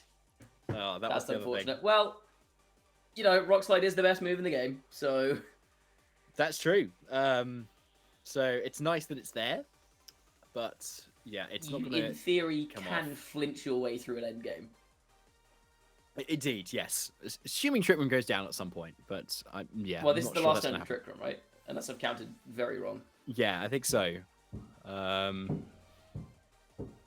But yeah, we'll see. Or maybe there's another one, actually. Oh, I don't know. Yeah, I may have counted wrong as well. I think this is the last turn of Trick Room, but repositioning to Indeedee here means that you can just try and get Trick Room up again next turn. Yeah. Which it should or also just have. Redirect stuff away from Torkoal. There's the protect, and this is going to be, I'm guessing, another eruption. A bold prediction. Yeah. Ooh, great call. I'm so eruption. Good at this. Yeah, Great Tusk. Yeah, okay. Yeah, nice. So good counting. But yeah, no Earthquake, unfortunately. But yeah, Rock Slide is the way. Right. Do we think it's going to be double connect, double flinch, or maybe double miss? I'm going to go with... I'm thinking it's going to hit the Indeedee and flinch it, but it's going to miss the Iron Hands. Interesting. Okay. I think we'll see a double miss. Oh, no. Okay. Double hit. You're both wrong. Flinch? Oh, crit, though. We didn't even see the crits. And there's the flinch. Okay. Oh, okay. Right, you definitely won that one, Matt. Right. Okay. Okay. No fake out pressure here from Iron Hands as well because of the psychic terrain. So we just need what, 3 more crit rock slides on Indeedee. That's photosynthesis boosted as well. Yeah, it That's is. a photosynthesis boosted crit. Yep. Oh no. Oh, go straight for the close combat there. Okay. I mean, I think that makes sense. Like, you want to stop does. the Trick Room going up here. And the Iron Hands isn't threatening to KO you. No. But we're although going to see a I Terror don't know first, what though. the Indeedee's, yeah, I don't know what the Indeedee's Terror type is. I think Headlong Rush would have actually been more sensible there. Oh, never mind, it's Grass. No, close combat is the better option. Okay. Yeah. I think I'm so used to seeing Terra Fairy and Indeedee. Yeah. It was a lot more common. But yeah, follow me. Oh, actually, not even Trick Room. Yeah, follow me is the option. So, followed by that close combat. So, but yeah, Great Tusk shouldn't be going down this turn, even if it is that Drain Punch, because that physical bulk on Great Tusk is quite sizable. So, Edie goes down with that Terror. But yeah, I'm curious why you wouldn't like save it maybe for the Iron Hands there, because you can go for follow me either way. But close combat though, it's not even a Drain Punch. Okay. Yeah, I don't know. I'm not sure what the Terror there is for, but I think it's possible that Iron Hands is like Terra Fire, for example, in which case you don't want to make it weak to Rock Slide, or you keep your ground weakness. But again, the Photosynthesis is back up for the Great Tusk here. Yep. The Iron Hands doesn't heal with no Drain Punch, so it's Rock Slide. Yeah, it's Rock sliding time. It has to be Rock Slide. So let's see. I'm gonna go with like no flinches, but double hit. No, it flinches hands. It flinches hands. Torkoal erupts. Okay, interesting. Right, it does double hit. Iron Hands is in range of another one. Should be Iron Hands going next. Flinches Iron Hands. Oh my goodness. And Earth Power. Okay, you pretty much got it. I was so close. I got the flinches right. Yeah, you did. Yeah. Very good. Cool. Okay, right. This is why I need this skill that you have, like just to predict that in games. Then I can do better. All right. So, Zell takes that game very nicely there in that game 1, very convincingly too. So, yeah, possibly Sparky was maybe in that kind of first game, maybe leading for a potential Torkoal Lilligant, especially if you're leading like Tailwind plus Iron Moth. Allows you to kind of get around that Lilligant a little bit better. So I can respect the lead that he was going for there, but I think for an Iron Hands Hatterene lead, you definitely want something different. And that is on there. I'm not sure what the intention behind the Murkrow lead was there, to be honest. Like, with Psychic Terrain, like, you don't want to set tail with this matchup. With Psychic Terrain, you can't use Prankster moves. Foul Play's not doing much here. So I guess maybe trying to cover for like a Lilligant Torkoal lead with the Murkrow, just to like quash or taunt to get around the after you eruption. But I think, I don't know if I like the Murkrow in this game, personally. Yeah, it does just cover for the Lilligant pretty much. But other than that, I think when the matchup is so maybe not so much in your favor, maybe you just bank on Sleep Power that's missing or getting like 1-turn wakes. And especially when Cell has the options that they have at the moment, with the Torkoal being a really solid option, the Iron Hands being able to fake things out. Because what do you lead into Iron Hands Hatterene, do you think, Matt? Like if you know that is the lead. If you know that's the lead, then Fluttermane's a big threat there, because you can't fake it out. Obviously, you're at risk of a heavy slam, but you can threaten the Trick Room setter in that case. And I think, honestly, if you're Sparky here, I think you'd take losing Fluttermane for stopping Cell getting Trick Room up. So maybe that's an option if you want to try and get around that fake out. But I think that also covers Hatterene and Indeedee relatively well. So I think the Fluttermane lead is maybe a good adaptation here. I think maybe leave the Murkrow on the bench. Orthworm, I don't think is that great here, but also, if I'm being honest, I don't think Chien-Pao, Iron Moth, or Great Tusk are fantastic into Trick Room, because there's no way to stop the Trick Room going up. So it's going to be tough. I think it's doable, but it's going to be tough for Sparky. Yeah, I'd like to see the Orthworm maybe get into a safe position where the Torkoal's like not on the field, and then if you can get up like a Shed Tail and then give that to something else that maybe happens to be weak to Torkoal, at least you can then take that first hit and dish out a lot of damage back. And maybe if that's a Fluttermane with like a big Shadow Ball, Photosynthesis boosted, Life Orbis we can see there too, then maybe that would be enough damage to deal with it. So maybe the Orthworm play is maybe what we want to see here. That's an interesting choice, actually. I think maybe like even an Orthworm lead, for example, if you get a Shed Tail off on the turn where your opponent's trying to go for like a follow me Trick Room or a fake out Trick Room or something, if you can get a Shed Tail off, that then helps you stall out Trick Room so much easier. So that is also actually, I think, a very good potential option there. You could see the Orthworm come to this. Yeah, But I guess think we shall see. we shall see.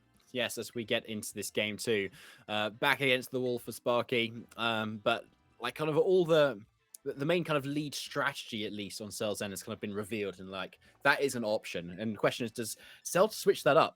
Like it worked obviously so well last time. But in terms of other options, you've got that Ndidi Hatterene as a lead, or the Ndidi Armor Rouge even. Torkoal Elegant's still a great lead too, but I think into something that's so fast on Mark's end, then I think you definitely want something plus Hatterene. I would argue. So, yeah, I agree. Like playing. either redirection or fake out plus Hatterene, or even Armor Rouge. I think Armor Rouge still underspeeds everything. Has the that threat of expanding force. But we do just see the same lead again. Yep, same lead again. And there's the Orthworm. Yes. There he is. Very cool. And with that What a Fluttermane, so yeah. guy. Very much a good switch up, I think, on this end. And yeah, I really want curious to see what the Orthworm's maybe speed is maybe compared to the Iron Hands. I'm guessing faster. And it should then be able to dish out at that Shed Tail if it so wants to. Yeah, Orthworm's got to be careful of the Trick Room here. I think maybe if we see a Terastallization on Hatterene just to live a Shadow Ball, then if Trick Room goes up here and you can stop the Orthworm from setting up a Shed Tail, then there's still an option there to just get aggressive for Cell on turn 2. But again, I think you still have to respect the threat of that Shed Tail. As we see the Terastallization first of all, and is that Hatterene going with the defensive terror? It's usually fire, and yes, it is. So it's going to be able to take fairy moves very well, and probably that Shadow Ball particularly well as well, despite that Life Orb. Fake out first into the Orthworm is going to be able to not do that Shed Tail as it so wants to next turn. There's Shadow Ball though, so it'd be good to see how much damage this does. It is a good 60% there. So yeah, Terror definitely needed on this end as Orthworm does flinch, but it's not even a Trick Room though. It's the Dazzling Gleam straight up this time.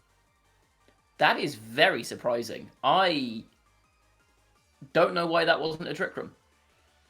I feel like that puts Cell in a slightly weird position here where they have to make a call, because if the Hatterene has Protect, you can protect the Hatterene and go for like a Heavy Slam or a Wild Charge to KO Fluttermane with your Iron Hands. But then even in that situation, you get a Shed Tail up with Orthworm, right? Yeah, I think so.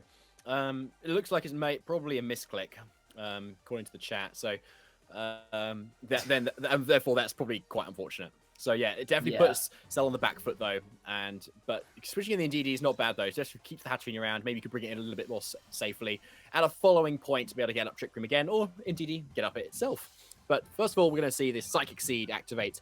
So yeah, a Shadow Ball particularly is going to be taken very well from this Fluttermane, which it does go for, but not before Orthworm now goes for something, and is that Shed Tail.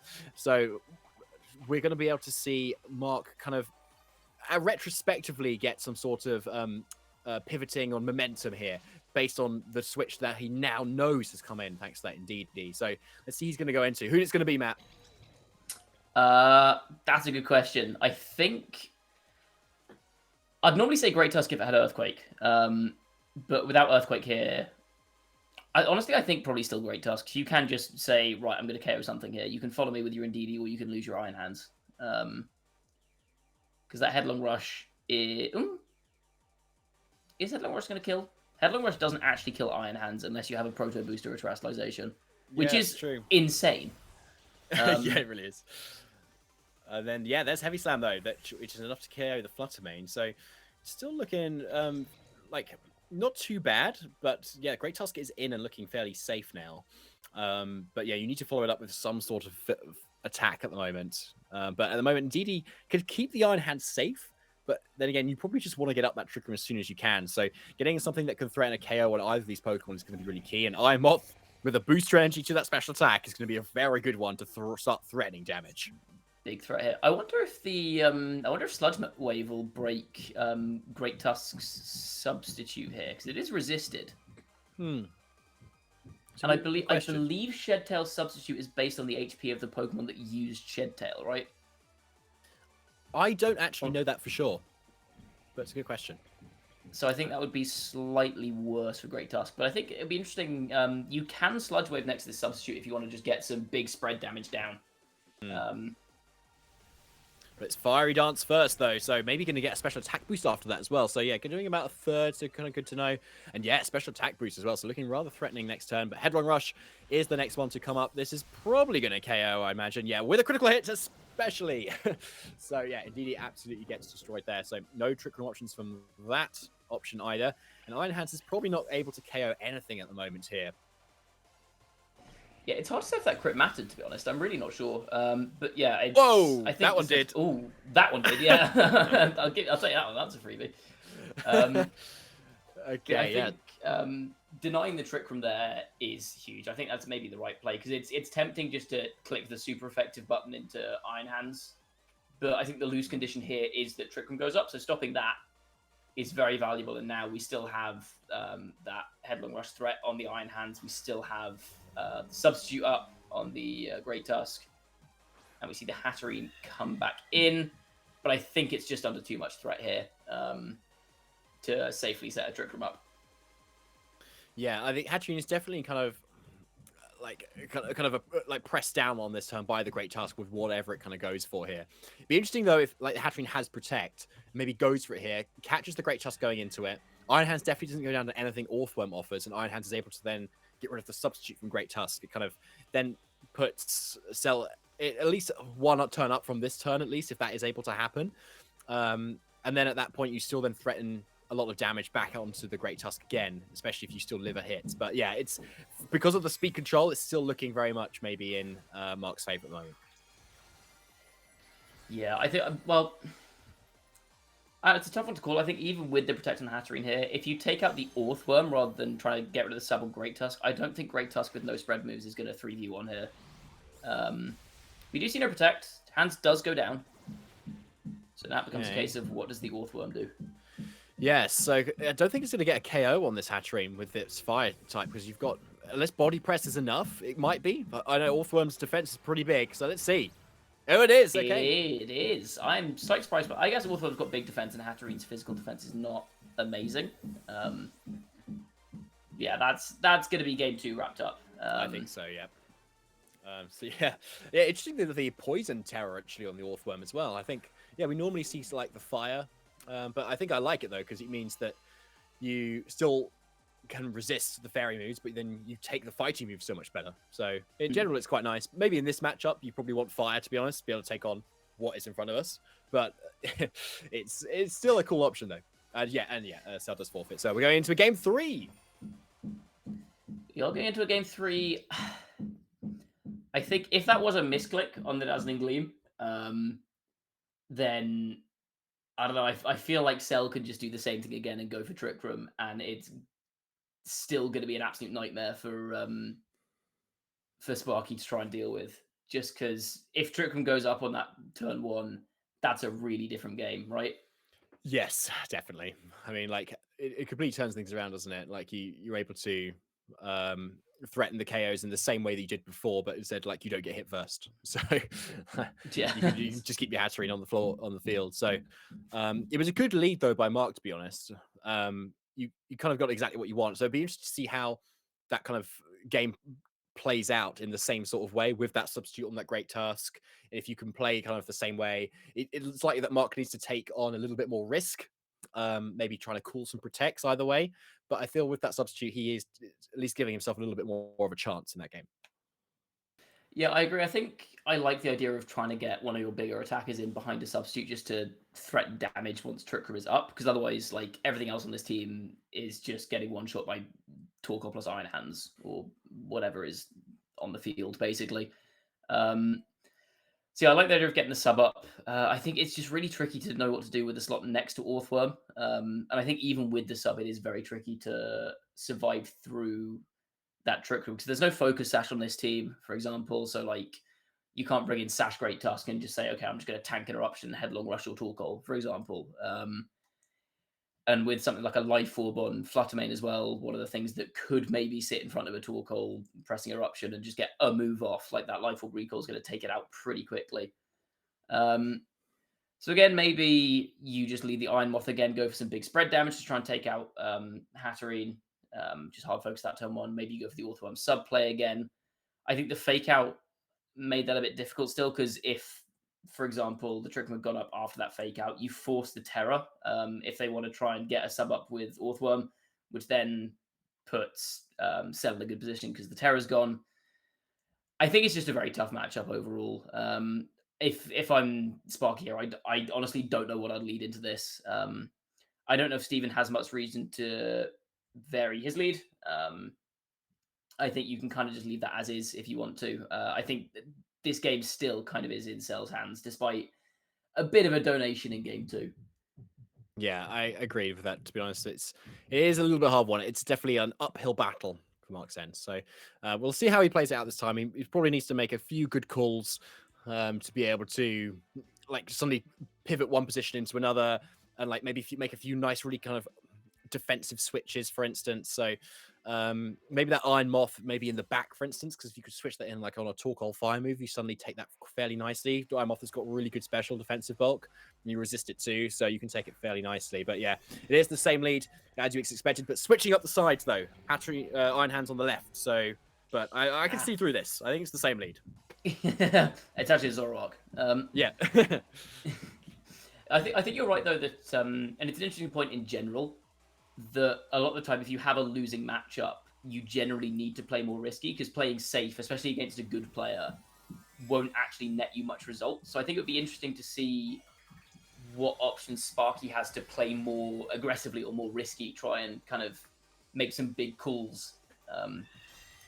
I just don't know if there's really an opportunity to, is the issue. Because like even if you call the Terrafire on Hatterene here, for example, Sludge Wave is still your best option, right? Yeah. As we do see, so yeah, defensive terror, it is used up, but yeah, Sludge Wave doing over half to Hatterene is really nice, but Trick Room does go up this time, and it's now things have really kind of turned around this time. But yeah, with no protect on Hatterene potentially, maybe that there is a mystical fire there, which does really pressure down this Orthworm, especially if you may be switching a Torkoal at the same time, and then Orthworm just completely goes down. So might force a terror this turn on the Orthworm. Potentially, yeah. And also there's, like, I think if you're Sparky here, you want to make your opponent make a call on whether or not the Iron Moth protects, for example. So it could be worth, like, because the protective feels kind of obvious, it might be worth, if you want to take a risk, just going for another Sludge Wave. Oh, that's another reason to go Terra Poison on Orthworm, I've just realised, is for the Sludge Wave next to you. You still resist your partner's Sludge Wave. Oh yes, that is a kind of good reason, isn't it? Yeah. So there's the protecting Iron Moth, but there is the psychic into that slot, so a good protect actually there. So that at least is one thing covered, and this Orthworm should live any hit now. And yeah, it is that close combat. Thanks to that Terra Poison, that is not doing anywhere near as much as it otherwise would. So this should be a Shed Tail, I believe. Yes. So what is it going to be, Matt? Who is going to come in this time? Bets are probably on the Great Tusk again, but I don't know. We'll see what I think Great Tusk feels like a sensible call here. But again, that's a good turn there for Sparky, because not only do you use up another turn of Trick Room, you also get some really good repositioning into your back end. I think Great Tusk is the best bring here, because we've seen the Hatterene slower than the Iron Hands, right? So if they want to break the sub, they break it with Hatterene, and then Iron Hands can't do much to your Great Tusk. I think that just leaves you in a slightly safer position to potentially attack through sub. But we are going to see the Fluttermane come in here on the Shed Tail. Interesting. Okay, yeah. So there's no psychic train up at the moment, I suppose. So, like maybe you hope there is the life on the Hatterene. I don't think I was just trying to think if the Fluttermane is able to live something. Yeah, the sub can take it, but I don't think so. Like maybe a Dazzling Gleam, but like maybe not a psychic. And you want a psychic either way here if you're Hatterene. So. But yeah, like interestingly, the protect play may end up paying dividends here. But Iron Moth is a sitting duck, honestly, from the psychic at the moment. Yeah. And to be honest, if you can get rid of the substitute first on the Fluttermane, then Iron Hands can hit it. It's then looking pretty good for Cell. Sure. And Orthworm comes in here. So I guess maybe just wanting to keep that Iron Moth safe, identifying that it's a good threat for late game. But you do lose your photosynthesis boost if you do this. That's true. So there's the protect. It is psychic into that slot, but you are Terra Poison. So unfortunately, you do take that very effectively. But All for One arguably does done its job at that point because it's at an amount of health where it can't do another Shed Tail. So it's not as useful here. So as a sack, it's probably not too bad. But yeah, with the protect, Fartmain is able to keep that substitute. I just know the substitute is kind of floating there, which is kind of cool. But yeah, something else is going to come in this time, but it's probably something with protect. So you can always try and stall things a little bit more, and Mark is definitely doing a little bit of a better job at the moment of doing just that. Yeah, I think there's only so much that stalling really gets you, though. I think, as we were saying, if you want to play more aggressive there, or you want to make reads, I think you either have to commit to reading the Cell's going to double the Fluttermane, or you're going to commit to reading that they're going to target down the Ironmoth slot. So in that situation, I think switch and protect, it keeps your Fluttermane sub intact, but now your Fluttermane substitute is in danger again because of the Psychic Heavy Slam double up, and you don't have protect available to you.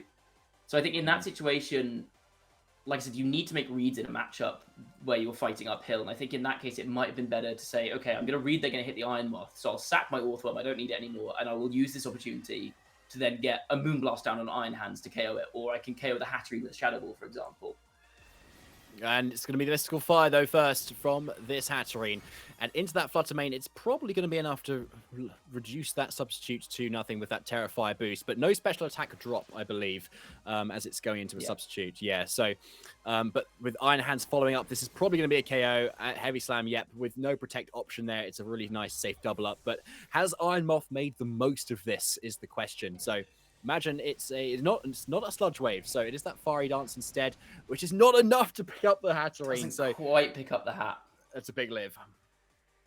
Yeah, and that's what I mean. Like, if Sparky had gone for an attack last turn, you could have taken a KO, and then you'd still have had the option for protect last turn. So you force your opponent to still have to make some kind of read, whereas there, the Fluttermane just goes down kind of unopposed. This still isn't a terrible situation, though, for Steven, because now the Hatterene's on 1 HP. I think maybe the Hatterene surviving there is actually better, because this is the last turn of Trick Room, which means next turn, potentially, you have the option to go for, like, Sludge Wave, Headlong Rush. Yeah, and now indeed he comes in from that Iron Hands, preserving Fake Out, which probably won't be too much different on the Psychic Terrain is now coming up, but Psychic Seed has now activated, but with no protect on Hatterene, yeah, as you say, it just kind of drops at the moment, and you might be able to get off all the damage onto this indeed to pressure it next turn, and it's kind of really biting itself back, to be honest, with setting up that Psychic Terrain. But yeah, double protect first as the Psychic goes up here. But now you're in a position where Rock Slide is a thing and Sludge Wave is also a thing. So these spread options are really kind of coming in clutch at the moment to be able to pressure down these two Pokemon. Yeah, I think a good option here, for example, is to Sludge Wave, guaranteed to pick up on Hat. I don't know if you want to necessarily risk a Rock Slide miss. So I think here you could just go Sludge Wave. Okay, you hit your own Great Tusk, but it's a resisted hit. It's fine. And then just like Headlong Rush the Indeedee and see if that KOs it. Could also potentially Sludge Wave Protect, but I think I like the idea of going a bit more aggro here. It depends on who you think the Indeedee is going to target down. Again, I think this comes down to you are going to have to make a call on where the Indeedee Psychic is going. So here's the Sludge Wave, and it's doing a really big amount of damage, actually, to the Great Tusk. That's a huge amount. It did more to the Great Tusk than it did to the Indeedee. Yeah, actually, that's huge. That's just Great Tusk's special defense for you. Yeah. But then Headlong Rush is definitely going to be enough on this. No, sorry. No, apologies. We saw last time it was definitely enough, but because it was a critical hit last time. Yeah. This time it is not. So Trick Room actually does end up going up here. Indeedee. You're right. Maybe Rock Slide was the play just to stop the Trick Room. Yeah, so... And as we saw, Rock Slide, it flinched it last time, definitely. So it probably would have done it again. Just based on statistical evidence, yes, it 100% would have done so again. I think so. This is a rough spot now for Sparky. That Torkoal is threatening a lot. You can't protect one and attack with the other, though. I don't know if that nets you anything, though, because the Great Tusk is dead to Eruption. I think what Sparky could do here is just go for the double protect. I think might have been a reasonable play, just because now there's no risk to it. Just stall out a turn of Trick Room, and then next turn you can go for like protect Great Tusk and Sludge Wave, pray you get the double and hit something with Sludge Wave or something. Yeah, I mean, like Protect on Great Tusk would have like lived you that turn, I suppose, but then Yeah. Actually, that's a good point. I think, Protect on Great Tusk might have been the play. I think the worry there was Eruption and Psychic into the Moth. I guess with Iron Hands as well still in the back, it's it's probably just a bit too much.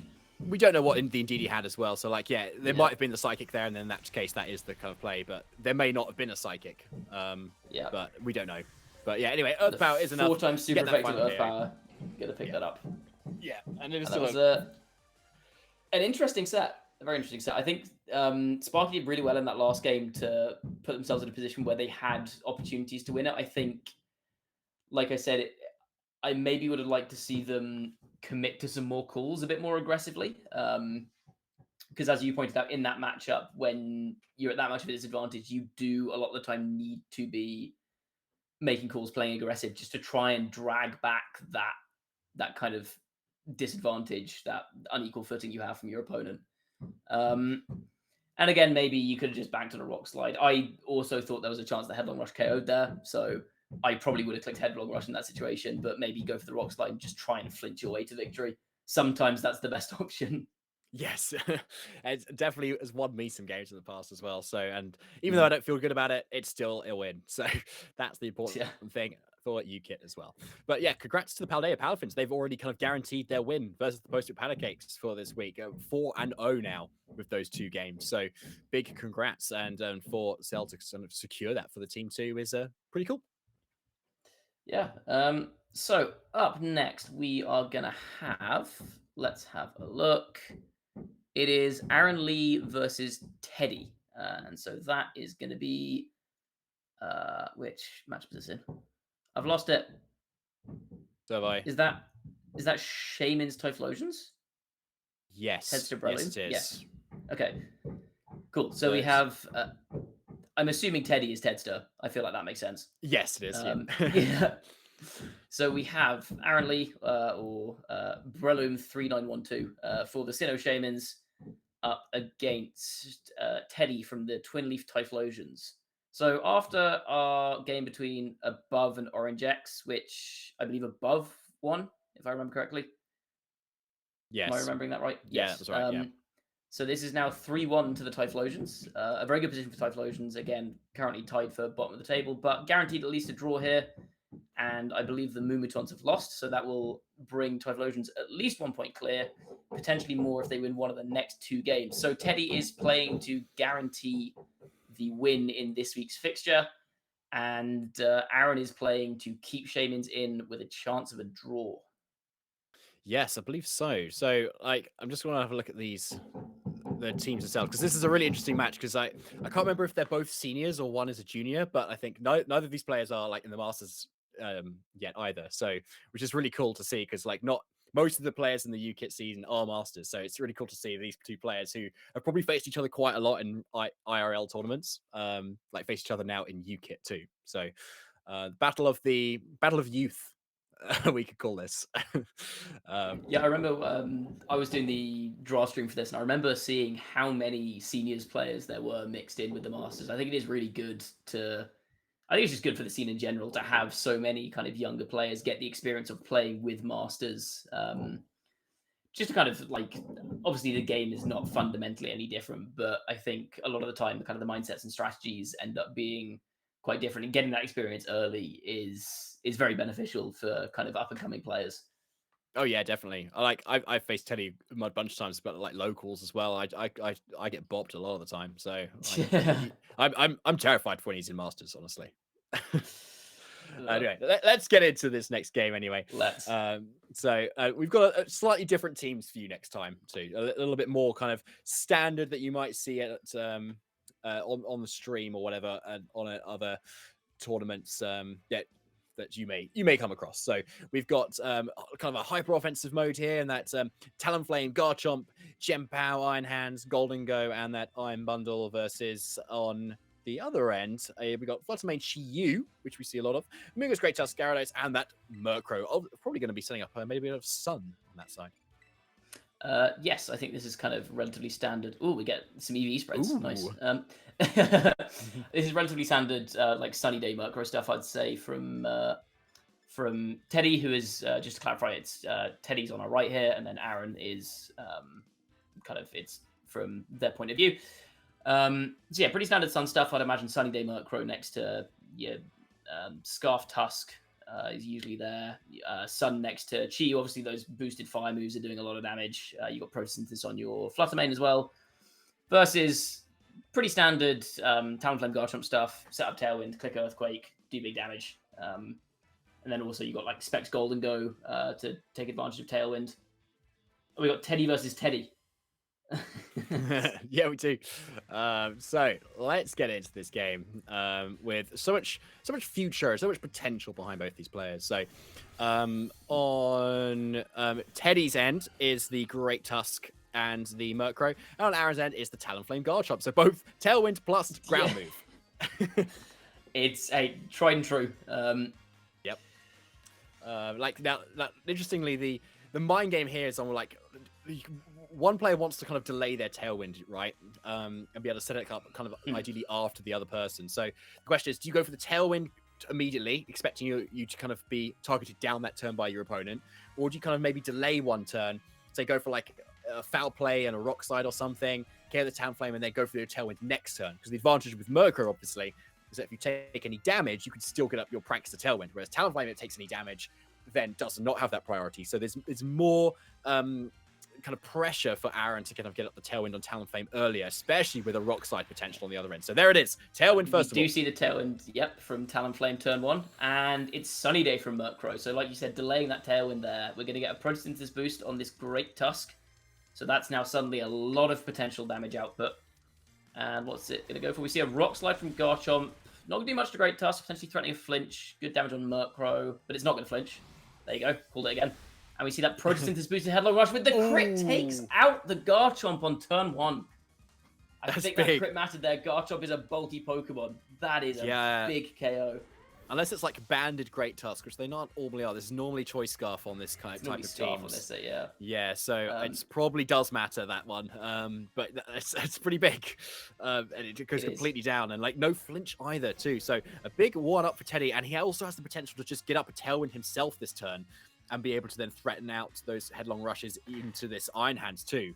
However, because there is the fake out pressure here, it's a pretty safe option to go straight into the Great Tusk, which it likely can't protect, and that stalls out a bit more Trick Room stuff. A bit more Tailwind too. But like at least on Talonflame's end, it still has that Gale Wings intact. You might be able to get off a Brave Bird onto this Murkrow before it actually goes for a Tailwind. So if it does enough damage, but it just depends on the training of this Murkrow, where you invest that bulk into either defense or the special defense of that Eviolite, which it might probably have here. But Great Tusk is switching out into that Gyarados. Gyarados coming in, getting that double Intimidate down on Talonflame, and Iron Hands saying, look, I think it's very unlikely you're going to go for an electric move into my ground type here. So just taking that free Intimidate. And the Fego goes into Gyarados, very minor damage, and we do see that Tailwind coming out from Murkrow. Potentially worried about a Taunt or something from Talonflame, which I believe this carries, stopping it setting Tailwind up beforehand. But we see the Will-O-Wisp here going into Gyarados. Yeah, so the Will-O-Wisp is quite big. A nice kind of cover there for anything that kind of switches in there, because there was a big threat of like a Fake Out and a Brave Bird to that slot, which have done a decent chunk. So a good switch out for Teddy, to be honest. But brings in a Gyarados now as Tailwind gets set up, but maybe not the Pokemon that's going to make the most of the Tailwind, to be honest. At least you've kind of matched it here, right? At least you can now say go for Waterfalls into Iron Hands as one option to be able to fish for flinches. I mean, if you're doing that, you probably want to go for the Terror, maybe likely into the Poison type that we do often see, but there is none this turn. We see a Braver come out into Murkrow. That did not do very much damage. That Eviolite, that Intimidate, a lot of factors reducing the damage from Talonflame. Waterfall comes out, does a lot more. It's Life Orb Gyarados. That's interesting. We don't see that very often. Foul Play into the Intimidate. Not quite KOing thanks to that -1, and the Wild Charge comes out. Does pick up the Gyarados. So we trade Gyarados for a bit of damage down on the Talonflame, but potentially now this Scarf Great Tusk can come back in with that Tailwind up. Yeah, so Tailwind's still up on both ends, but with that Choice Scarf, it is going to be outspeeding the Talonflame most likely here. and be able to just threaten it with whatever KO it likes without being threatened too much by the Iron Hands back either. So I think we'll probably see a rock slide here on Great Tusk. And like if you do go for that ground move, which is a fairly safe option to Iron Hands that can't protect, you are then freeing up this Talonflame to just shut a lot of damage. So I think we'll probably see a rock slide here. You can always get the flinch on the Iron Hands still too. And especially then you get rid of this Talonflame, and so it can't set up further tailwinds in future turns, because I believe this is probably the last turn of tailwind now on Aaron's end. So he's gonna look like he's gonna preserve it, maybe switching that Chimmychar to kind of keep things nice and healthy, and maybe with a Terra Grass and that Iron Hands can dish out a lot of damage back to that Great Tusk. Due to the Iron Hand switch out, I think Great Tusk is forced to rock slide here because it can't afford to get Will-O-Wisp, right? But we do see the Headlong Rush coming out into Chimmychar, goes down to its Sash. So now that gives Talonflame, which is faster than Murkrow, gives it relatively free reign to go for maybe a Will-O-Wisp or a Brave Bird here, try and burn the Great Tusk. We do see the Will-O-Wisp come out. Great Tusk is now burned, which does really reduce its damage into the Iron Hands at the back. Obviously, it doesn't matter against the Sash. Never mind. Foul Play comes out, takes out the Chimmychar, and now down to the last two Pokemon on Aaron's end. One of them is a very low health Talonflame, and one of them is this Iron Hands. Yeah, and we still haven't seen the fourth Pokemon actually yet for Teddy as to what he's got in the back. Maybe the Chi-Yu or something. And the Murkrow is still in a nice position where it's now this kind of last turn of Tailwind. If it can stick around, it can get that Tailwind yet again. But there's no obvious threat of this Talonflame being able to be KO'd here, because the Headlong Rushes has now been locked into on this Great Tusk. Yes, still assuming it is Choice Scarf. We still actually haven't confirmed that, I don't think. Or have we? Last turn, actually. Yes, because it moved before the Talonflame, didn't it? Yeah, you're right. Yeah. So, but does Murkrow have enough speed to be able to outspeed Talonflame to maybe foul play it before it moves? It usually tends to. I would imagine so. So I think maybe you could see like a fake out into the Murkrow here and a Tailwind from the Talonflame, but we are going to see a Terra Ghost from Murkrow. Again, I think probably scared of that fake out. And this should, I believe, allow it to just go for the foul play into Talonflame, and that stops an opposing Tailwind from coming up from Aaron. Yeah, I believe so. That's probably a really nice play. It just kind of locks it up, especially if Talonflame doesn't have Protect, which they don't often do. Usually Will-O-Wisp and that Taunt, Brave Bird, etc. But yeah, it's the Iron Hands going for that Terra Grass, which is kind of needed in front of Great Tusk right now. So let's see how this plays out. And it is the fake out into Murkrow. Terra Ghost means it's unaffected. Headlong Rush not going to do very much damage here. It's some damage, I guess. It's not much. But the key thing is what the Murkrow does this turn. It does go for the foul play, and that will pick up the Talonflame here, meaning there is no opposing Tailwind again from Aaron. No more threat of Will-O-Wisp, no more threat of Brave Bird. It's now just a 3v1. Yeah, and if there's that same Chi-Yu in the back, it's looking pretty nice. Assuming it hits its fire moves into the Iron Hands. It's always the risk with Chi-Yu. Yeah, unfortunately. Fluttermane could be in the back as well, and that could also do enough damage here, especially if this Great Tusk can put it in range. So I think that's probably the question, is if Great Tusk can put it in range of it, because I think Iron Hands can threaten one-hit KOs on Chi-Yu and Fluttermane. So Headlong Rush first. Headlong Rush comes out, doesn't do very much damage. You see the Sunny Day come up from Murkrow as well, which means that either Fluttermane or Chi-Yu in the back is going to benefit from that Sun, either to boost Chi-Yu's fire moves or to get the Photosynthesis boost. My guess would be Chi-Yu, given that that Teddy was very insistent on not letting Tailwind go up again. I feel like if it was Fluttermane, that wouldn't be much of an issue. But either way, I think... Oh no, it is Fluttermane. Okay. I stand corrected. The Fluttermane comes in, and now Iron Hands is in a nasty 2v1 situation.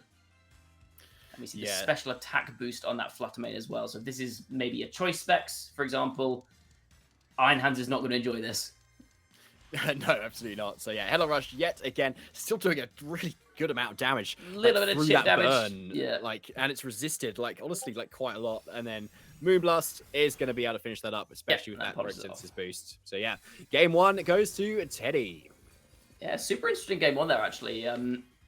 Again, came down to kind of who was winning the speed control war. Like you said, Teddy getting a lot of value out of just delaying that tailwind for one turn with the Murkrow, because it can always go for that tailwind again, even if it takes damage, whereas Talonflame loses its priority.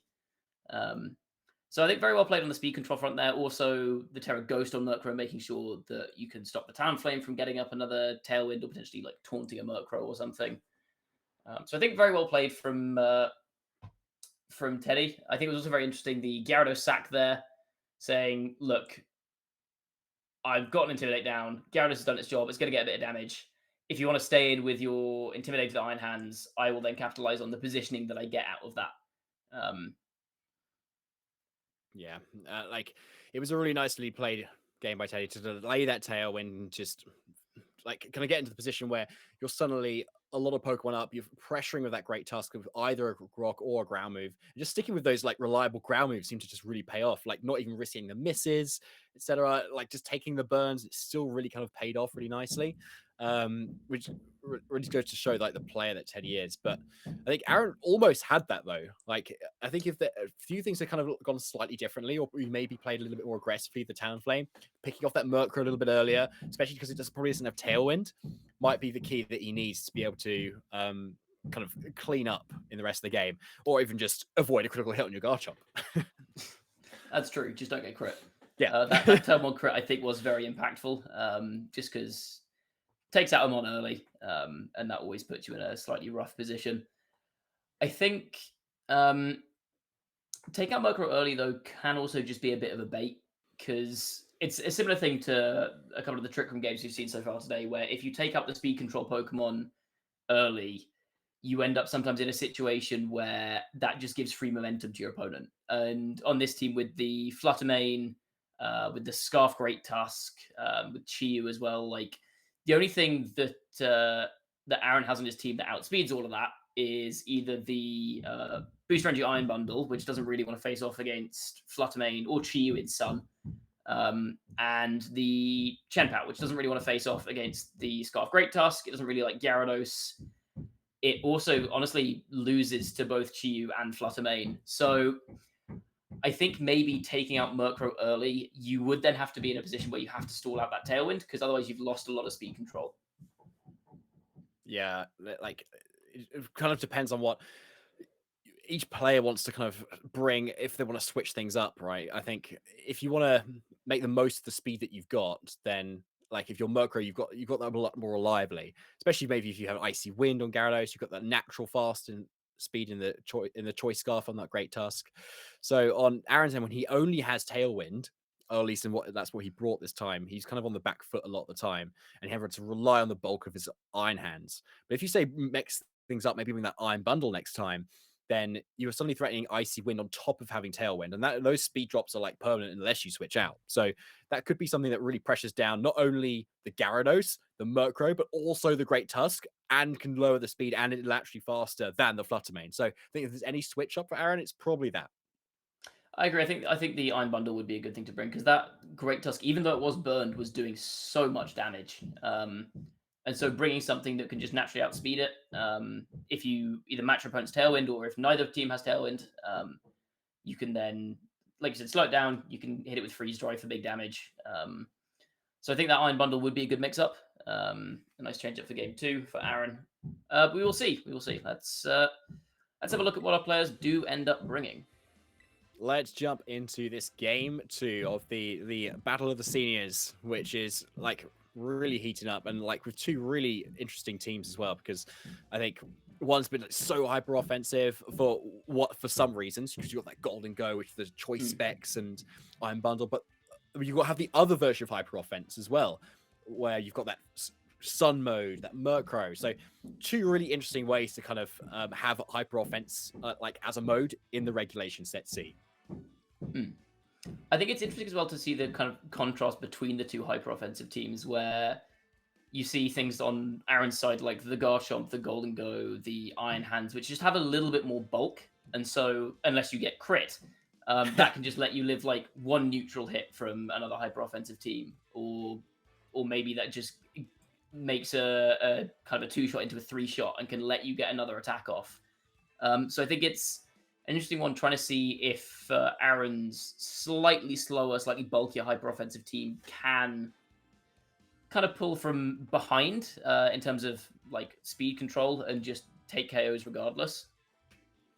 Yeah, something that was quite interesting just to see was the life orb on that Gyarados, actually. I think we've seen Taron Birdie actually be using a similar type of Gyarados where it was kind of that hybrid of that support and that offense, whereas you normally see that hybrid, normally see that support with like Waterfall, Thunder Wave, but I think the life orb, we might see like a flying Terra Blast kind of option there. Interesting. Which could very much be quite interesting to see if he brings that again. But anyway, we see a little bit of a switch up for Aaron here. In that we do. Same lead from Teddy with that I've forgotten the name. What was I saying? Great Tusk Murkrow. But we see the Chenpao lead here from Aaron, maybe saying, okay, even if we match Tailwinds, I'm still not winning the Speed War. So maybe I could see this being a Talonflame backend, for example. Maybe he thinks, okay, Chenpao threatens to take out your Great Tusk immediately. With this Focus Sash, you can't kill it right off the bat. So I'm just going to let your Murkrow sit there. I'm going to let you get your Tailwind up first, and then later in the game, I can bring in my own Tailwind after I've got some more offensive pressure. Yeah, I like that. That's definitely something we could see. So we're going to see the Terra first. And I think we saw what was kind of coming there. Aaron going into the... Oh, no, it's the Great Tusk first, actually. Going for the Terra Steel. Here, yep. Wow, okay. To be able to take the potential Ice Spinner that might be coming out from the Chien-Pao. So that comes out first. But I think we're going to maybe see a Protect on the Chien-Pao. Interesting. No sort of offense there as the Murkrow does go for that Tailwind. Yep, the early Tailwind up from Murkrow. So again, if we see the Headlong Rush here, this one's not going to kip. Ooh. Hold on. Yes. Did that crit not matter game one, or was that a crit again? No. Oh, yeah, because of the... Yeah, you're right, actually. Oh, it is banded. I think it is banded. But it outsped the Talonflame last game, though, right? Oh. The Tailwinds were What is going on? It's just strong. I think it's just a strong Pokemon. Maybe Great Tusk is good, Matt. I don't know. The Great Tusk is good, but like I said, you need to like Terra or get a boost to KO Iron Hands. Maybe it's like, I don't know. I'm very confused by that. Okay, well, I guess that crit didn't matter turn one in the last game. Yeah, actually, it didn't. But yeah, anyway, we see the return of the KO this time, though, onto that Great Tusk, which was spent so much time on the field last game, has absolutely gone down this time. So, but the Tailwind is up, however. But as you mentioned, Matt, though, having the Tailwind up, but Murkrow still sitting there is probably not actually ideal. So, having Fluttermane come in here, though, can definitely offer some spread offense. Yeah, and there's still also the opportunity for, like I said, the Talonflame in the back end for Aaron, which could prove useful later. The problem is now this Fluttermane, you've got the KO on the Great Tusk, but now Fluttermane's come in and it's threatening that Dazzling Gleam, that spread fairy move into both your Pokemon here for a double KO. We see the Protect come out from Garchomp. Probably worried about Dazzling Gleam, which does come out. I wonder if this does actually... Terra. No Terra, but does it... I think this is an Assault Vest. Is it? Oh, no, this one's Sash. It was AV last match. That's it, yeah. Ahead to the previous game. And now the double up into Chien-Pao is going to take it out through that Focus Sash, which I think there's no reason not to there, honestly. I think this is just, like, carrying the Great Tusk there has just given so much momentum, because the amount of damage that Great Tusk did immediately to the Garchomp. A lot of momentum now in the favor of Teddy. Yeah, there is. That Dazzling Gleam's looking really strong, but still a Terra option on Aaron's end. And as we can see him kind of locking into that Terra Grass on the Iron Hands there to be able to slow things down a little bit if he can. But yeah, Garchomp's in that tricky spot now where, yes, it's taking a KO on that Great Tusk, but it's a sitting duck ready to kind of go down this turn, even if Tailwind were to expire or if Tailwinds were matched. So speed control very much coming into play here just from the fact that Fluttermane is just a really fast Pokemon. Yeah. And we're going to see the Terrestrialization here, like you said, on the Iron Hands. I think this is going to be Terra Grass, letting it tank a Fairy move, and it wants to hit back with that heavy slam that it's running here. This does remove its Dark weakness, which means that Foul Play from Murkrow is going to be doing twice as much damage as it was previously. It's going to be very non-negligible. We see the double Protect from Garchomp as well. That could be big. So that's going to let it live through this Dazzling Gleam. We see the Sunny Day from Murkrow, so we're going to get the Photosynthesis boost now on this Fluttermane. We're going to see its special attack go up.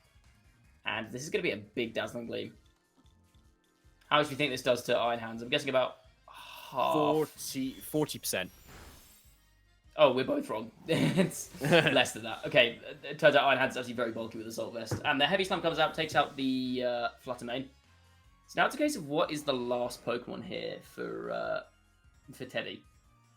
It's the Chi-Yu. Okay. So you see Chi-Yu come in here with the sun up, with the tailwind up. But this is a rough spot. If it's Heat Wave, it's not 100% accurate. So it might not hit. And if it doesn't hit and a Drain Punch comes back out, then that could quite easily spell doom for Teddy's end, to be honest. Because if it's that Goggles kind of nasty plot stuff, it could be game-changing. But no! Double connect. After all that. Heat Wave. How dare you doubt me, says Chi-Yu. Yep, no, Firefish is good, and he is very strong in the sun. Yeah, and yeah, Garchomp absolutely go down. Yeah, Beats of Ruin and playing really a key role there as well to be able to get net those KOs. So yes, but Murkrow is still on the field. So even though Tailwind has gone, it can get up yet another one, and that's going to be quite key versus Frosty here, the Iron Bundle.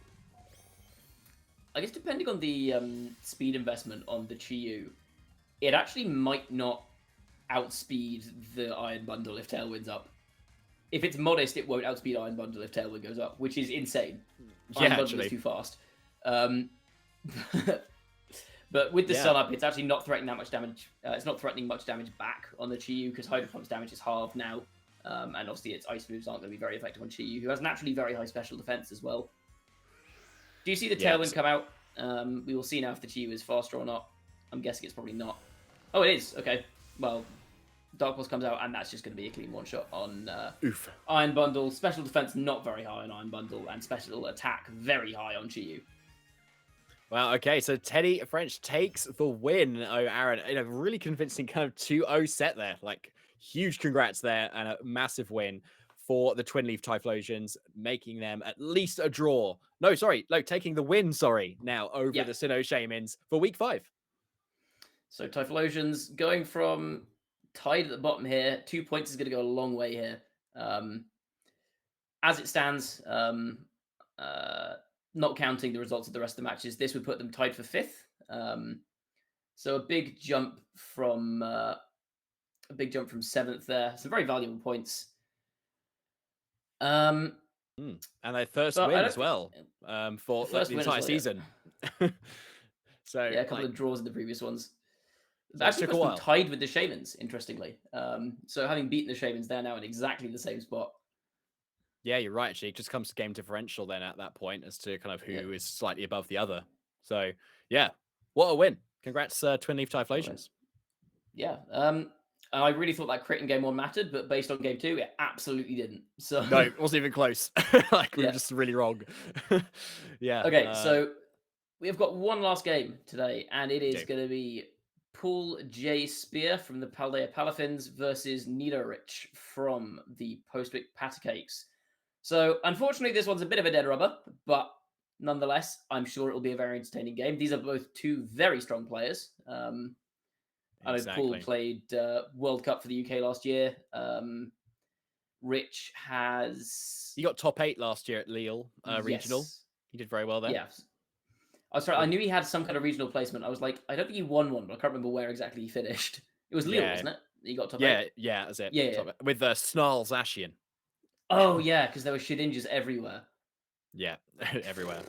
And Richard was actually on the World Cup team for Ireland, actually, as well. So the Irish heritage. 2 World Cup players. Yes, exactly. So very high players. Big showdown here. It is for a game that, although the Paldea Palafins have already taken the win, for the Postwick Patacakes, it would be good to get to make that win a slightly closer. Anyway, to be able to just maintain our points a little bit more going into the future weeks. Yeah, you never know how game differential will play out in the long run. So it's always worth playing your best, even in what looks like a dead rubber. You can maybe scrape things back for tiebreakers later in the season. But I think for the most part, this game is just going to be for entertainment value. Paldea Palafins have already won the week, but like I said, this is 2 excellent players facing off against each other. So it will be a very fun match to watch. So let's jump into it and see what these players are working with. Yes, so I think we're going to be seeing this from Paul's view, We are. and he's going to be running some familiar Pokemon from in terms of the stream that we've been seeing. Yep. In that More Sun Chi-Yu, offense. Murkrow again, another Brute Bonnet, Fluttermane, Great Tusk, and the Iron Bundle. This Great Tusk Whether is Assault Vest, though, which you don't see very often. yeah, good catch Great there. Tusk's one kind of quote-unquote bad stat is its special defense. And so this Assault Vest can be nice to patch it up, particularly when you pair it with like a Terastallization. That can give you a decent matchup into things like Fluttermane or Chi-Yu that you normally would not be able to deal with very well. We see the Sash on Fluttermane as well, which you don't often see. Normally you see Sash on something like a Great Tusk, and then like Specs on Fluttermane. But obviously Fluttermane here doesn't need the booster energy because it's got the Sun from Murkrow, we'd presume. We've also got loaded dice on Brute Bonnet to potentially fire off some very, very powerful Bullet Seeds. Yeah, it does. So we've got like quite an interesting matchup where we've got that hyper offensive team on Richard's end that we've seen a few players and quite similar to actually Teddy's team to Aaron's team last time, kind of, but still with that kind of Chi-Yu aspect as well, and the Talonflame over the Murkrow if you're comparing it to Teddy's end. So again, we've got Tailwind plus hard hitting offensive thing. One of these isn't ground type this time, so it's actually very different. Yes. Yeah, we see the Murkrow Great Tusk lead into the Chi-Yu Talonflame. Chi-Yu is immediately under pressure here from this Great Tusk, firing off big Rock Slides, Earthquakes, Headlong Rushes, whatever it chooses to lock into. And also, if this is Scarf Great Tusk, which I believe I saw it was. Oh no, it's Assault Vest, isn't it? Sorry. Yeah. I literally pointed that out. But the Assault Vest then means it can take hits from Chi-Yu much better. And Talonflame's kind of forced to go for a Tailwind here, because if it doesn't go for a Tailwind and Murkrow sets Tailwind, then Talonflame is potentially just dead to a Rock Slide before it can do anything. So let's see how this plays out then. Protect is coming out from the Chi-Yu. So Richard is calling as to the move of choice, really, from this Great Tusk, as Tailwind comes up. Murkrow goes for Tailwind too, so Tailwind's match this time. But Great Tusk is going to come up, and it is the Rock Slide. So it is going to be hitting into that Talonflame, assuming it connects with that 90%, which it does. So Talonflame does go straight down here. And Chi-Yu keeps itself safe for one turn, but Talonflame is one down and two Tailwinds matched, but it's 4-3 up for Paul. It is 4-3 up for Paul, but Rich now has a free switching, which could potentially give him a lot of momentum. Because like we were saying in the last game, Murkrow being on the field while Tailwind's up, it's not posing much threat. Like Foul Play is not doing any damage to a Chi-Yu. And critically, this Great Tusk is not very fast. It's Assault Vest, so it's slow and it can't protect. So Rich now has the speed advantage and the offensive advantage. And if this is something like a Terra Steel Great Tusk, something like Moonblast Heatwave into that slot is pretty much guaranteed to pick up something. Yeah, and with Fluttermane, though, and Chi-Yu at the moment, it's looking like a lot of offensive pressure into this Great Tusk, like whatever things go for, as you say. Like, you can quite simply just kind of dazzling Heatwave here, and just, despite a Terra Steel, you're probably looking quite good as to getting a KO here. Murkrow probably has that sunny day, but I was going to say, does it want to go for it here with the Chi-Yu? But he's going for it. He's going for it. I don't know about that. Yeah. He's now got a super boosted Chi-Yu and also a proto Fluttermane. But maybe if with the live that it's hoping for and the attack on that Great Tusk, it might be enough. Moonblast, though, it's coming out into the Great Tusk. Doesn't even live the first one. No, that's straight down. But maybe Murkrow's going to go down, and then the Sun might be good for something. It's single target Heatwave. Yeah, you're cooked. Ouch. Okay, so that's a huge double KO. So yeah, as you said, Matt, getting that momentum and that Fluttermane coming in right where it wants to was pretty big. Yeah. So down to the last two for Paul. We've gone from 4-3 up to 2-3 down very, very quickly. But we see the Iron Bundle Chi-Yu is an interesting position here because the Photosynthesis boost on the Fluttermane was speed. So Iron Bundle is still going to outspeed it, most likely, but it does mean that this Fluttermane is still going to outspeed Paul's Chi-Yu after an Icy Wind. Yeah, but there are a lot of bundles that kind of don't run a lot of speed investment, but then go boost energy because they'll boost their speed a lot anyway, and then they run a bit of bulk. Whereas a Fluttermane doesn't bank on necessarily getting that speed boost. So I'm actually going to go out on a limb here and say the Fluttermane's faster. And with like a lot of damage behind it, it might be able to maybe even like with a Moonblast, especially KO this this Iron Bundle, especially if it's still that maybe it's fast specs in, for instance. But we'll yet to see. It depends on the training, We'll see. honestly. But yeah, I we'll think see. with Breeds of Ruin on the field, you are correct that it will take out the Iron Bundle. I will say it's a bold call to say that it's going to be faster. I'm not sure I agree with you on that one. We'll have to see. So, all right, Terrifier comes out for is that Richard's Chiyu? No, sorry, it is Paul's Chiyu, and it may be a matching Terrifier. Let's see. Yeah, it is the Chiyu. Is it fire though? That's the question. No, it's the Ah, water. Okay, so be able to take those fire moves a little bit. Well, kind of the same, really. So, but maybe going for the Terra Blast water instead. But yeah, no, you're right, Matt. Go for it. Well done. Icy Wind is the first to kind of come out here. And with Terra Fire coming out from this Chiyu on this end, it's probably going to be enough. But no, Spood Boost Energy is enough to be able to dish out a lot of damage to that move blast and a special attack drop special too. attack drop. That might be key actually to be able to lower this potential damage. Let's see. Heatwave into the Fluttermane. Yes, it was very critical for it to be able to, for that Fluttermane be able to live as a Heatwave comes straight back as well. Iron Bundle going completely down this turn.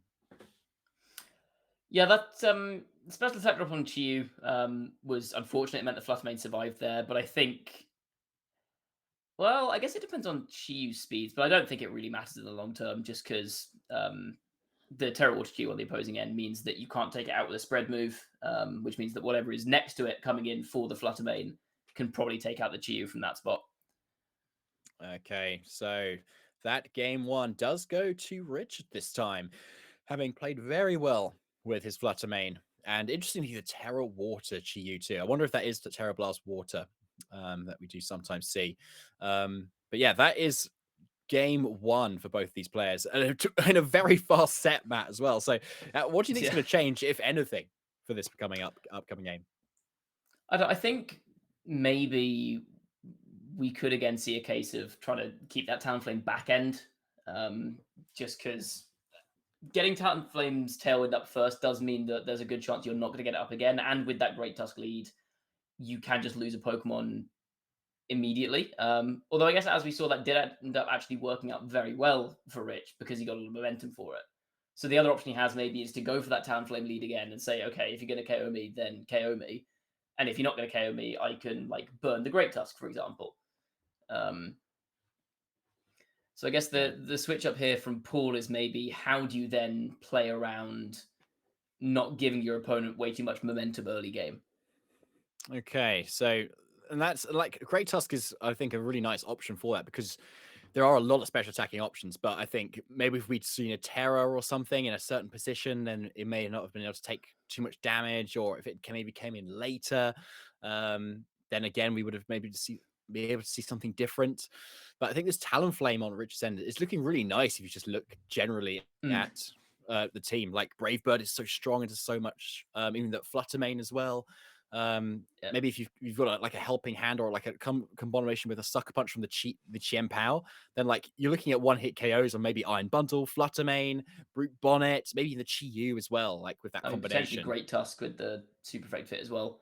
Yeah, I think that's the big difference here between the Murkrow and the Talonflame is the fact that Talonflame is putting on a lot more pressure to Paul's team than Murkrow is to Rich's. So if you don't take out the Talonflame, if you lead the Great Tusk again, if you're Paul, and you don't take out the Talonflame, it's now threatening Burns, it's threatening to Brave Bird everything on your team. So I think for Paul, it's going to be about trying to navigate around that Talonflame without just giving Rich far too much free momentum. Because Paul's team is inherently, I think, slower. You could maybe bring the Fluttermane here with the Focus Sash, or the Iron Bundle end up looking quite good in the end game there. But maybe those would be good options just to give yourself a little bit more speed, and with the Fluttermane giving you a little bit more survivability as well with that Focus Sash.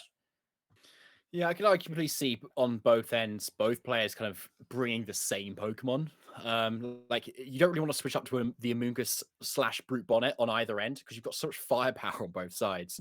Yeah, And like well, quite literally firepower, yeah. Yeah, literally. Like, and you've got both got Iron Bundles, which freeze dries as well. So yeah, and even like in a Tailwind, Brute Bonnet like isn't gonna like outspeed very much, especially with a protosynthesis speed boosting Fluttermane and an iron bundle with probably a boost of energy, etc. So like I don't think we'll see that switch either. Maybe we'll see the Fluttermane come in because being that focus sash on Paul's end, it is able to take anything obviously from Richard's side and be able to hit back pretty hard. And if you've got that speed boost, it might say from a protosynthesis, being focus sash, you probably know you're going to outspeed Richard's Fluttermane, which probably isn't focus sash. Yes. So yeah, I think Fluttermane would be a good adaptation here, but we will see. We will see if our players make these adaptations that we are speculating about. Yes, we shall. I think it'll be like there's so much like could go differently in like a hyper offensive mirror which we've got here, right? Like when do you click Tailwind? Which slot do you target into? Because even though we've seen a lot of spread attacks from the Rock Slide and the Heat Wave and stuff, when you click those moves, you've kind of got one Pokemon in mind that you're hitting rather than kind of both. I'm clicking Rock Slide, I want to hit this Talonflame. Like, while I'm clicking Heat Wave and I want to KO this Murkrow. Like, and the other Pokemon is just kind of instantly getting hit as well. So you've still got a lot of mind games as to like which move you hit to target which Pokemon you want. So here we go into game 2, Richard versus Paul, and it is the same leads as game 1. It is. No, it is. It's not. Sorry, it's not. It's no, Great it's not, Tusk. 'cause there's no Great Tusk. Yeah. No. We've seen Paul has that Terra Fire Chi-Yu versus Terra Water on Rich's end. So, I don't know, this feels like a strange Chi-Yu lead. I think the biggest pressure here is definitely like a Dark Pulse into Talonflame, for example, which might be what Paul is angling for. Yeah. Okay, so like you might be able to threaten something if like especially into the Talonflame. Like a Dark Pulse I'm guessing is probably enough to just one shot a Talonflame. But yeah, otherwise you're like, if you're Richard, your Chi-Yu's looking pretty good at the moment. Like you can kind of freely do whatever you want and maybe even save your Talonflame if necessary. So anyway, we'll see. Possibly. I think with Chi-Yu on these teams as well, if you're Terra Water, a lot of the time you might be clicking Nasty Plot, for example. Okay, yeah, true. But first, we are seeing the Terra flying on the Talonflames, not something we do not often see. Most of the time, it is that Terra Ghost that we see to be able to avoid fake outs and extreme speeds and things. But it is that Brave Bird going into the Chi-Yu, which smartly does go for the Protect here. And that's definitely going to go before any sort of Tailwind. But it looks like Murkrow's going for an attack move here. Chi-Yu, first of all, goes for Heat Wave. Into Murkrow doing just about 50% now, which is a key amount of damage. Brave Bird into the Talonflame doing over 50%, so breaking that Gale Wings too, which is quite a key turn actually. So this is looking quite nice for Paul. This is looking very nice for Paul. I think I've seen Terraflying Talonflame. I've actually used Terraflying Talonflame before. There's one tournament, and it was Buckham. I brought Terraflying Life Orb Talonflame, and it was like max attack adamant, and it just flattened everything with Brave Bird. It was very funny. Oh yeah, we had you on stream on like round 1 or something, I think. Like, yeah. I remember you destroyed Hippolyte, I think. No, it was Thomas. But Thomas, that was it. Back to this match. Yes, right. Breaking the Gale Wings there means that that Murkrow is free to set up its own Tailwind. Talonflame doesn't get a Tailwind up, and then Chi-Yu's now outspeeding everything and clicking these Heat Waves. Yeah, so it's a pretty big one, like, and especially when like the Heat Wave doesn't do too much damage there. You've kind of lost your ability. yeah, exactly. So like arguably you kind of want to keep Murkrow on the field actually here. But Iron Bundle does come in, so let's see if it can take a hit from Chi-Yu. Well, let's see if it's faster than Chi-Yu first. True, we've seen it the other way around, but not this way around. We have. But you do need to be timid Chi-Yu for this. Now, a lot of Chi-Yu are running modest at the moment. I guess maybe on a Tailwind team, you probably go timid, but I don't know. I don't click Tailwind very often. Yes, same. Like, I like that those bulky teams. So that doesn't deal with this volatility. I don't need a lunch break. Right, Iron Bundle goes for the Protect, and to possibly thinking that this Chi will outspeed, and there is that Dark Pulse, so good Protect there from Richard, stalling another turn of Tailwinds. Let's see if Chi can actually deal with this Murkrow this time, but not before Murkrow first goes for a Brave Bird. A powerful move, Big but damage. not from Murkrow. And there's Chiyu, but go for a nasty plot, actually. There you go. There is that nasty plot. Like I said, these bulky Terror Water Chi will often run that. But it is now in range of another Brave Bird by the looks of things. Which puts it in a slightly weird spot because it may be a case of like you get the nasty plot off, but then you don't get a chance to use it. I think it was it Colin Hire at one point was on stream. I think he was playing against someone who was running nasty plot Golden Go. The Golden Go set up 2 nasty plots, and when he was being interviewed about it, he went, "It doesn't matter how much damage they can do if they can't do any damage." Yes, exactly. Good analysis. But yeah, Brave Bird is enough to get the KO there on the Chiyu. And we did see the Chiyu actually outspeed the Iron Bundle in the Tailwind. So another very fast Chiyu on both ends here. Yeah, and I think that is particularly crucial there because it means that the Iron Bundle can't then move before the Murkrow, which it definitely would have been faster than. So the Murkrow was then able to pick up the KO on the Chiyu. So maybe actually the miss on Murkrow would have mattered. Who knows? Yeah, who knows? But at the moment, it's currently 4-1 up for Paul. So, and with an overheat, this may probably not enough. Oh, very close. Survives. Yeah, okay, so that's a good calc to know, but Brave Bird is enough to pick up the final KO. So yeah, 4-0 for Paul in this game 2. So we're going to game 3, Matt. How many of those KOs will Murkrow? It got the Chiyu, it got the Flutter. Did it get either of the other 2? No, not the other 2. Chiyu got what the about other the 2. Talon? Oh yeah, I think that Heat Wave. Yeah. Yeah.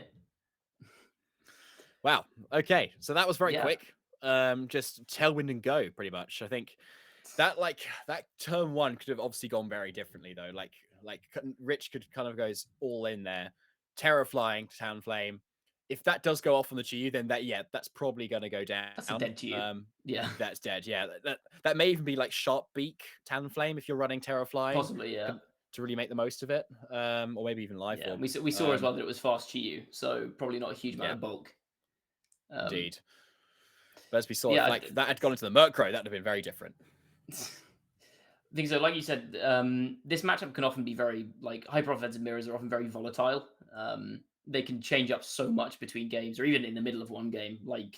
Especially if you're playing with Pokemon like Chi or whatever, one Heat Wave miss can throw everything completely off. So again, that was just a case of it was a very aggressive read from Rich on turn 1. I don't think that's necessarily a bad thing, especially when you've got a game in hand. You can maybe afford to take a couple of risks. But I think the reward for that risk was maybe a little bit the risk reward was a bit skewed against him, because if you get that wrong and your opponent gets Tailwind up and you don't, you are in an awful spot. I guess maybe the thinking there was he didn't think that either Chiyu wouldn't protect, or if Chiyu protected, Murkrow would just go for a Tailwind, in which case Talonflame could match it again next turn anyway. But Paul had the one play that completely bodied the turn 1 play from Rich. So a lot of the time, these kind of hyper offensive matchups can rest on those 1 or 2 calls on kind of key turns. So I'll be interested to see how this last game plays out. Who gets the big call correct first? Yeah, I'd like to see that too. I can't remember from game 1 if what we saw in terms of if we confirmed what the speed interaction was between the 2 Chiyus, or whether there was always one Tailwind up versus another, or whether they went on the field at the same time, or whether there was Icy Wind kind of stuff in play. I couldn't remember. I don't think we've actually seen it. I don't think we did. Yeah, I'm sure someone in chat will correct us if we did, but I don't think we did. No, but we know that both of these Chiyus though outspeed each other's Iron Bundles in Tailwind, so they're at least quite fast. But whether they're both max speed or not is interesting. But because if we get a situation where we've got both Tailwinds matched, and then the Chiyus on the field, and then they're both threatening KOs on each other, it may even come down to speed ties. We don't even know. I can't wait for this set to be decided by a Chiyu speed tie. Yes. Well, we will see. Let's see what our players bring to this one. In terms of Pokemon adaptations, I don't know if you do much different here if you're Paul. No. I think the Chiyu lead was very effective here. If you're Rich here, what would you bring to deal with that Chiyu that isn't just pressing Terrifying Talonflame Brave Bird into it turn 1? Well, as we saw, the Flutter main lived the overheat. So like Yes. basically it can live any hit from Chiyu, basically, you can argue, and will always naturally outspeed it as well. So like Fluttermane could be a really nice answer, especially as you can KO Murkrow pretty effectively too, which kind of Yeah. forces Murkrow to maybe go for the Tailwind instantly before it goes down. Because if you risk it and go for a foul play, then your Murkrow goes down suddenly to a Moonblast, then you haven't got your Tailwind for the rest of the game. So maybe a Fluttermane lead could be something that Richard wants to switch up here. Yeah, I can see that. I think that would be a sensible choice. But Yeah, I'm very interested to see how this game goes. It's very hard to call in these hyper offensive games because, like I said, it does come down so often to just like who has the better lead matchup, who makes the right call first. But we're seeing the same leads as game 2 now, actually. And Richard sticking with the same leads he's had all 3 games, actually, too. Okay, so we see here Paul's Beads of Ruin goes off first. Yes. So we probably could have been paying more attention to that in game 2, but True. Yeah, we did see, actually. But yeah, likely the same again. But yeah, like in terms of this turn, though, the same mind games apply as last time. But I imagine Richard probably doesn't go for the Terra Flying this time. I think that's quite a big read to go for. It's probably on Paul to be to maybe play for that this time. But it's the Protect from Talonflame. Interesting. I mean, I guess the logic, like the kind of counter argument there, is that Rich would never like expect Paul to expect him to go for the same move again. Yeah, so, like in this case, he could have actually just gone for a Brave Bird and taken out the Chiyu. Yeah, exactly. But yeah, Heatwave again misses the Murkrow and the double up into the Talonflame. So great call by Richard there. And Protect's not a common move on Talonflame either. So a really nice move that's really showing off what it's done today in this set. Yeah, I mean, nothing really happened that turn. But, you know, Rich got a bit of free damage, so can't complain. It's overall positive. I think, again, the Chiyu missing Murkrow. It seems to be allergic to hitting it with Heat Waves. Yes. But, so we will see if that comes into play again here. Notably, Rich does still have kind of the speed advantage with his own Talonflame. And he does go for the Tailwind. We do see the Tailwind this time instead, and the Heat Wave once again. So a missed opportunity actually for the Chiyu to get something off on that time from Paul's end. So Murkrow does get actually hit this time and consistently doing another 50% as last time. But that Brave Bird into the Talonflame is quite big now because Tailwinds now can be matched quite effectively for Paul. Yeah, I like that play from Paul again, delaying the Tailwind by 1 turn, just saying like, okay, if you set up Tailwind with your Talonflame, you can't kill my Murkrow, and you can't stop me from setting up my own Tailwind next turn. And this is where that Heatwave miss on turn 1 from the Chiyu comes into play. Because if that Heatwave connects, we see there that it's a 2-shot on Murkrow. So if that first Heatwave connects, that forces Paul to go for the Tailwind that turn instead of getting that 1 extra turn of Tailwind out of the kind of back end of this interaction. Yeah, and whether you want that KO or not is up to debate, but like those Brave Birds from Murkrow are still kind of doing a decent chunk, and like 2-hit KOing something is like it is enough offense in this Mets game, I'd say. But yeah, there goes the Tailwind. But Brave Bird is coming out because Tailwinds are matched, and Chiyu does go down. So that Heatwave chip from the Chiyu earlier was looking like pretty nice there. As I think we're going to see this other Chiyu on Richard's end go for the Heatwave, and it hits into the Murkrow. So a double KO, and so it's 4-2 up now for Richard. It is 4-2 up for Richard. The big advantage for Paul here, though, is that he does have 1 extra turn of Tailwind. So how many turns have we had of Tailwind? We've had... It's been 2 on turns? Richard's end and 1 on... Yeah, because Tailwind went up this turn, right? Yeah. Yeah. So if Paul can potentially get through these next 2 turns, he's got a pretty nice opportunity to get a free turn of uncontested Tailwind, whereas now Rich is trying to get himself into a position where he can potentially stall through that extra turn. Because then that means that his whole team is again fast in this Assault Vest Great Tusk. However, at the moment here, the Tailwinds are still kind of matched. So, and this Assault Vest Great Tusk obviously is Assault Vest, so can't protect. So it's kind of in danger of getting hit by a Brave Bird or even a Will-O-Wisp pretty hard here. And Paul does go for the Protect on the 1 protecting Pokemon, which is risky. So let's see how it plays out. Chiyu go for the Protect here as well. So Talonflame's obviously going for something here. It is that Will-O-Wisp. So yeah, nice play there. Fluttermane could have got away with something here. And I think we saw the Great Tusk lock into Earthquake, I believe, earlier. Yeah, so not hitting that Fluttermane too hard, but not even to this Chi-Yu either. So another great turn for Richard. See, I like the Will-O-Wisp rather than the Brave Bird there from the Talonflame, because Brave Bird would have just KO'd the Talonflame with recoil. So you let your Talonflame stay up for another turn, which again can really help with stalling out the that one extra turn of Tailwind that Paul's going to have next turn. It also means that it forces Paul to at least hit the Talonflame somewhat in order to stop it from just pressing Brave Bird into Fluttermane, which is going to do a lot of damage. Absolutely. But as we can see here, like it's the last turn of Tailwind for Richard here. So, however, this Talonflame does have like Protect, so it can kind of hold on, like if it so wants to this turn. But with it being the last turn, like I don't know if it wants to kind of hang on this turn, and it may not even be faster than this Fluttermane at the moment, which we haven't seen the speed interaction for, because Fluttermane is naturally faster, and this Sash Fluttermane may be Timid Max, so it could just be faster at the moment. So we'll have to see if Talonflame can outspeed as the Terror comes out, and I believe it is this Fluttermane here going for that Fairy Terror, boosting those Fairy type damage even further. And I think we saw it lock into that Dazzling Gleam, so it's going to do a heap of damage to both of these opponents here. But who does go first? And it is that Fluttermane. It is the Fluttermane. Yeah, so that timid to Fluttermane is really paying off here. Talonflame gets nothing off this turn as Fluttermane takes 50%. And I think a following up Headlong Rush here is probably actually going to be enough for this Fluttermane, even though it's burnt. Yeah. Big KO. Okay, we're in a tough situation now. So it's a 2v2. But the key things here are Great Tusk is burned and is likely slower than everything that Rich has. However, this Terra Fairy Fluttermane still has its Sash intact. And there is one more turn of Tailwind, which Rich can just double Protect through if he brings in Pokemon that have Protect, which he does.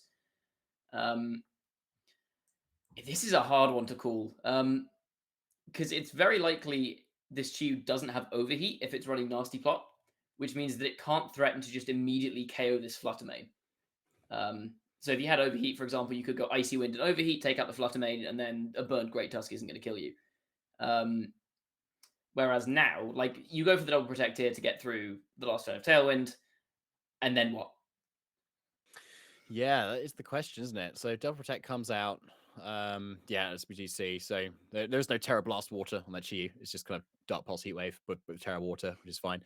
But yeah, like Icy Wind obviously breaks the chip onto that Fluttermane, and then Chi-Yu does then outspeed. But yeah, like, do you go for a Dark Pulse flinch at this point? Or like, and like Headlong Rush is so powerful, right? Like, does Chi-Yu just drop to it even though it's burnt? Like, I mean, that plus Dazzling Gleam almost certainly, yes. Yes, yeah. You've still got that Terra Fairy Dazzling Gleam threat. Yeah, it's a hard one. But I think the special bulk of Fluttermane, I think, is going to prevail here. So I don't know. I think Paul's Fluttermane is in a really nice position here, and like a Terra Fairy Dazzling Gleam may even just be enough to knock out the Chi-Yu. The Iron Bundle with its quite low special defense. It's going to depend on the training, I think, of all of these Pokemon as to the intricacies of how this turn is actually going to play out. As we see a Terra. This is going to be the Chi. Oh, it's the Iron Bundle. I would have thought Terra Water Chi-Yu there. Okay, interesting. So the Ice, maybe going for a Freeze Dry then to maybe try and get the KO on this Great Tusk immediately. No, okay. Icy Wind, just straight up. Into these two Pokemon. Great Tusk takes. Oh my goodness, that's got to be a crit, surely, on the Great Tusk, right? That's so much damage. Great Tusk just doesn't have much special bulk. The Terra Ice there, pulling out a KO with an Icy Wind. Wow. Okay, and then the Heat Wave's just enough. Picks up. Okay, wow. I didn't see that win, Con. No, I didn't either, did I? I did not expect Great Tusk to just go down to that. Wow, okay. I suppose after the Headlong Rush special defense drop from last turn. Oh, of course, yes. It had that would have made it was enough. So yeah, Richard really playing to his out there. So congrats to Richard. That plus the Beads of Ruin is going to be a lot of damage. That's a good point, yeah. So, like, a couple of things that we didn't really consider there that just really made a huge difference. So, yeah. Really close. Really Iron Bundle. I don't think I've ever seen Icy Wind one-shot anything in my life. No. That's the same. Because it usually goes before something, right? And then something else comes out. So, yeah. Massive play there. Love that. Well, so we were right. set didn't necessarily matter for much, but it was very entertaining. I think It that was. was very good play from both players.